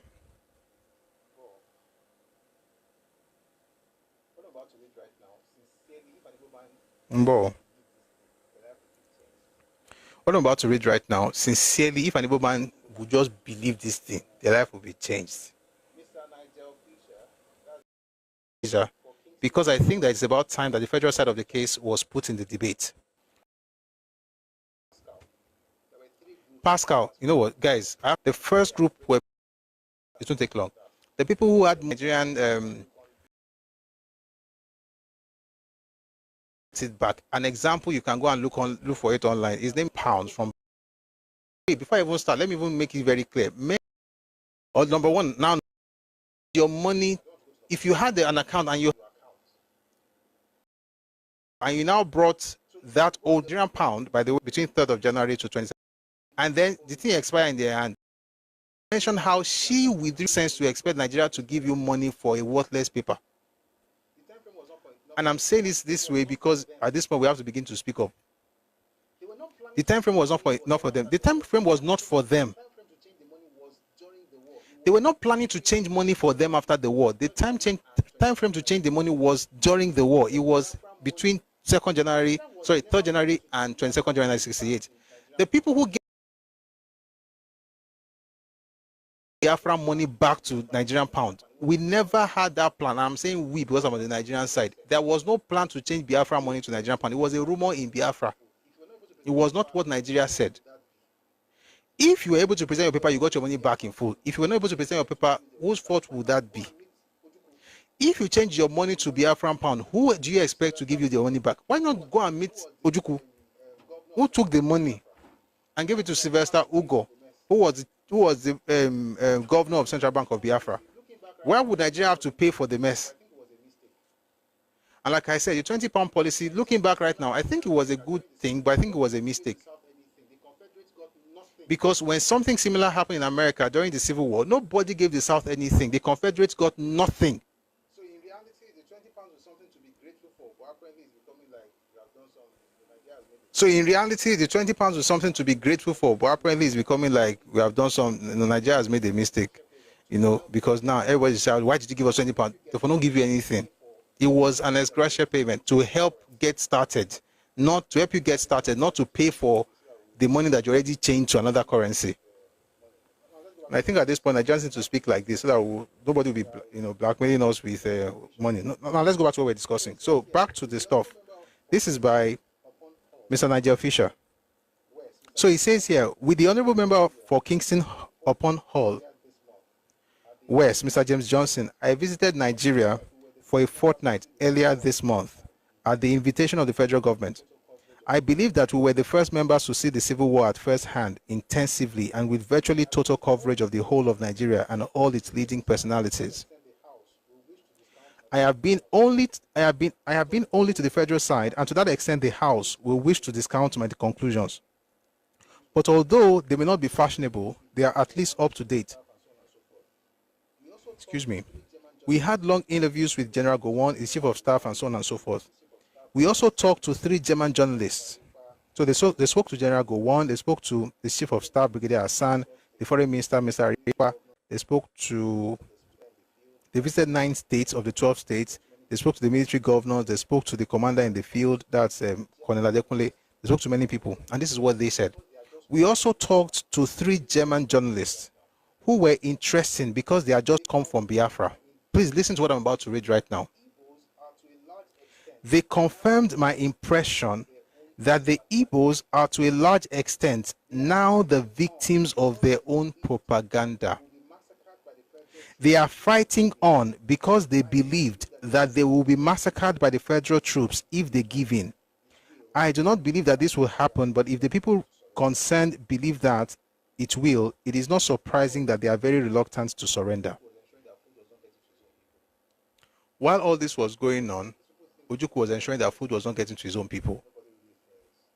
But guess what? His people think he's a wonderful person today, but nobody really thinks that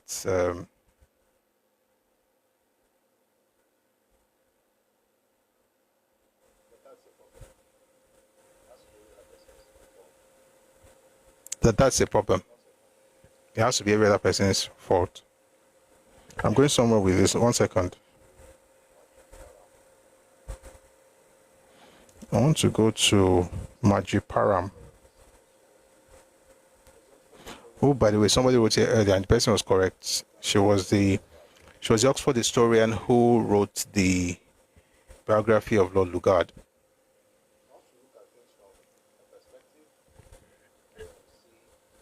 So I want to look at things from a perspective, and then we'll see how that works.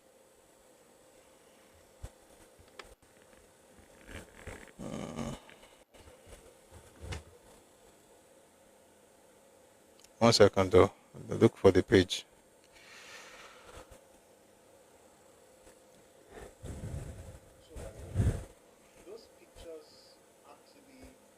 So by the way, those pictures actually,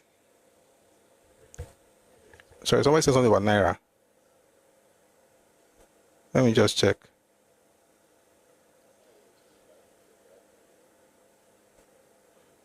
I don't know what you're talking about. I'm sure you're having a great time. No, let's read from the Nigerian Civil War.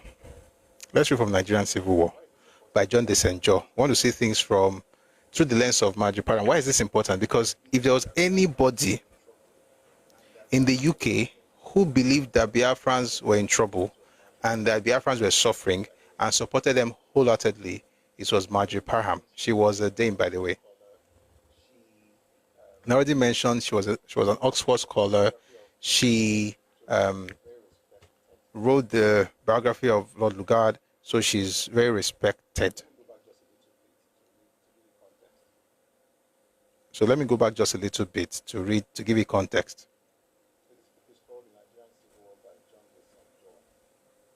So this book is called The Nigerian Civil War by John de St. John.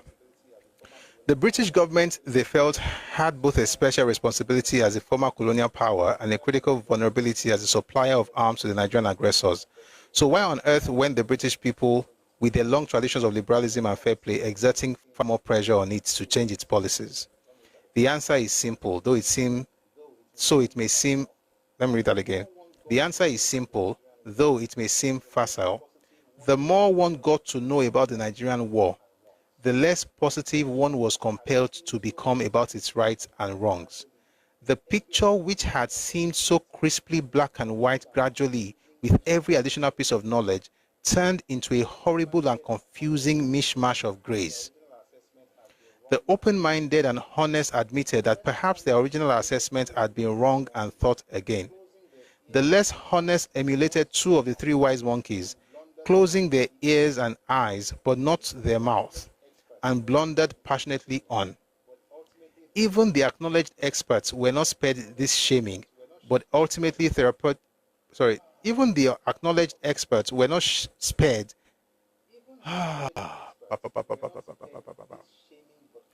Even the acknowledged experts were not spared this shaming but ultimately therapeutic ordeal. Dame Majiparam, the highly respected Oxford historian and biographer of Lord Lugard, creator of modern Nigeria, courageously and publicly admitted after a visit to Nigeria that her initial pro-Igbo position did not represent the full story. But the war in the sky was real enough. Sorry. Oh, it's going to what happened in the southwest, in the western region.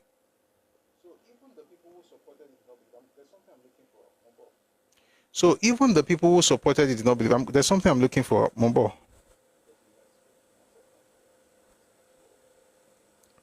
I'll go to the next page. 1 second, 1 second. This thing is slow.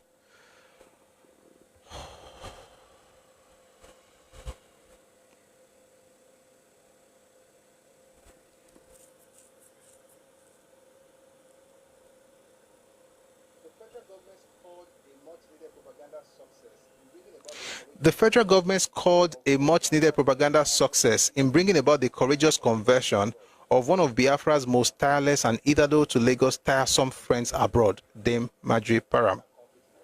I'm reading from Crisis and Conflict in Nigeria now.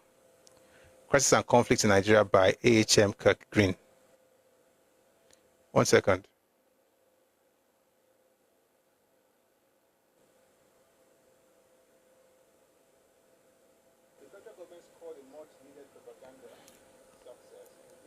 The federal government scored a much-needed propaganda success in bringing about the courageous conversion of one of Biafra's most tireless and hitherto to Lagos tiresome friends abroad, Dame Marjorie Parham, a sympathizer with rather an uncritical advocate of the Biafran cause. Having studied the situation on the spot in Nigeria, she, of her own accord, broadcast from Lagos a message to the Igbo people, urging them to cut their losses and surrender now, that, as she later told the people of Britain, they no longer had a chance. Is it not better for the Biafrans to live not to fight, but to work and flourish another day? This was at the personal cost, for the published scorn of our disenchanted Biafran friends was but the tip of the abusive iceberg to which this authority on Nigerian affairs was privately exposed for having declared the courage of her convictions. The same counsel to surrender was soon being put out by Radio Enugu, now under federal control. This is a public announcement to Biafran soldiers. Don't be dead when peace returns. It will be too late if you are dead. Don't retreat from the advancing federal troops. Just show them you are no longer fighting. Show your hands. It's safe. You may not be released as yet, being a captured person, but you are not really a prisoner of war. You will get 3 meals a day. You will see a you will gradually be more comfortable. Anyhow, you are better alive than dead.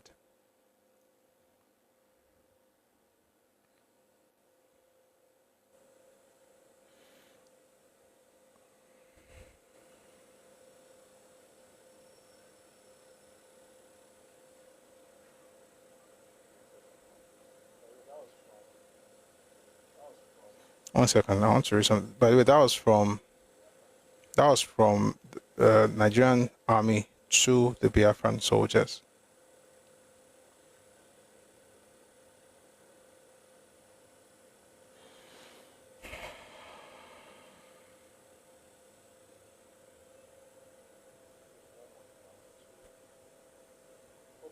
Okay, I think there's one more thing I wanted to read.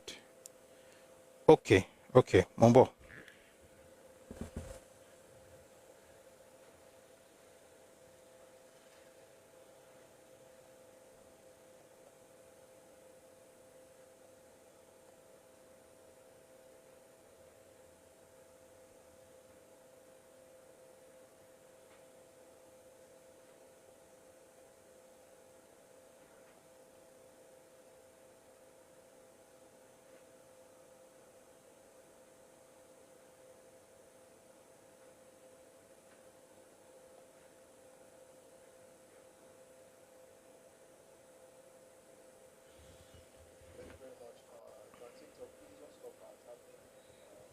Thank you very much. If you're on TikTok, please don't stop tapping. We're rounding up now. When we come on Monday, we're going to discuss how Nigeria rebuilt rebuilt Igbo land.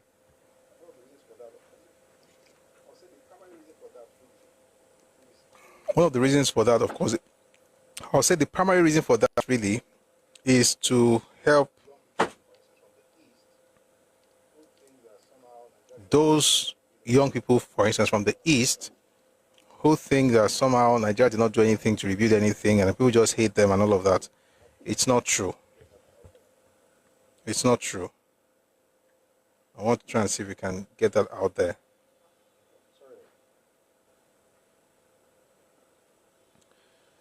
Oh God, sorry. Oh.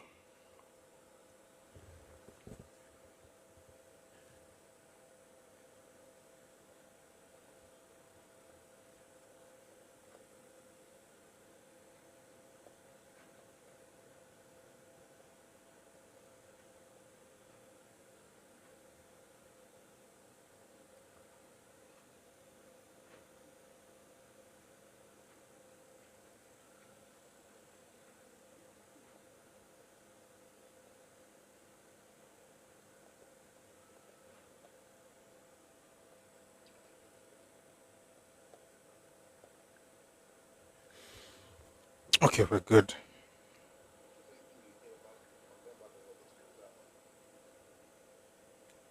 Don't trust anything you hear about from them about the war. Their stories are all like... All right. By the way, I'll begin to bring people up now because it's already past 6. And I think we've touched on everything I want to talk on as far as this is concerned. But I want to read something just to wrap it up. So very soon I'll start bringing people up. Let me read what...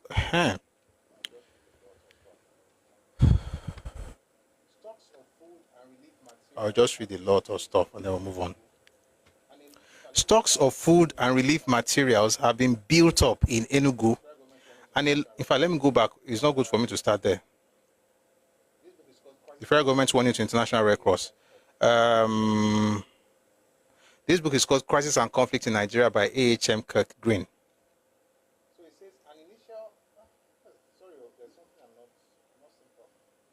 So it says an initial... sorry, there's something I'm not simprop.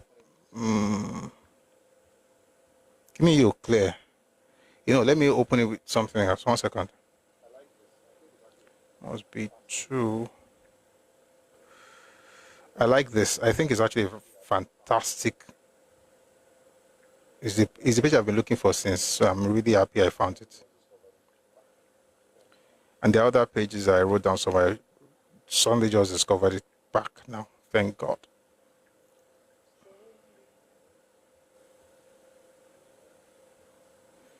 Stay with me.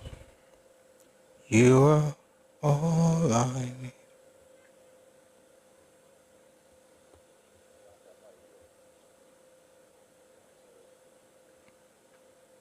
Oh, Akabayo. Arlington Romeo.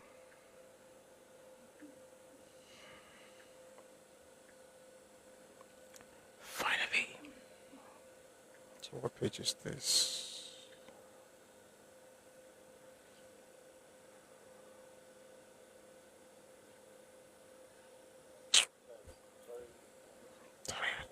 This thing should have...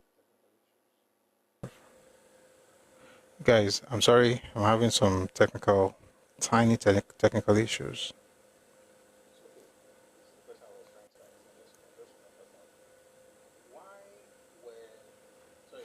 So, okay, this is the question I was trying to answer. I just remembered now. Why were the Biafran forces they were not even the ones? Why was Ojukwu insisting on airborne relief materials rather than the land corridors, even when everybody knew that land corridors would provide 10 times what the airlift would be able to give the people? We already talked about how he didn't even want anybody to give anybody food because he wanted people to be hungry and then they would die and then they would take pictures and send abroad. That man must be very wicked. But beyond that, there's also something else. So first of all, we have here that the federal government had an initial disbursement of £1 million out of a budget of £5 billion to enable it to carry out relief and rehabilitation in the war-affected areas. It has further allowed the ICRC to carry out its relief work in all areas under federal control without placing any restrictions their way. Stocks of food and relief materials have been built up in Enugu, and a large fleet of lorries has already been assembled there. As soon as the rebel authorities agree, listen, no, as soon as the rebel authorities agree, large quantities of supplies will begin to flow through AWO southward to any agreed point in the rebel-held areas. Are you seeing how many sources tell you that it was the same people who did not agree for the food to come in? That the starvation, although it was terrible, you have to ask Ojukwu why he kept stopping people from bringing food into Biafra. So they say here, stocks of food and relief materials have been built up in Enugu, and a large fleet of lorries had already been assembled there. Quantities of supplies will begin to flow through AWO southward to any agreed point in the rebel-held areas. People genuinely concerned with the sufferings of civilians in the rebel-held areas should appeal to the rebel leaders themselves to show some humanity by accepting the federal government offer.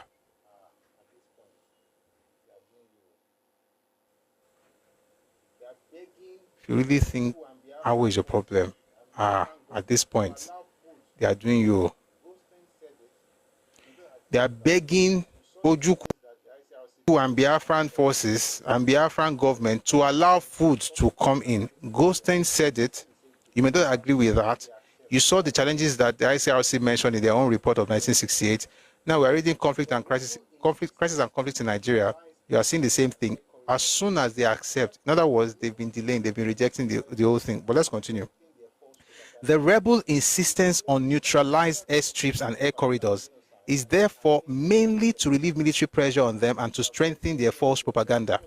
It is clear that in order to support the false propaganda on genocide and their campaign for separate existence, they wish to avoid any evidence that the federal government is helping to expedite relief supplies to civilians in rebel-held areas. The federal government cannot accept the proposal to fly relief materials to a so-called neutralized airstrip in the rebel-held areas. The suggestion that any portion of Nigeria should be internationalized and handed over to a foreign agency is unacceptable. The federal government has already indicated will only permit flights of supplies to Enugu from where they will be carried southward by road.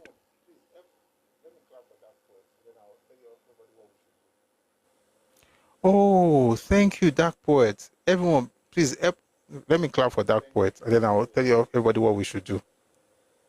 Say his hand is paining him.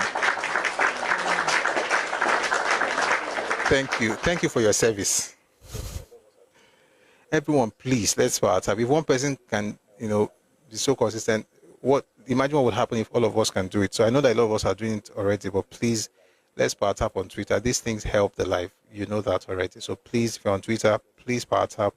If you're on YouTube and Facebook, please share the live, right? Let's try and get this to more people. The message is getting to people, and I hope that Nigeria heals, people heal, Nigeria makes progress. So that tapping you're doing, that small thing that you're doing, you're actually helping the nation, sincerely, because more people get to hear about it, and hopefully it helps them, and they can have a better society. All right, so please power tap, and let me use the opportunity to change the audio source so that then we can concentrate on this other device. 1 second, please. So please, let's power tap. Thank you. On 190.6K now.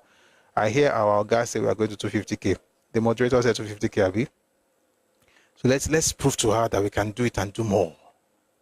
Thank you, guys.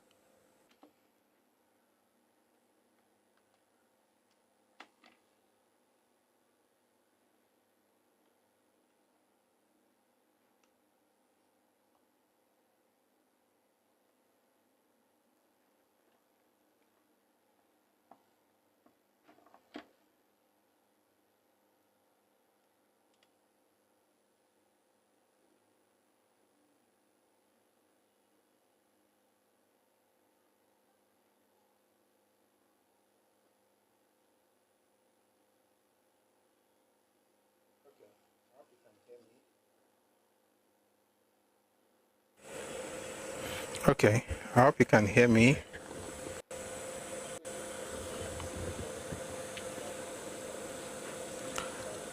All right. So it says here, the federal military government again emphasizes the... Therefore, any repetition of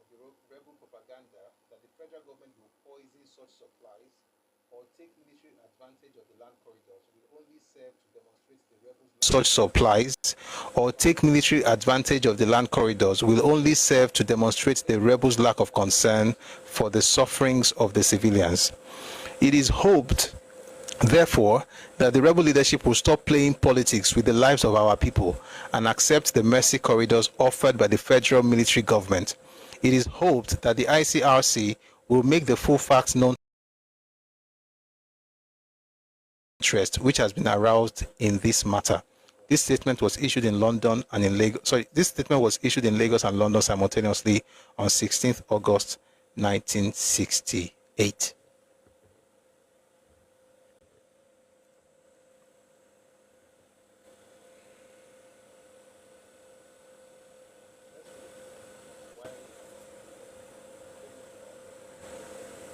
Let's show a few things and why these people were bent on air instead of land corridors.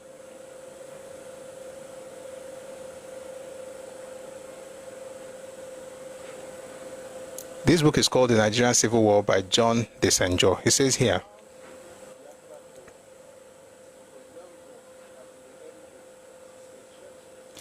arms kept Biafra going, and it was well known that in the early days, the churches had condoned the dispatch of mixed cargoes for Uli. There was an airstrip at Uli. The churches had condoned the dispatch of mixed cargoes to Uli. This poisoned relations between the churches and the federal government throughout the rest of the war. Mixed cargo stopped when the churches acquired their own aircraft, but night flying provided an invaluable shield for the gun runners. This was highly prized by the Biafrans to the extent that they resisted all attempts to transfer the relief flights to daylight hours. Foreign exchange was equally vital to the Biafran war effort to buy the arms and other essential supplies. And here again, the churches and other relief organizations indirectly helped by depositing large sums into Swiss, French, and British bank accounts to cover their expenses in Biafra. The Nigerians thus began to tamper with the relief operations. Anti-aircraft fire was improved, night bombing raids on Uli began, pressure was exerted on Fernando Po to stop night flights, and field commanders like Adekunle took the law into their own hands, sanctioning or curbing the relief agencies in a willful, not to say whimsical manner. So, number, let me continue. About this time, autumn 1968, the Biafrans made an important discovery. Oh, thank you for the gift, Gorilla Boys. Thank you so much. Thank you. Thank you. The Biafrans made an important discovery and as a result also joined in the political relief game. It had become apparent to them during the mass starvation of the preceding months that the hunger-racked skeleton of a child was more effective in internationalizing Biafra's cause than any other single or combination of factors. By striking at the heart of the Western world's moral conscience with a real threat of millions starving to death if the war continued, backed up by the imagined one of genocide if they surrendered, they succeeded where all their other tactics, intensive lobbying, signing the oil away, repeated appeal to the religious, ideological, and political sensibilities of the outside world had failed. So when it comes to intensive lobbying, signing the oil away, repeated appeals to the religious and ideological and political sensibilities of the whole world, where those ones failed, the idea of using starvation and genocide succeeded. Even the full African recognition 6 months earlier had been strongly influenced by humanitarian considerations. Starvation had finally put Biafra on the map, and Ojukwu recognized it. Quote, "Our aim all along," he told the Consultative Assembly in Umuahia in September 1968, "has been to delay the enemy until the world conscience can effectively be aroused against genocide." End quote. If you ask anyone outside Africa, even today, what they knew or thought about Biafra, they invariably reply, "Oh, that was the place where all those kids were being starved to death by the Nigerians, wasn't it?"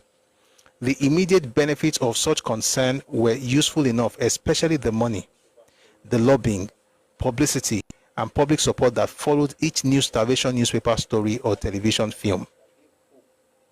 But it was the prospect of further internationalizing the conflict that gave hope to the Biafran leaders and encouraged them to resist compromise and continue the struggle. This thing is a lot, But the point we are trying to make, I hope you are getting it, that all of this thing about starvation was more political than anything else. And also there was something called mixed cargoes. And they were using the opportunity to move guns in. And sadly, the World Council of Churches actually helped them.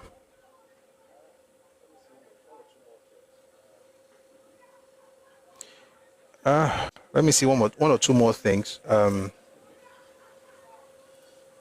A few more things that will bring people up.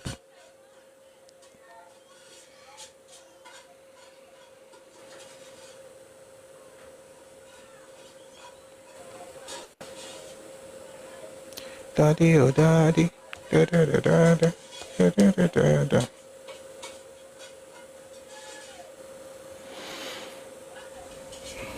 Okay.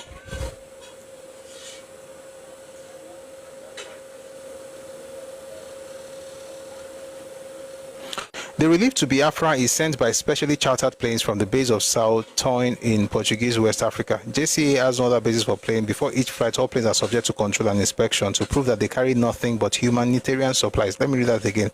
Before each flight, all planes are subject to control and inspection to prove that they carry nothing but humanitarian supplies. No less absurd in the eyes of the church and Red Cross workers who have been in Biafra since the relief operations were organized is the statement that humanitarian supplies end up with Biafran army units. I'm going to read that slowly. Papa said it. Wait, there's a gentleman who has a question. Pascal, please, are you here? If Pascal is here, because you said, how do we know that our Lord was telling the truth? This will probably help. It says here, no less absurd in the eyes of church and Red Cross workers who have been in Biafra since the relief operations were organized is the statement that humanitarian supplies end up with Biafra units. More plausible perhaps at first sight than the arms running libel. This allegation is also seen on closer scrutiny to imply that church leaders, this is from Biafra by the way, this is from Biafra, that church leaders, I can't believe I can't find this else than in the hospitals. This were saying that it was absurd for people to say that the food was ending up with them and not the understanding of how to use the media.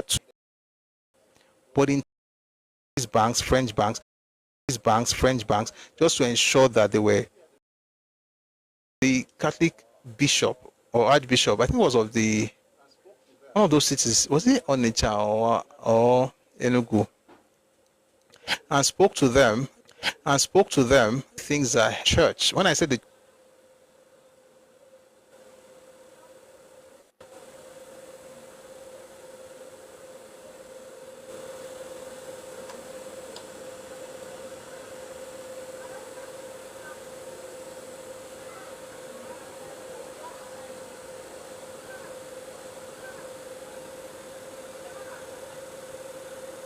let me read from Chinua Achebe. It's not like it's the truth, but it helps us to understand what he thinks. So he says here, Ojukwu dispatched several of his ambassadors to world capitals, hoping to build on the momentum from his broadcast. His envoys received little new support or pledges. Frustrated by the obstacles he found in coaxing a more pro-Biafra policy from the United States, Sir Louis Mbanefo famously rebuked the Americans, saying, "We are especially resentful of the ambivalent pretenses the United States makes, that it is trying to help us. If we are condemned to die, all right, we will die. But at least let the world and the United States be honest about it." What do you see here? Blackmail. Let's go on. Meanwhile, on the other side of the planet, Nigeria and Biafran envoys were meeting with His Imperial Majesty Emperor Haile Selassie of Ethiopia to sort out the modality of air and land transport for relief supplies. The diplomatic battles had reached a fever pitch by the middle of 1968. Gowon, under immense international pressure and bristling from the whirlwind of publicity about Biafra, decided to open up land routes for a supervised transport of relief. To the consternation of Gowon, Ojukwu opted out of land routes in favor of increased airlift of food from Sao Tome by international relief agencies. Ojukwu, like many Biafrans, was concerned about the prospect that Nigerians would poison the food supplies. We're saying this, Chinua Achebe. Why would they repeat this? Because he worked in Radio Biafra. That was a statement Radio Biafra made again and again. This is why I tell you that this book is poison. Achebe kept on with the propaganda even to his old age, even on his deathbed. Oh, they had clinical. Oh, they did this. You now begin to wonder, how would they poison this thing when it's not like they're in the hands of Nigerian officers? It's like the officers will just poison it and deliver it. The food was never delivered from Nigeria to them. It was delivered from Nigeria through the international agencies to Biafra. So I'm wondering, maybe those ones would have been looking at Nigeria destroying everything. But I think, let me bring people up, but let me just round up by saying this. There's something else I wanted to say, but I'll say it on Monday because I'm a bit tired now. It's past 6.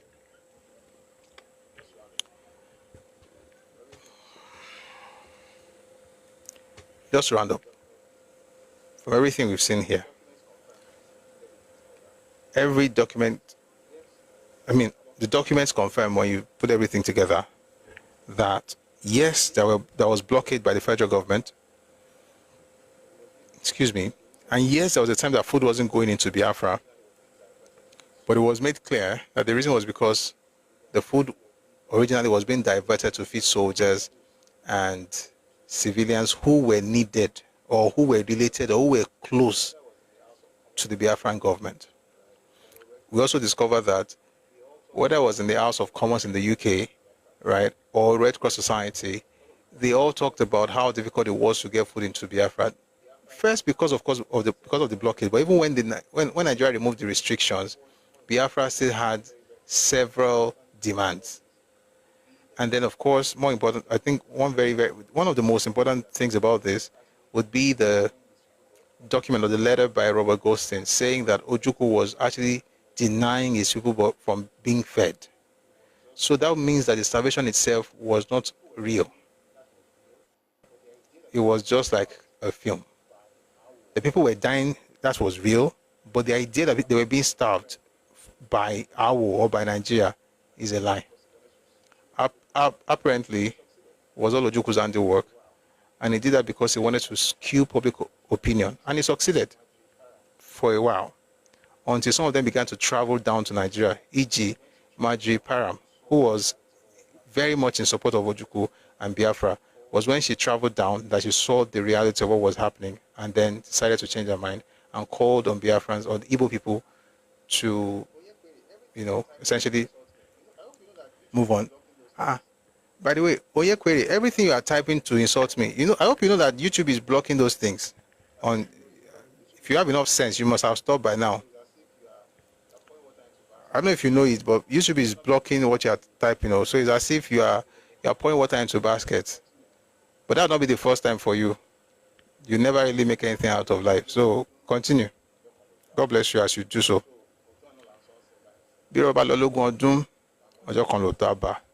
So, my moderator is here. So I'm going to stop now. Today, I don't want to do what I did yesterday. So today I'm stopping. I'll bring people up and then we'll have conversations based on what we've discussed so far. Thank you very much for listening. Let's not stop our typing. So let's bring people up on TikTok. If you'd like to be part of the conversation, please send your request now. Thank you. For those who sent their request earlier, already brought you up. Please mute as soon as you get up. Thank you very much. Please mute. Please mute. This is the issue. Please mute. I beg you. Okay. I muted you. You took yourself down. It is well. If you'd like to be part of the conversation, please send your request. I'll bring you up. Then we can hear your thoughts about this. Ola Odetunde, thank you very much for being here. Hello.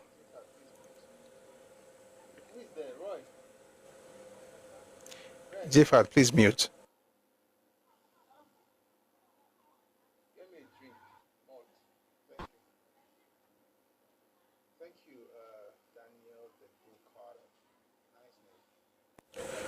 Thank you, Daniel the Go Carter. Nice name. Samuel Yekweri, I'm seeing your responses, but I'm seeing it, but nobody else can see it. Don't you see how stupid you are?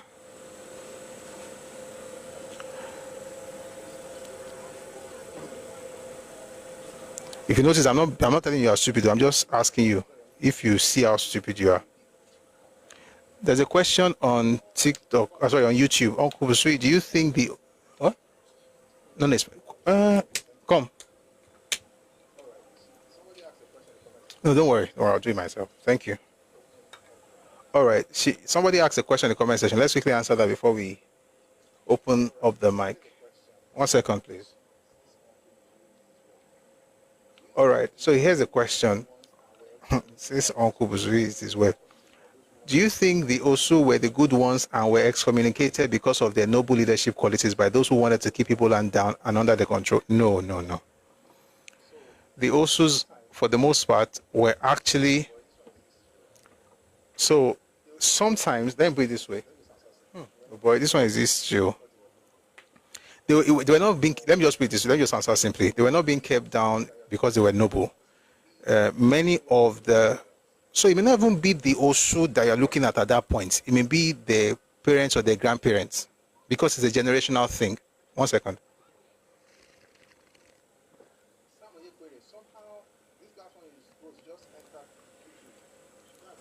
Samuel Yekwere, somehow this last one you just entered YouTube.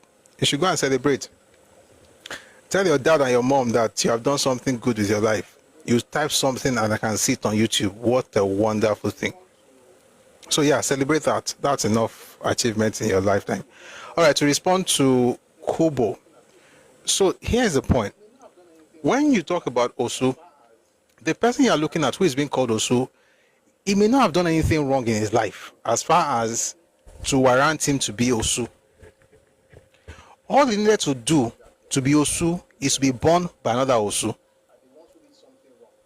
I want to first make that clear. So it's not like the people you are looking at that are the Osu are the ones who did something wrong.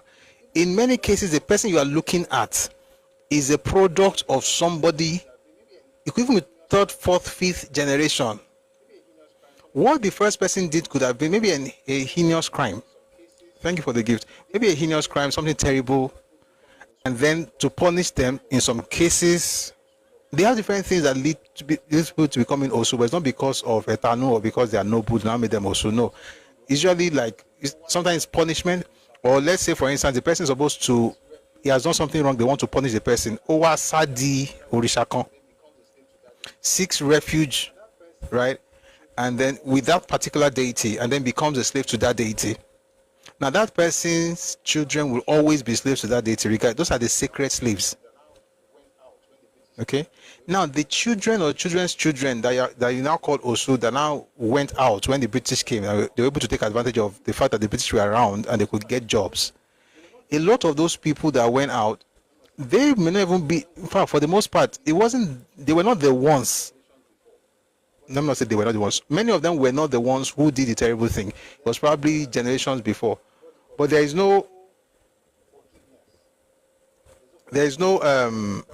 what's it called now? There's no forgiveness. There's no forgiveness. Once the person is like that, like your parents gave, the blood is tainted for life. Even up until today, they still have caste system in Igbo land. Yeah, just trying to, I hope I answered the question. Thank you very much. So let's go to Dark Poet. The other gentleman has stepped down. So Dark Poet, please go on. If you want to speak, please send your request to bring you up. Then we'll have a nice conversation. Good evening, Dark Poet. Yeah, good evening, Prof. Good evening. Yes, sir. A nice session as usual.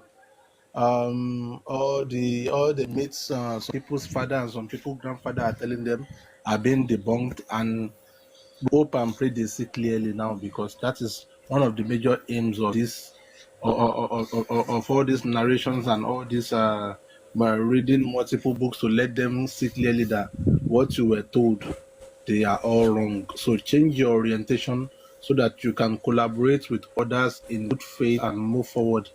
Because if you continue the way is the path of doom. It baffles me every time, and I know why they don't see that. You've been doing something for decades and you are not moving forward. Because if you are moving forward, it will show in your region. Individual development is not development. Community development is what matters. So we are not seeing it in your region. You all abandon the place. Only maybe a millionaire or a billionaire build one big house in the village that we are seeing. We are not seeing real development we are not seeing real development in the whole area. That is why you are running to southwest, because you can see. You've seen the blue rail line, you've seen the red rail line, purple, green, yellow are still coming on. So by the time you still soak yourself in propaganda, in the next 15 years, you will see rails flying all over southwest, the one that will connect Oyo, Ogun, Osun, Ekiti, Ondo, Edo, and Co. You will see them in full force. Envy yẹn tẹ wá ṣe envy yẹn kékeré ni ẹ wá larí mọ́lẹ̀ dáadáa ń gbà yẹn. Tẹ bá bẹ̀rẹ̀ sí ní rí ẹ wá larí mọ́lẹ̀ dáadáa, because that is what we are doing, and that is why I say, although we've not been seeing it in full-fledged, I like the collaboration of all the 6 governors of the Yoruba land, irrespective of which party we belong. We don't want to know the party. We just want what is best for our region, and that is why I like it when you sometimes tell people that you don't want to know whether it's APC or PDP. So far as for the development of the land, that is what we want. It became it about force. It was the lomo, so, and then I do say it because I've read a few books about the war and part of the history. I say it and they all fight me. The man is not a strategist. He's not a tactician. He just want to fight war. Imagine you want to fight war. You don't make provisions for food or feeding throughout the world. It's sustainable. Let me not even use feeding. It's a sustainable way of feeding during the war that on the long run there will be a blockade. It is just insanity. So that will come on. There should. Sorry, did you say something about PDP? No. I said all parties. Okay. Regardless of their parties, right? All the governors, regardless of that's what you said now. Yes, correct. Because that's what I heard when I now saw PDP in the comment section. I was wondering, but please continue. So, like I said, it doesn't plan well for feeding. If you want to fight a distance of that magnitude, you know that a self-sufficient feeding is available for you. That you don't need outside world to even feed you. Self-sufficient way of getting arms. Self-sufficient way of doing a lot of things before you can say you want to go into that. These are old simple practice of war now. She better but will real modern way on the modern warfare and weapons. These are old but in law for these are old tactics now. He can't even do that, and he wants to go to war, and he drag in quote so-called smart people into such war, and they followed him. And that's my contribution for the. Thank you, everyone. Thank you, Prof. Keep up the good works. Thank you, sir. Thank you very much. I really appreciate that. We have to be careful during elections. No, so I'm very careful with that. Sheyi Makinde is PDP. He's the governor of Oyo State and he's doing very well. We have to be careful as well. So, I'm not an APC person. I'm just pro-Yoruba. If a particular candidate... Okay, Kubo on YouTube, please reach out. Kindly send a message on Telegram at Busui Oris. Just send a message and then we'll, create some time to call, schedule something. So if, for instance, a PDP candidate is doing well, doesn't matter. An APC candidate not doing well will have to be dealt with. Yeah, General Obasanjo is not even in PDP. He left PDP a long time ago. He even tore his party card. Didn't he? I mean, he's no longer in PDP. Anyway, the point is, Shah, that I get the old thing, like some people are fighting against Yoruba people, but I mean, I've been to Ibadan. Sheyi Makinde is doing well.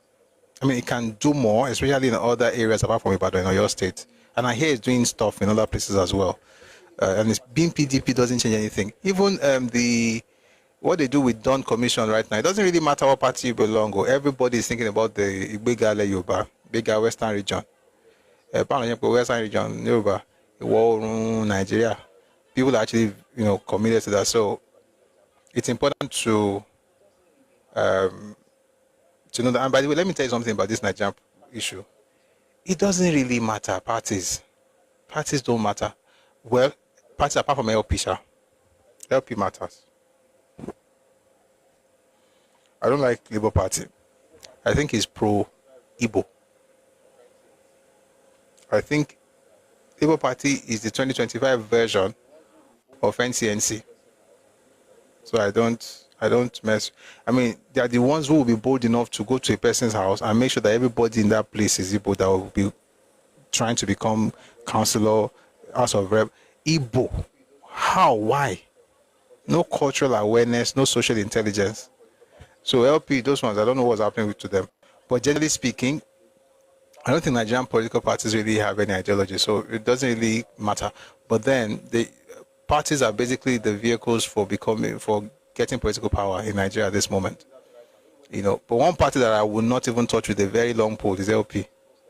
And I know something is happening right now. Maybe when the dust settles and Peter Obi eventually leaves, because most likely he's going to leave, maybe people can now think of LP as a party. But what you see right now is the tribalization of Labour Party. And I feel sorry for you, right, who are shouting. By the way, most of them are not even in LP. They're in the party itself has what they wanted to do, they've done. But now that Aburi and all of them are speaking of, everything is changing. Now they are dealing with him. So most likely he's going to leave. But the obedient movement, those ones, especially the Yoruba amongst them, may God help them to understand what's really happening. And they act like they know what they are saying. They're always shouting. And I look at them and I just remember Zikism. One of these days, maybe we'll do a session on Zikism.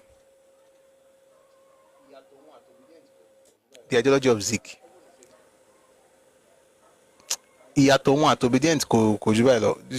almost the same thing. And I think for Yoruba people, it's self-destructive to join organizations like that. That's what I think. Because, and I'll tell you why. So, for instance, it's as if, whether they know it or not, wired into the movement is, especially in the way that things are moving right now, even back then, is this anti-Yoruba thing. And they make you look as if they are trying to elevate the conversation to have a national dialogue. Meanwhile, the person who is doing this is very, very committed to his own ethnic group. You saw it in the Dudua. You see the way people are treating Yoruba elders today. Meanwhile, if you're an LP, you cannot insult Igbo leaders, Igbo elders. No, you can't. You are a bigot. But you can insult Yoruba elders. You are a patriot. And you're a Yoruba person in that organization. There's something wrong with you. Somebody says Obi don't want to develop the Labour Party, always looking for our wolf here and there. To be honest, if any party comes up right now and it pays Obi, there's no loyalty to anything. How many parties Loti join? Iketayele now. It was in APGA, was in PDP, it's in LP. I won't be surprised if he moves to another one tomorrow. But it is what it is. Anyway, I think we're good for today. We ended late yesterday, so if we ended it today, go bad. All right. So, Kubo, please reach out if you want to say anything. Oh, there's something they say I should be. There's something I'm supposed to do. I didn't do it enough. Let me do it now. As we wrap up, just in case somebody wants to use the details, let me just thank Dark Poet who came up and those who came up earlier as well. We had a very fantastic session. The first time we're talking about how Ironsi was part of the coup. I really appreciate. I mean, that was really nice. Hopefully, when my friend FFT 16185. When FST finishes reading the book, he will be reading. We will now be using that book to try and understand that stuff. Okay, that will be later. But for now, I'm just going to put up the account details in case you want to support us. Meanwhile, let me appreciate those. Thank you. Okay. Let me appreciate all the gifters. Thank you very much for everything you give, or the single thing you gave. I really, really do appreciate you and your generosity. And thanks, to everybody who spoke. Thanks to everybody in the comment section. Thank you very much for your support. Aida Fatoki, thank you, sir. Yeah, so before we go, like we do every time, you can also screenshot this page, or the screen rather. You can screenshot 230K. Really? We're almost there. We're almost there. Thank you, just becoming a wonderful moderator. Thank you for a fantastic job you did today. If you'd like to support what we're doing, please use the bank details up here. Is Guarantee Trust Bank. Yeah, it would be lovely to have your support. What else? Is there any other thing anybody else wants to speak before we close? That's the funny thing. Yesterday everybody wanted to talk. Today everybody's maybe you are feeling it. They feel it. You are feeling the history. Like, is that what happened? During NSAS, Kanu said over Radio Biafra that as long as Lagos was still standing, they would never get Biafra. Then Kanu ordered IPOP to burn down Lagos. Do you think IPOP are working for it? They will always fail. Even if they do, they will always fail. And nothing good will come out of their enterprise. That's the funny thing. These guys don't think of building anything. They're thinking of destroying what other people have built. Is that to take advantage or take over what people have built, or to destroy it if they cannot take over what people have built? No conversation about let's build. It's always, what are they building? How can we take it over? And if you cannot take it over, so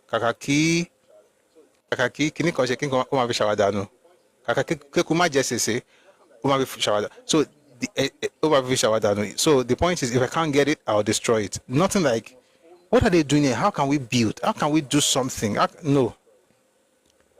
We must own what belongs to others, and then if they don't allow us to own it, we must destroy it.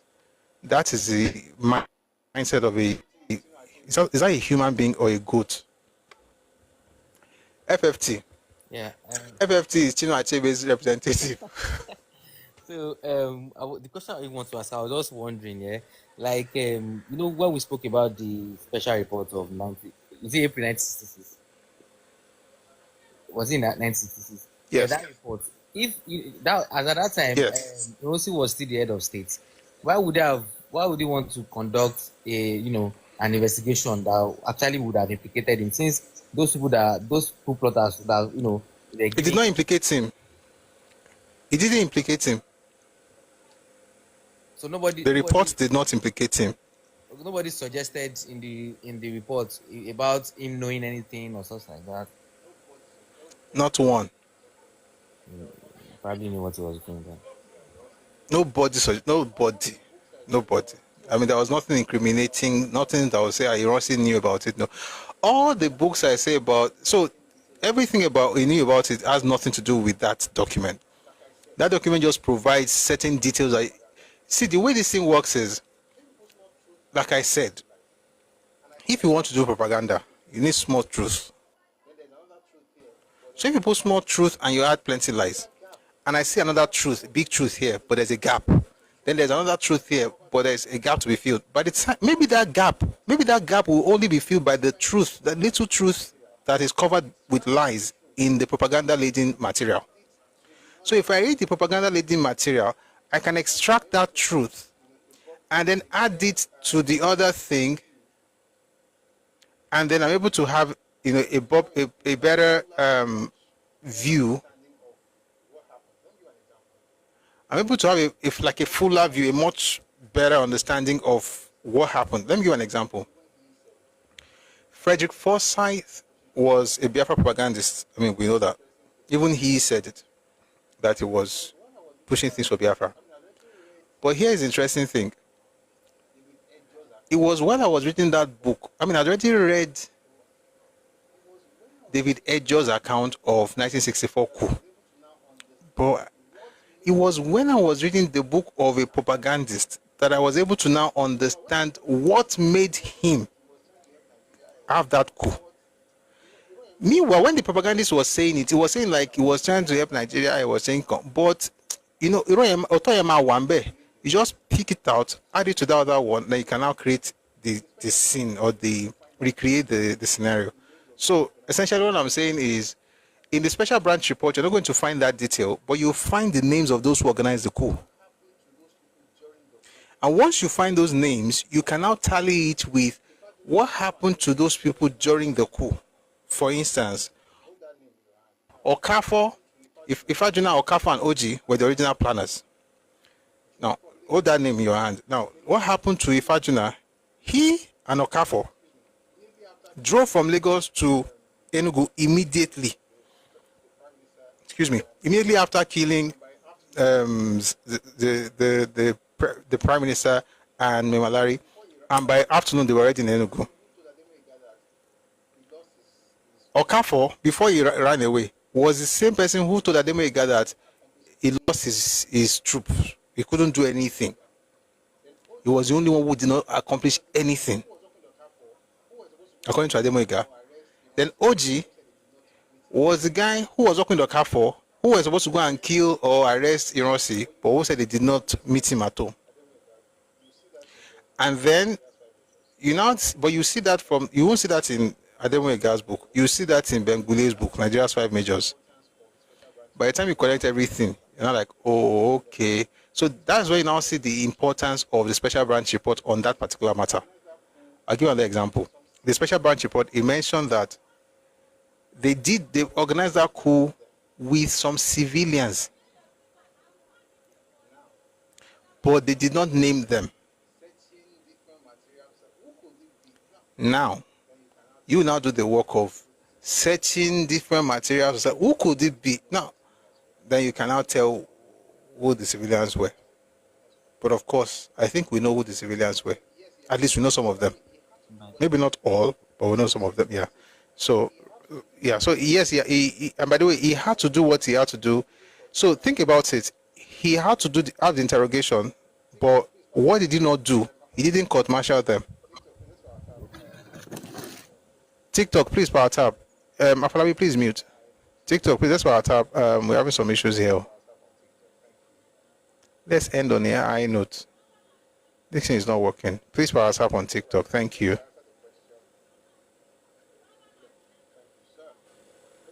All right, FFT, I hope I answered the question. Yes. So thank you, sir. Let's go to Just Becoming, and then we'll round up with Afalabi. Hello, Just Becoming. Good evening. I actually didn't send a request, so I'm surprised. I was a little bit shocked. I have nothing to say, so sorry. I don't know how to put myself down. No. Stay. Just stay. Enjoy. People, we have to power tap. This thing is not helping. That's why I was. Please. And then I saw a request. I was power tapping, and then I saw a request. I didn't actually send any request. Maybe it's your angel sending it to you. What angel? The only thing I have to say is that we still have a lot of work to do, everyone. We have a lot of work to do.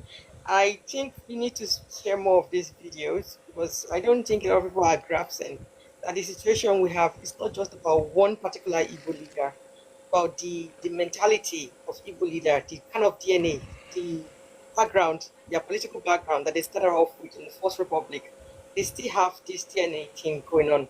So we should share more of the videos from Lotus YouTube and from the TikTok on our platforms and our WhatsApp, so that more people can understand that it's not just about one candidate, that is to do with a big mentality that the Igbo leaders have, and they're not letting go of this vision of Azipwe, which is holding them back.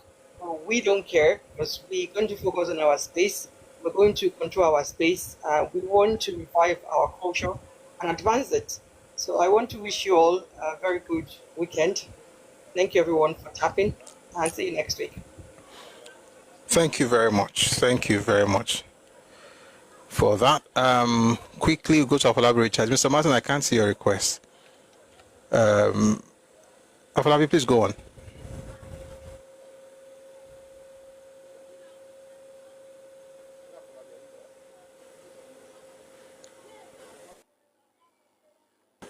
Did I mute you? Hello, Afolabi, are you there? Please unmute.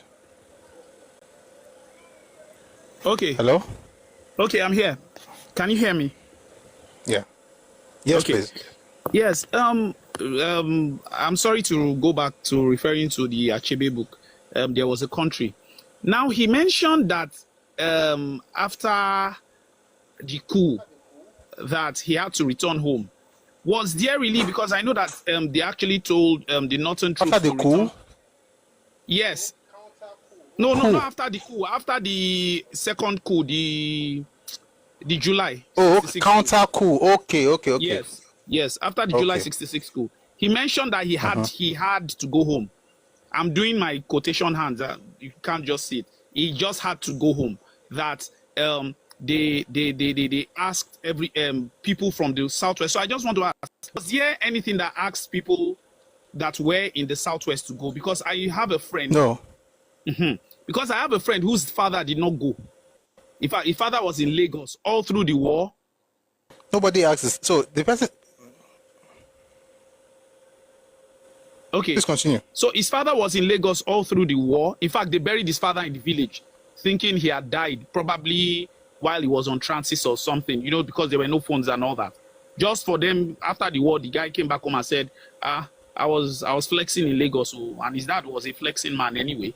So, because the way they made it sound, because I read, if you read this Chimamanda's book, I think just before, Half a Yellow Sun, yes, Half a Yellow Sun, that she tried to depict the Biafran story that the people in Lagos were hostile to them after what was happening in the north.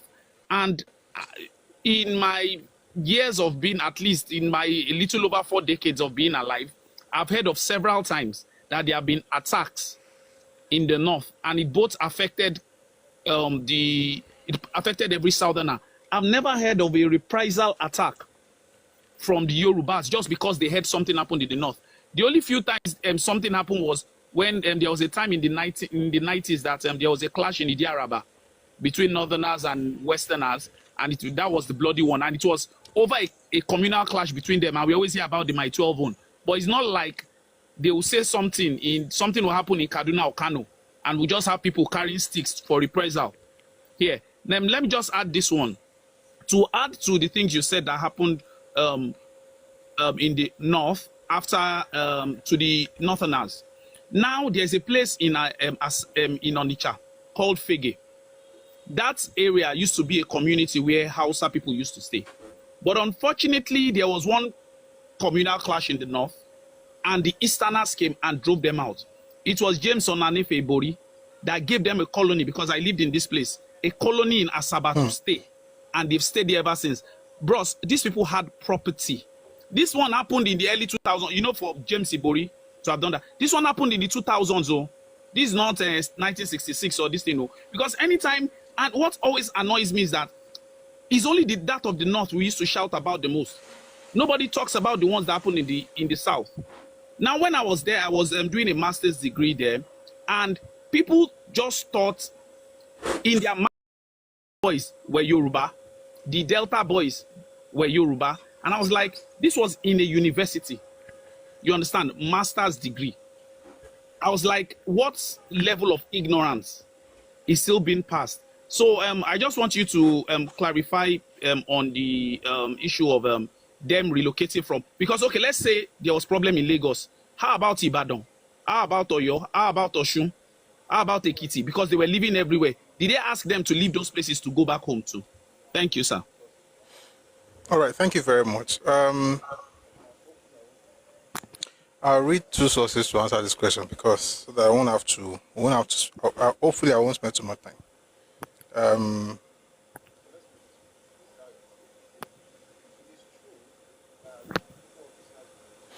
So let's put it this way. This is how it happened. It is true that Igbo officers were killed. Oh, okay. Kola Farayola. Oh, thank you. It is true that Igbo officers were killed by northern officers in Ibadan, in Abeokuta, in Ikeja.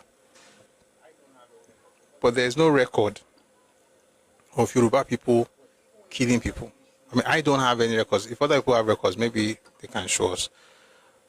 But even when people were having issues with Igbos who moved to the West after fleeing, this is what Papa said in his book. The book is called, again, AWO, the Nigerian Civil War. It says here, nobody can tell when life will be lost. This is Chief Awolowo.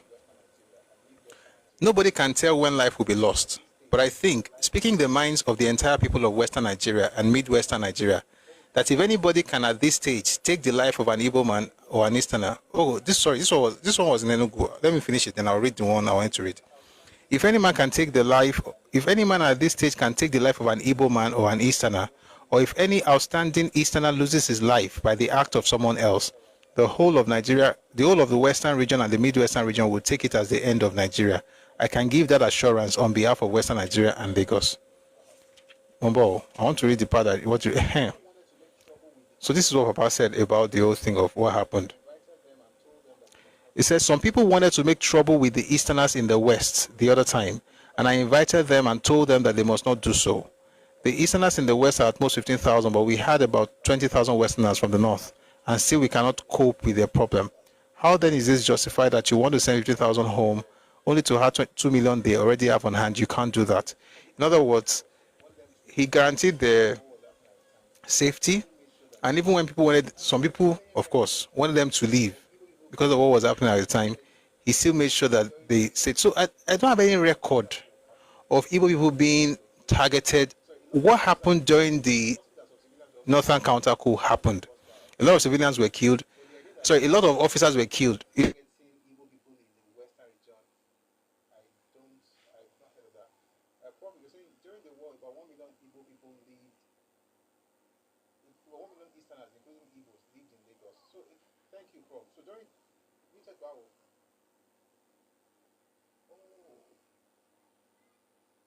Sorry, we can hear you, Olodu. Well, I can hear you.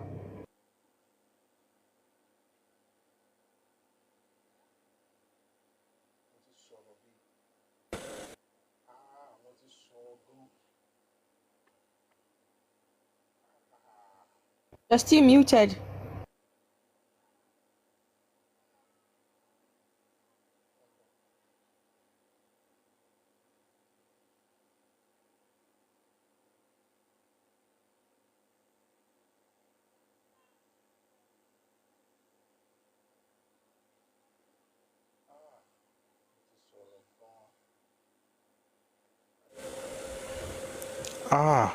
What is Sorogon? I don't even know where the network went off. Apparently, I'm using a different network for that device. Jesus is Lord. What I'm trying to say, in summary, in case you didn't hear what I was saying or is that there is no record of Yoruba people taunting or fighting Igbo people or trying to unalive Igbo people in Yoruba land. What we know is that there were several instances where Yoruba leaders spoke up for Igbos and even said, you can't touch them, you can't hurt them, you can't harm them, and even gave assurances for their safety. What you can say is that during the counter coup, the Northern soldiers, apart from unaliving Eastern officers, the civilians would have been, caught in the crossfires. But it wasn't like Yoruba people were going all out trying to find the Igbo person that they would kill, just like it happened in the North. That did not happen in Yoruba land. If it happened, we will say it. It's not about because I'm Yoruba. If it happened, we will say it. And I don't have any record of it. Okay? So, but we have records of Easterners being unalived in the North and Northerners being unalived in the East. We have those records, but I don't have records of the other one. So I hope I answered that question. Mr. Martin, you take 2 minutes, then we'll go to Prof.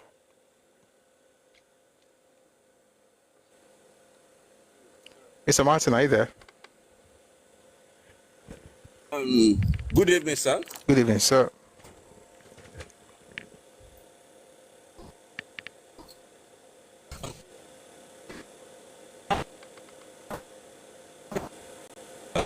We cannot hear you.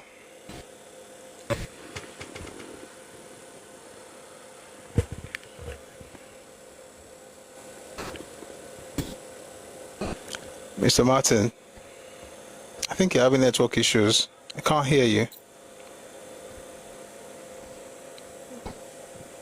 Hello? We can hear you now. Please go on. Hello? Hello? We can hear you. Please go on, Mr. Martin. So I have a question.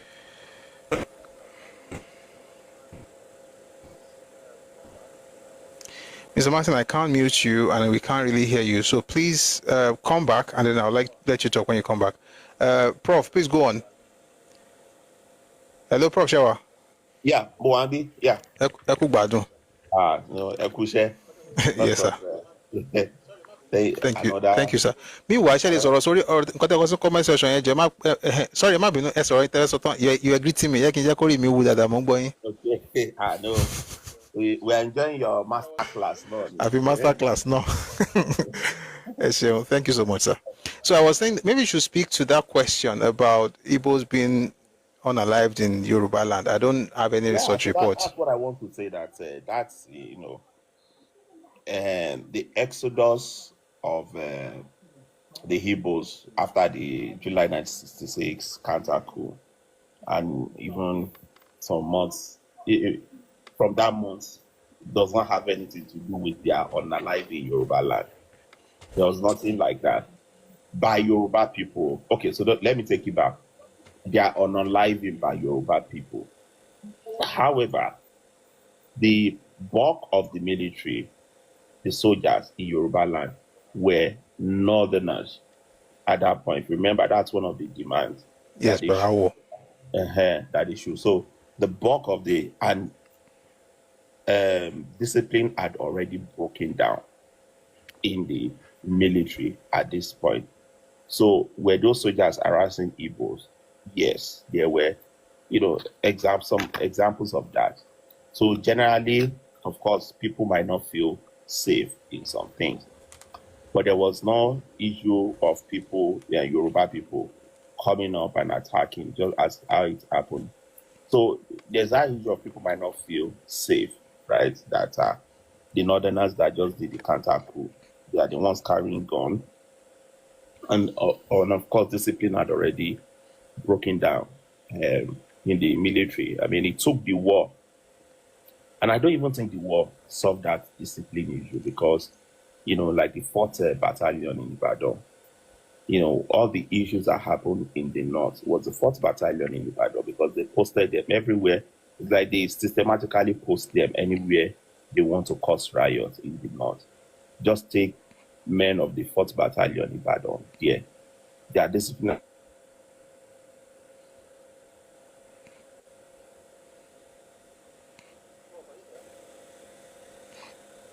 I can't hear you anymore, Prof. Prof, are you there? Maybe you received a call or something. No, I don't have a call. Oh. Can you hear me?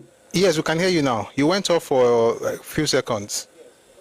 Hey, Bolebode, I talked about the just discipline in the military. Yes, you talked about. So this one just like maybe like 10 seconds ago.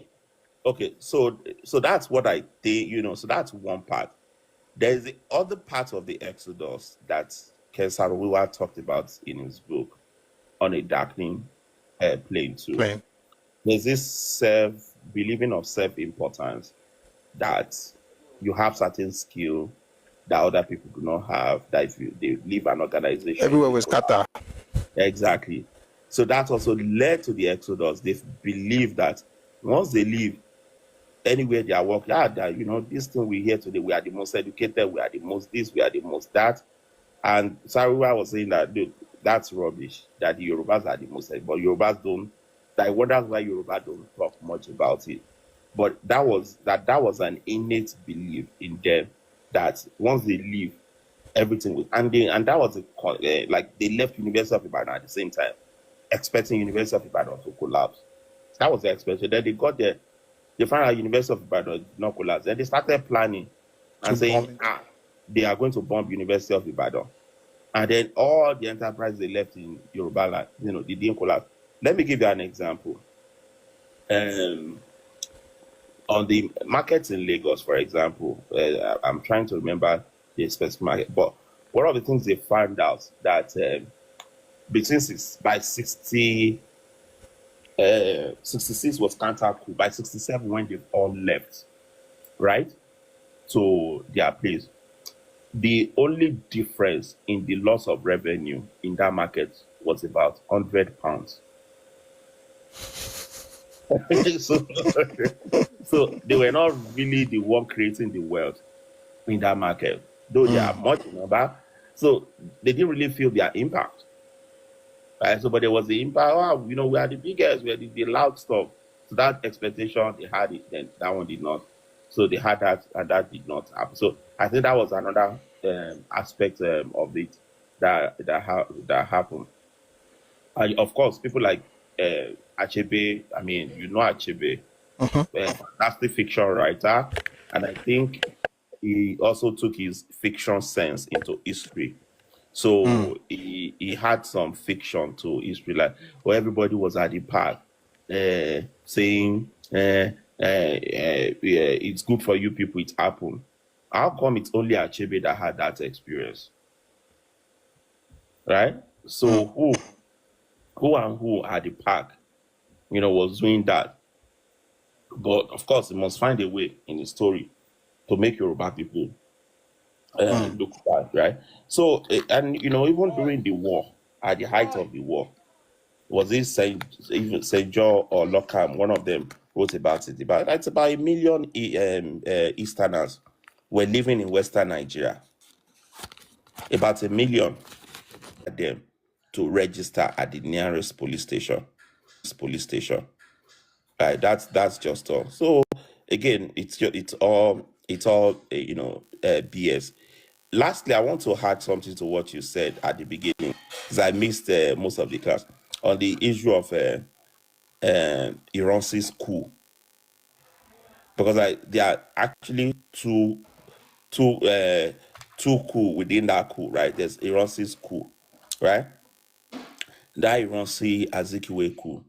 We need people used to say, oh, well, NCNC nominated Mbadiwe because NCNC and NPC were in coalition, right? But as at this point, they were not in coalition.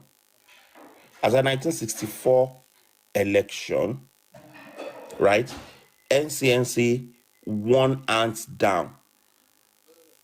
Kabis, I'm not hearing you. No. Mongboyi. I was trying to ask about. I thought you said something about NCNC winning hands down. Sorry, NPC won. Are you saying NPC or NCNC? NPC. That's what I was trying to. Down. They had the clear majority. They didn't need to be in coalition with anyone. What Tafawa Balewa did was actually he wanted a government of national unity. Right? He didn't want to exclude people. Right? And he offered some positions to the UPGA coalition, which is AG and NCNC. But immediately offered that position to UPGA. All the position went to the NCNC. They didn't even give their Yoruba counterpart in Action Group. Right? So they were in that government not because they are in coalition. So they didn't have the right to be nominating Mbadiwe. Right? So they have the majority. One person is there. So all you need to do is to have sworn in Deep Cherima. But they knew what they were doing. Right? They knew what they were doing. So yeah, so I just want to add those few things. I know you talked about just before dawn. The same thing years before Konya Motorshop did just before dawn. Professor Ayodele also wrote The Educational Elites in Nigeria, where he also talked about the same thing, right? So when they apart from what Onyema was saying, when people were complaining about the nepotism of excluding and how they were excluding other people from jobs, the school certificate result we produce is Romanos. When work starts, his name is Chijioke.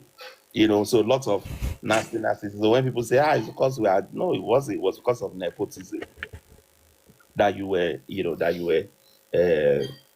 getting those things, at that point. But when people were complaining about that, and especially people in NCNC who were in the same party with them, that's why I laugh at the Yoruba people in following the LP today. They just lack a good understanding of history. When they were complaining about that, the academic, their intellectuals, most of them lecturers at the University of Ibadan, sat down. I mean, just think about it. When you are not mad, or you are not an animal, and you are educated, you now decide to sit down. You sit down, all of a sudden, and you now wrote a letter of response to the whole Nigeria. That one, we should not complain that you people have, you are the one that is most positioned to take over from the whites because you don't have cultural baggages like Yoruba, and then you are not figured like that. And that we should all be happy that you are not doing nepotism, that the old Nigeria should be happy that you are sharing your skill with us. And because of that, we should not complain that you are taking the job, that you have some special skill that God gave you. So you're sharing it with us. So if you take all the jobs, if you read Proverbs, you will see it there. That was their response to the whole Nigeria. So it's not just what I'm saying. It's not just Onyema. It's just one of these days I'm going to bring that Ayodele's book here. That book, is explosive. It's an explosive book. I think one of these days we'll see how it goes. Yeah, so but I just want to add that too. So thank you very, very much, Prof. I really do appreciate that. I mean, fantastic submission. It does help, the conversation a lot. Eshego. That was good. So we're gonna have our last speaker because the time is 7:16 already. Mr. Martin. I know BSafe wants to come up, but somebody else wants to come up as well. And that's why, and then it's already late. It was also end before 7. But everybody, thank you for participating. Mr. Martin, please, 2 minutes, sir. Okay, sir. May God keep it for us. Thank you for all your effort. Thank you so much. I have a question for you. Have you known now, and have you understood the agenda of these people right from 40? We know they are yet to be informed as a tribe. We know how dangerous for them, to us as a tribe. What do you expect us to do to buffer ourselves up, not to let the problem for our coming generation? I don't care whether Ika is Igbo. I don't care whether Benin is Igbo. I don't care whether Ikore is Igbo. I'm more concerned about Yoruba. What can we do to protect ourselves for the future generation? So if we consider say for a buluto to ni room. So what can we do? I think the first thing is to have knowledge as a shield. So 2 things, right? If one thing you can be sure from what I have, studied about, the Igbos is that there is no new strategy. The more you study it, you know exactly what they're going to do. When you confront them, they usually withdraw into their shell. Like Tobati, they level come. So the thing is that they always, the way they are wired is that they'll come at you over and over again. They'll come at you over and over again with lies and propaganda and sub-stories and emotional blackmail and all of those things. But the more they come, let them have this bulwark against them. And that book is made of truth. You have compassion when people are, let's say they have like real issues. But the more they come, just be telling them, you know exactly what it is. The more they do it, the more you go back at them, the weaker they get. And I'll give you an example. You see, what's happening right now has happened before. From 37 to 48, insults in Yoruba, especially from 1938 to 1948, that decade had a lot of things. So either it's from West African Pilot of Azikiwe, or it's from Igbo State Union, or it's from NCNC, especially from Igbo State Union and West African Pilot. They went hard. And Yoruba people did not do so much because, of course, we didn't even have media like that. We had media, but see, the mindset of Yoruba people from time has always been nationalistic. It's about Nigeria. It's about it's the nation. Until 1948, when Yoruba people took control of daily service, that was when we now gave it back. As we were giving it, at that point, nobody said they will leave them, but they will change strategy. The strategy, of course, we'll talk about that another day. But the point is that what I would say we should do is, number one, know the truth. Number two, don't keep it. When they come, give it back. So they know that is gone. The one that will actually stop them, to be honest, the one that will stop them is the one I'm praying doesn't happen. But I hope that, but let me speak it, they will make it happen if they continue like this. But I hope it doesn't happen. Biafra, sir? You can't give them Biafra because Biafra is not Igbo land. The reason federal government cannot give, number one, there's nobody even giving anybody anything. If you want to get Biafra right now, okay, two things. Number one, 1954, from 1954, we already know that we are indivisible, indissoluble, perpetual union. So that means basically that there's no secession. So what that means basically is that if you want to secede out of Nigeria right now, you have to right the wrong of 1954 by ensuring that there's a secession. Can you hear me? Yeah, man, I'm hearing you, sir. We have to right the wrong of 1954 by ensuring that there's a secession clause in the Constitution, which means that representatives of people will have to go to National Assembly, House of Representatives, and Senate to change that. So you have secession clause, you have the provision for referendum. If they do that, that will be the start. But let me tell you that even when they do that, they will still not get Biafra. Why? Because Biafra does not belong to Igbo people. But Mr. Busoye, I want to concern about you. If they want Igbo nation, and they go through the route of changing the constitution, of amending the constitution by inserting secession clause and provision for referendum, then they will most likely get that. But if what they are looking for is how to take other people's land, other people's oil, other people's access to the sea, it will never happen. They will continue crying like this for another century. Please continue, sir.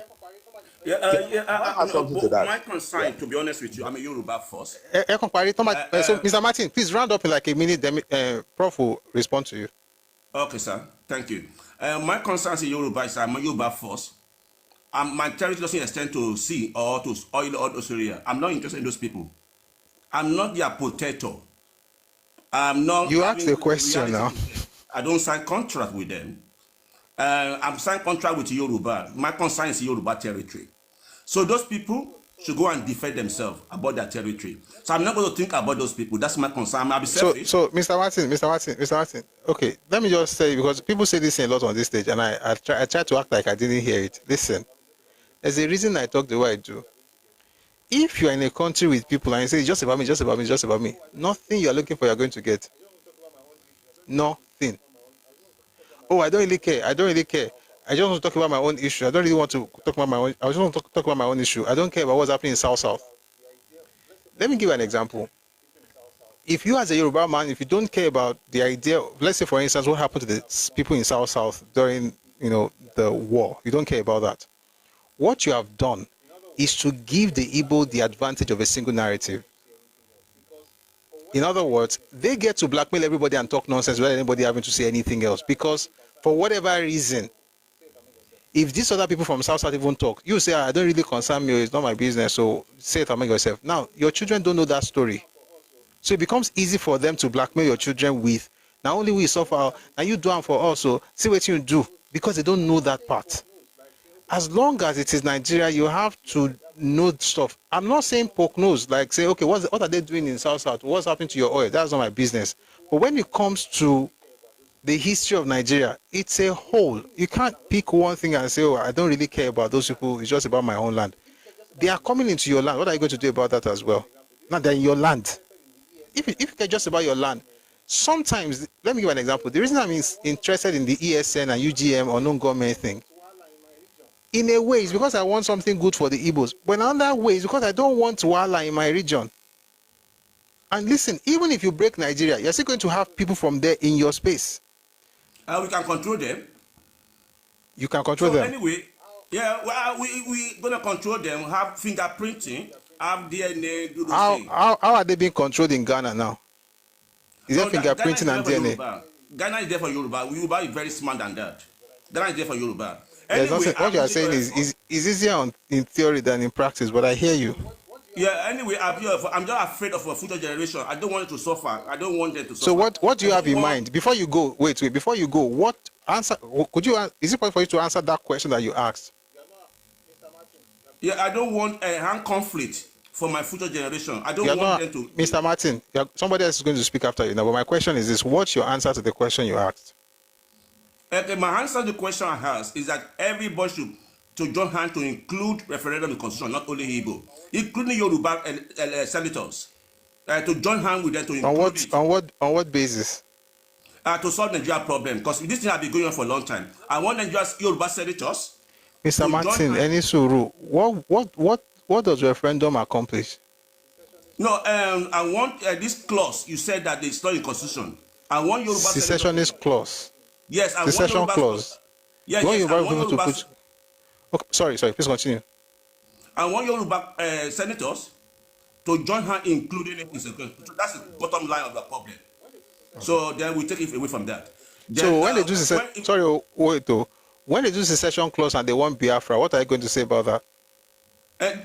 That's time come to the table time. That come to the table. Then that we come to table time to come and talk about the territory of Biafra. And everybody that owns those territory will come out and speak for themselves. I'm not going to speak for the no. So you are speaking like this because you're not thinking about the neighbors. And the funny thing is that the way this thing works, Prof, you're going to speak now. The way these things work, all this, I don't really care about other people. I don't really care about other people. You will not know when you suddenly discover that there are Yoruba people caught in the crossfires because they're in Delta State. Or because they're in Edo State. And some weird retard in Finland has already claimed their area as a state in Biafra. So that thing that you say you don't care. Wait now. That thing you say, wait now. Wait. Okay. That thing you say you don't care because it's South. The day you discover that there are Yoruba people in those places, then it becomes like, oh, so what happens to Olukumi? What happens to Ishekiri? What happens to those in Akoko? Because somehow we think that Yoruba is limited to Southwest. We are not. We're in 10 states in Nigeria. And when you say South, the Yoruba put to there. So I think it's beyond. Sorry, the clown I put on silence is throwing tantrums. Let me send him to the nursery. All right, I hope you get the point, sir. But thank you very much for that, Mr. Martin. Let's Prof respond to your question, and then we'll end the session for today. Okay, sir. Yes, sir. Okay. Thanks, Yes, Kabiyesi. So what I want to say is that I think the biggest joke that I see or say, almost especially with Yoruba, is saying, oh, let's join hands with this people and ask for referendum so that they can secede. And I know we're saying it in good faith, but we are assuming that the people want secession. I'm sorry to disappoint you. Another angle. They don't want. They don't want this thing. So joining hands with them does not solve that problem. I can give you 3 instances in the history of Nigeria that you've had opportunity to secede. 51, when they handed 50% to the North. I know you must have talked about that one. What was the North saying? North said, we want to go. The Yoruba land said they were daring the North. Go if you want to go.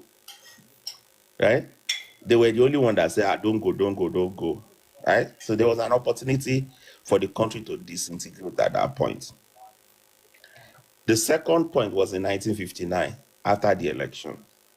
And there were rumors, right, in the newspaper, the Southern newspaper were already carrying it, that Zik and Chief Obafemi Awolowo are entering into an alliance and things like that. And MPC was not so sure. Before they were already having meetings with Chad and Niger for the possibility of forming a country together. I've posted the British communication on that on my Twitter page before, right?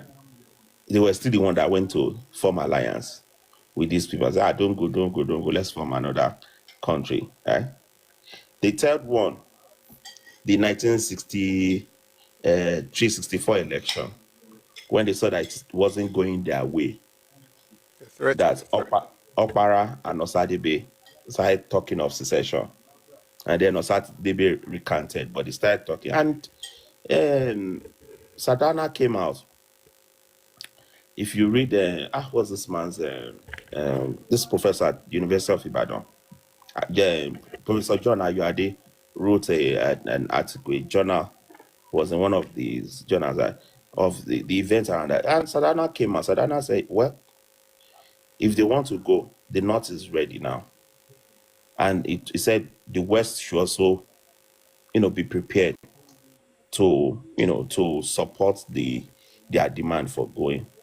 And the Western government came out through the secretary to the government. They said, yes, they're also open to that the discussion should be had.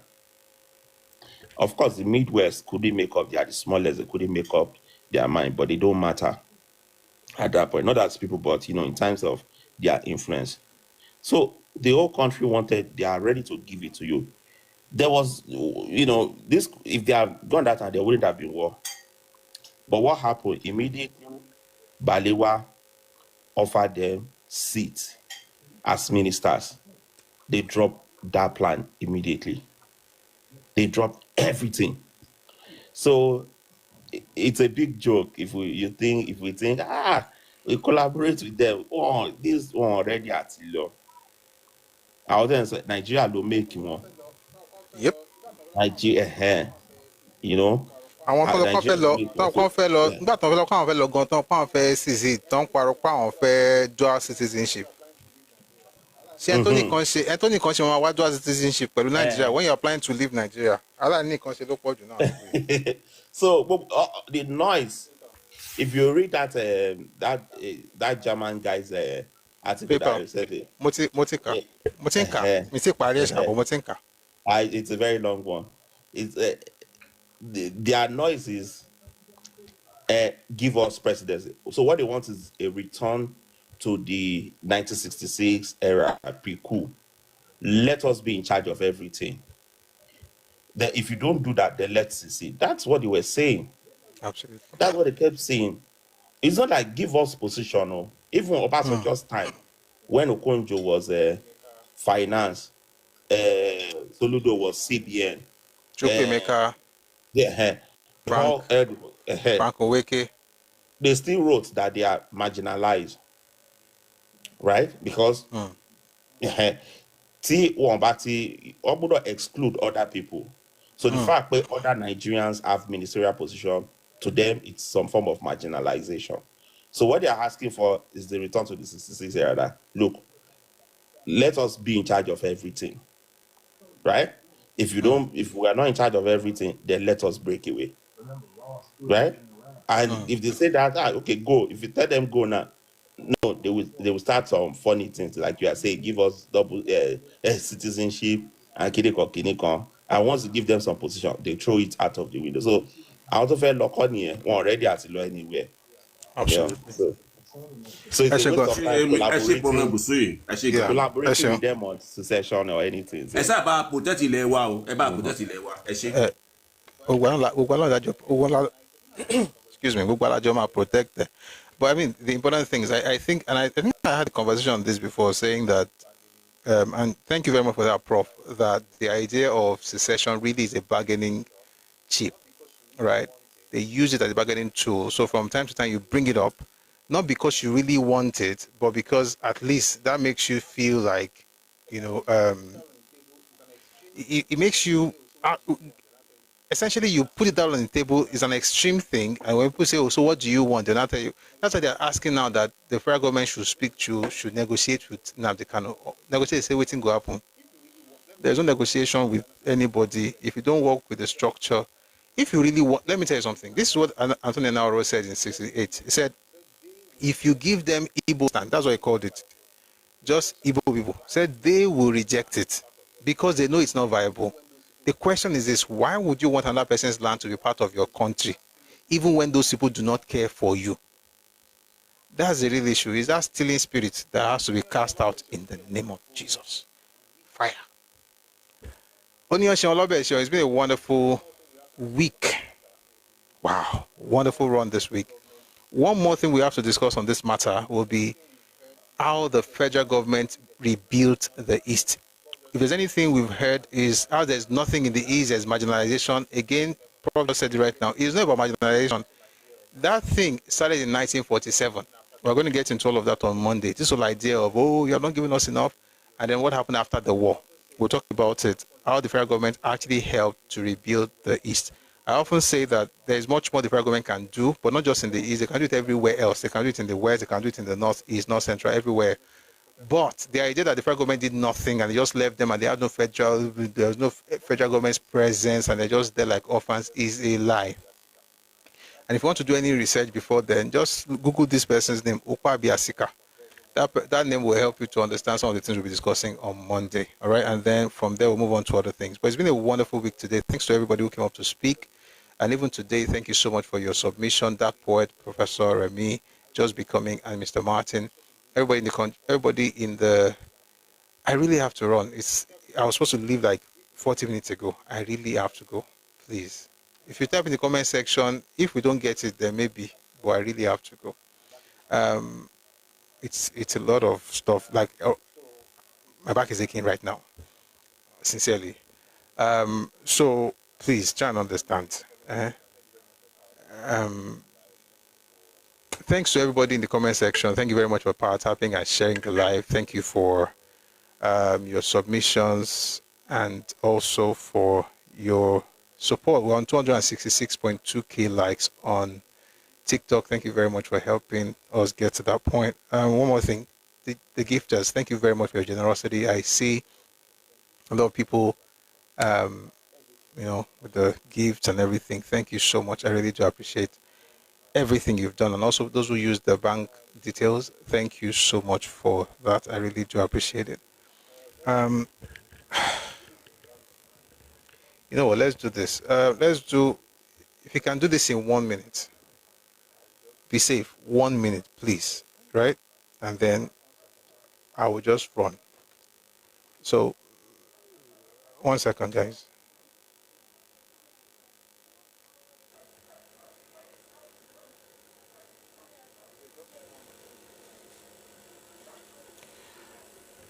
Be safe, just 1 minute, please. Be safe, are you there? Yeah. Are you here? Yes. Me.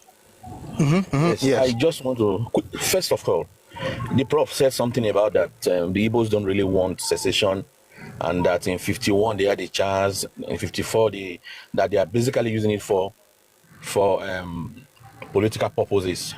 But I want to ask, do we have to make conjectures for the Igbos? The dynamics things to this federation, particularly to us Yorubas and our territory. Then even you, Professor Busu, you are saying, what about Olukumi people? What about the fact of the matter is, we can be able to accommodate Yorubas that are contiguous. Those who are not contiguous might not be accommodated it's not going to be easy, But the fact is that the mainstream Yoruba region, we need to think of that So approach Mr. Martin talked about. Be safe. The question is this: what was the stance of the minorities during Biafra? I'm not talking about that. Please let me you give me 1 minute to make my listen clear. I'm not against advocating for secession clause, but what I'm saying is that if you're doing it, if the Igbos say they want do it. This idea of putting hold on now. If your people want to do it, let's do it. Hello, but not because we think people want to secede. No. Don't you, please? Can you allow me be to safe? Make please my hold on. Be safe. No, you asked me to relax talk now. Your net to talk in my place. Oga, farabalẹ̀ now. Koleto ye. For me 1 minute, I just 1 minute, making the get out. Can make a point to me because there's a point I feel strong about. But okay, I'll keep quiet. No. Oh yeah. Maybe it's your network. Ṣebí wọ́n ló sọ̀rọ̀ Fúlàní lánàá, ó dẹ̀ ń sọ̀rọ̀ báyìí. Táwọn Fúlàní pààyàn kiri tó ti ń settle on your land already. I think maybe in Kwara, in Oyo, in any city, report plan láti ṣe. Okay, we'll do this. No, we'll do this another day. We'll do this another day. We have to end the live now. Yes, let's do it another day. You gave me 1 minute. Let me make my Kí ló ṣẹlẹ̀ now? Kí gbogbo eléyìí? Kí gbogbo eléyìí? Kí ló ṣẹlẹ̀? What's this? Nigeria. Everybody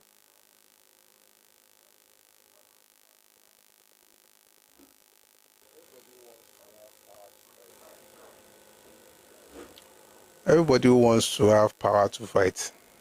Let's go and fight where the fight is. This place is not for that.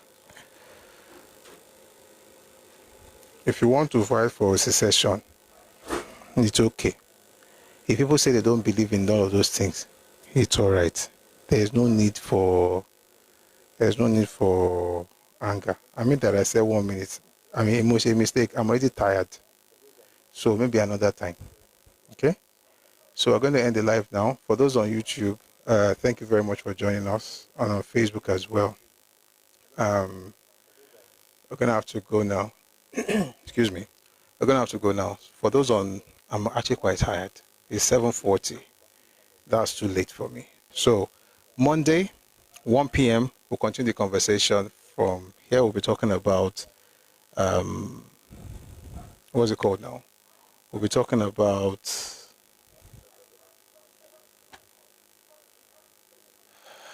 how the federal government rebuilt the Eastern region. Okay? That'll be a good place to start on Monday. Again, whenever my spirit tells me not to, I'll be listening next time. Okay? Nobody would have any problem right now if I just, emotional mistakes, let's quickly do it. Guys, thanks to the gifters, thanks to everybody who has made today's session beautiful. For those on Facebook and YouTube, I'm going to end the live now because we're going to play the anthem. Then we'll end for the week. So, guys on YouTube, I'm going to have to end the live now. Thank you very much for joining us, YouTube, Facebook.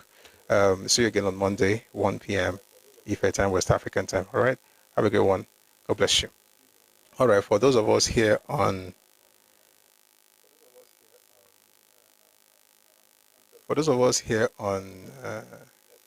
TikTok Theater, let's have our anthem and then we'll close the live session for today. Okay?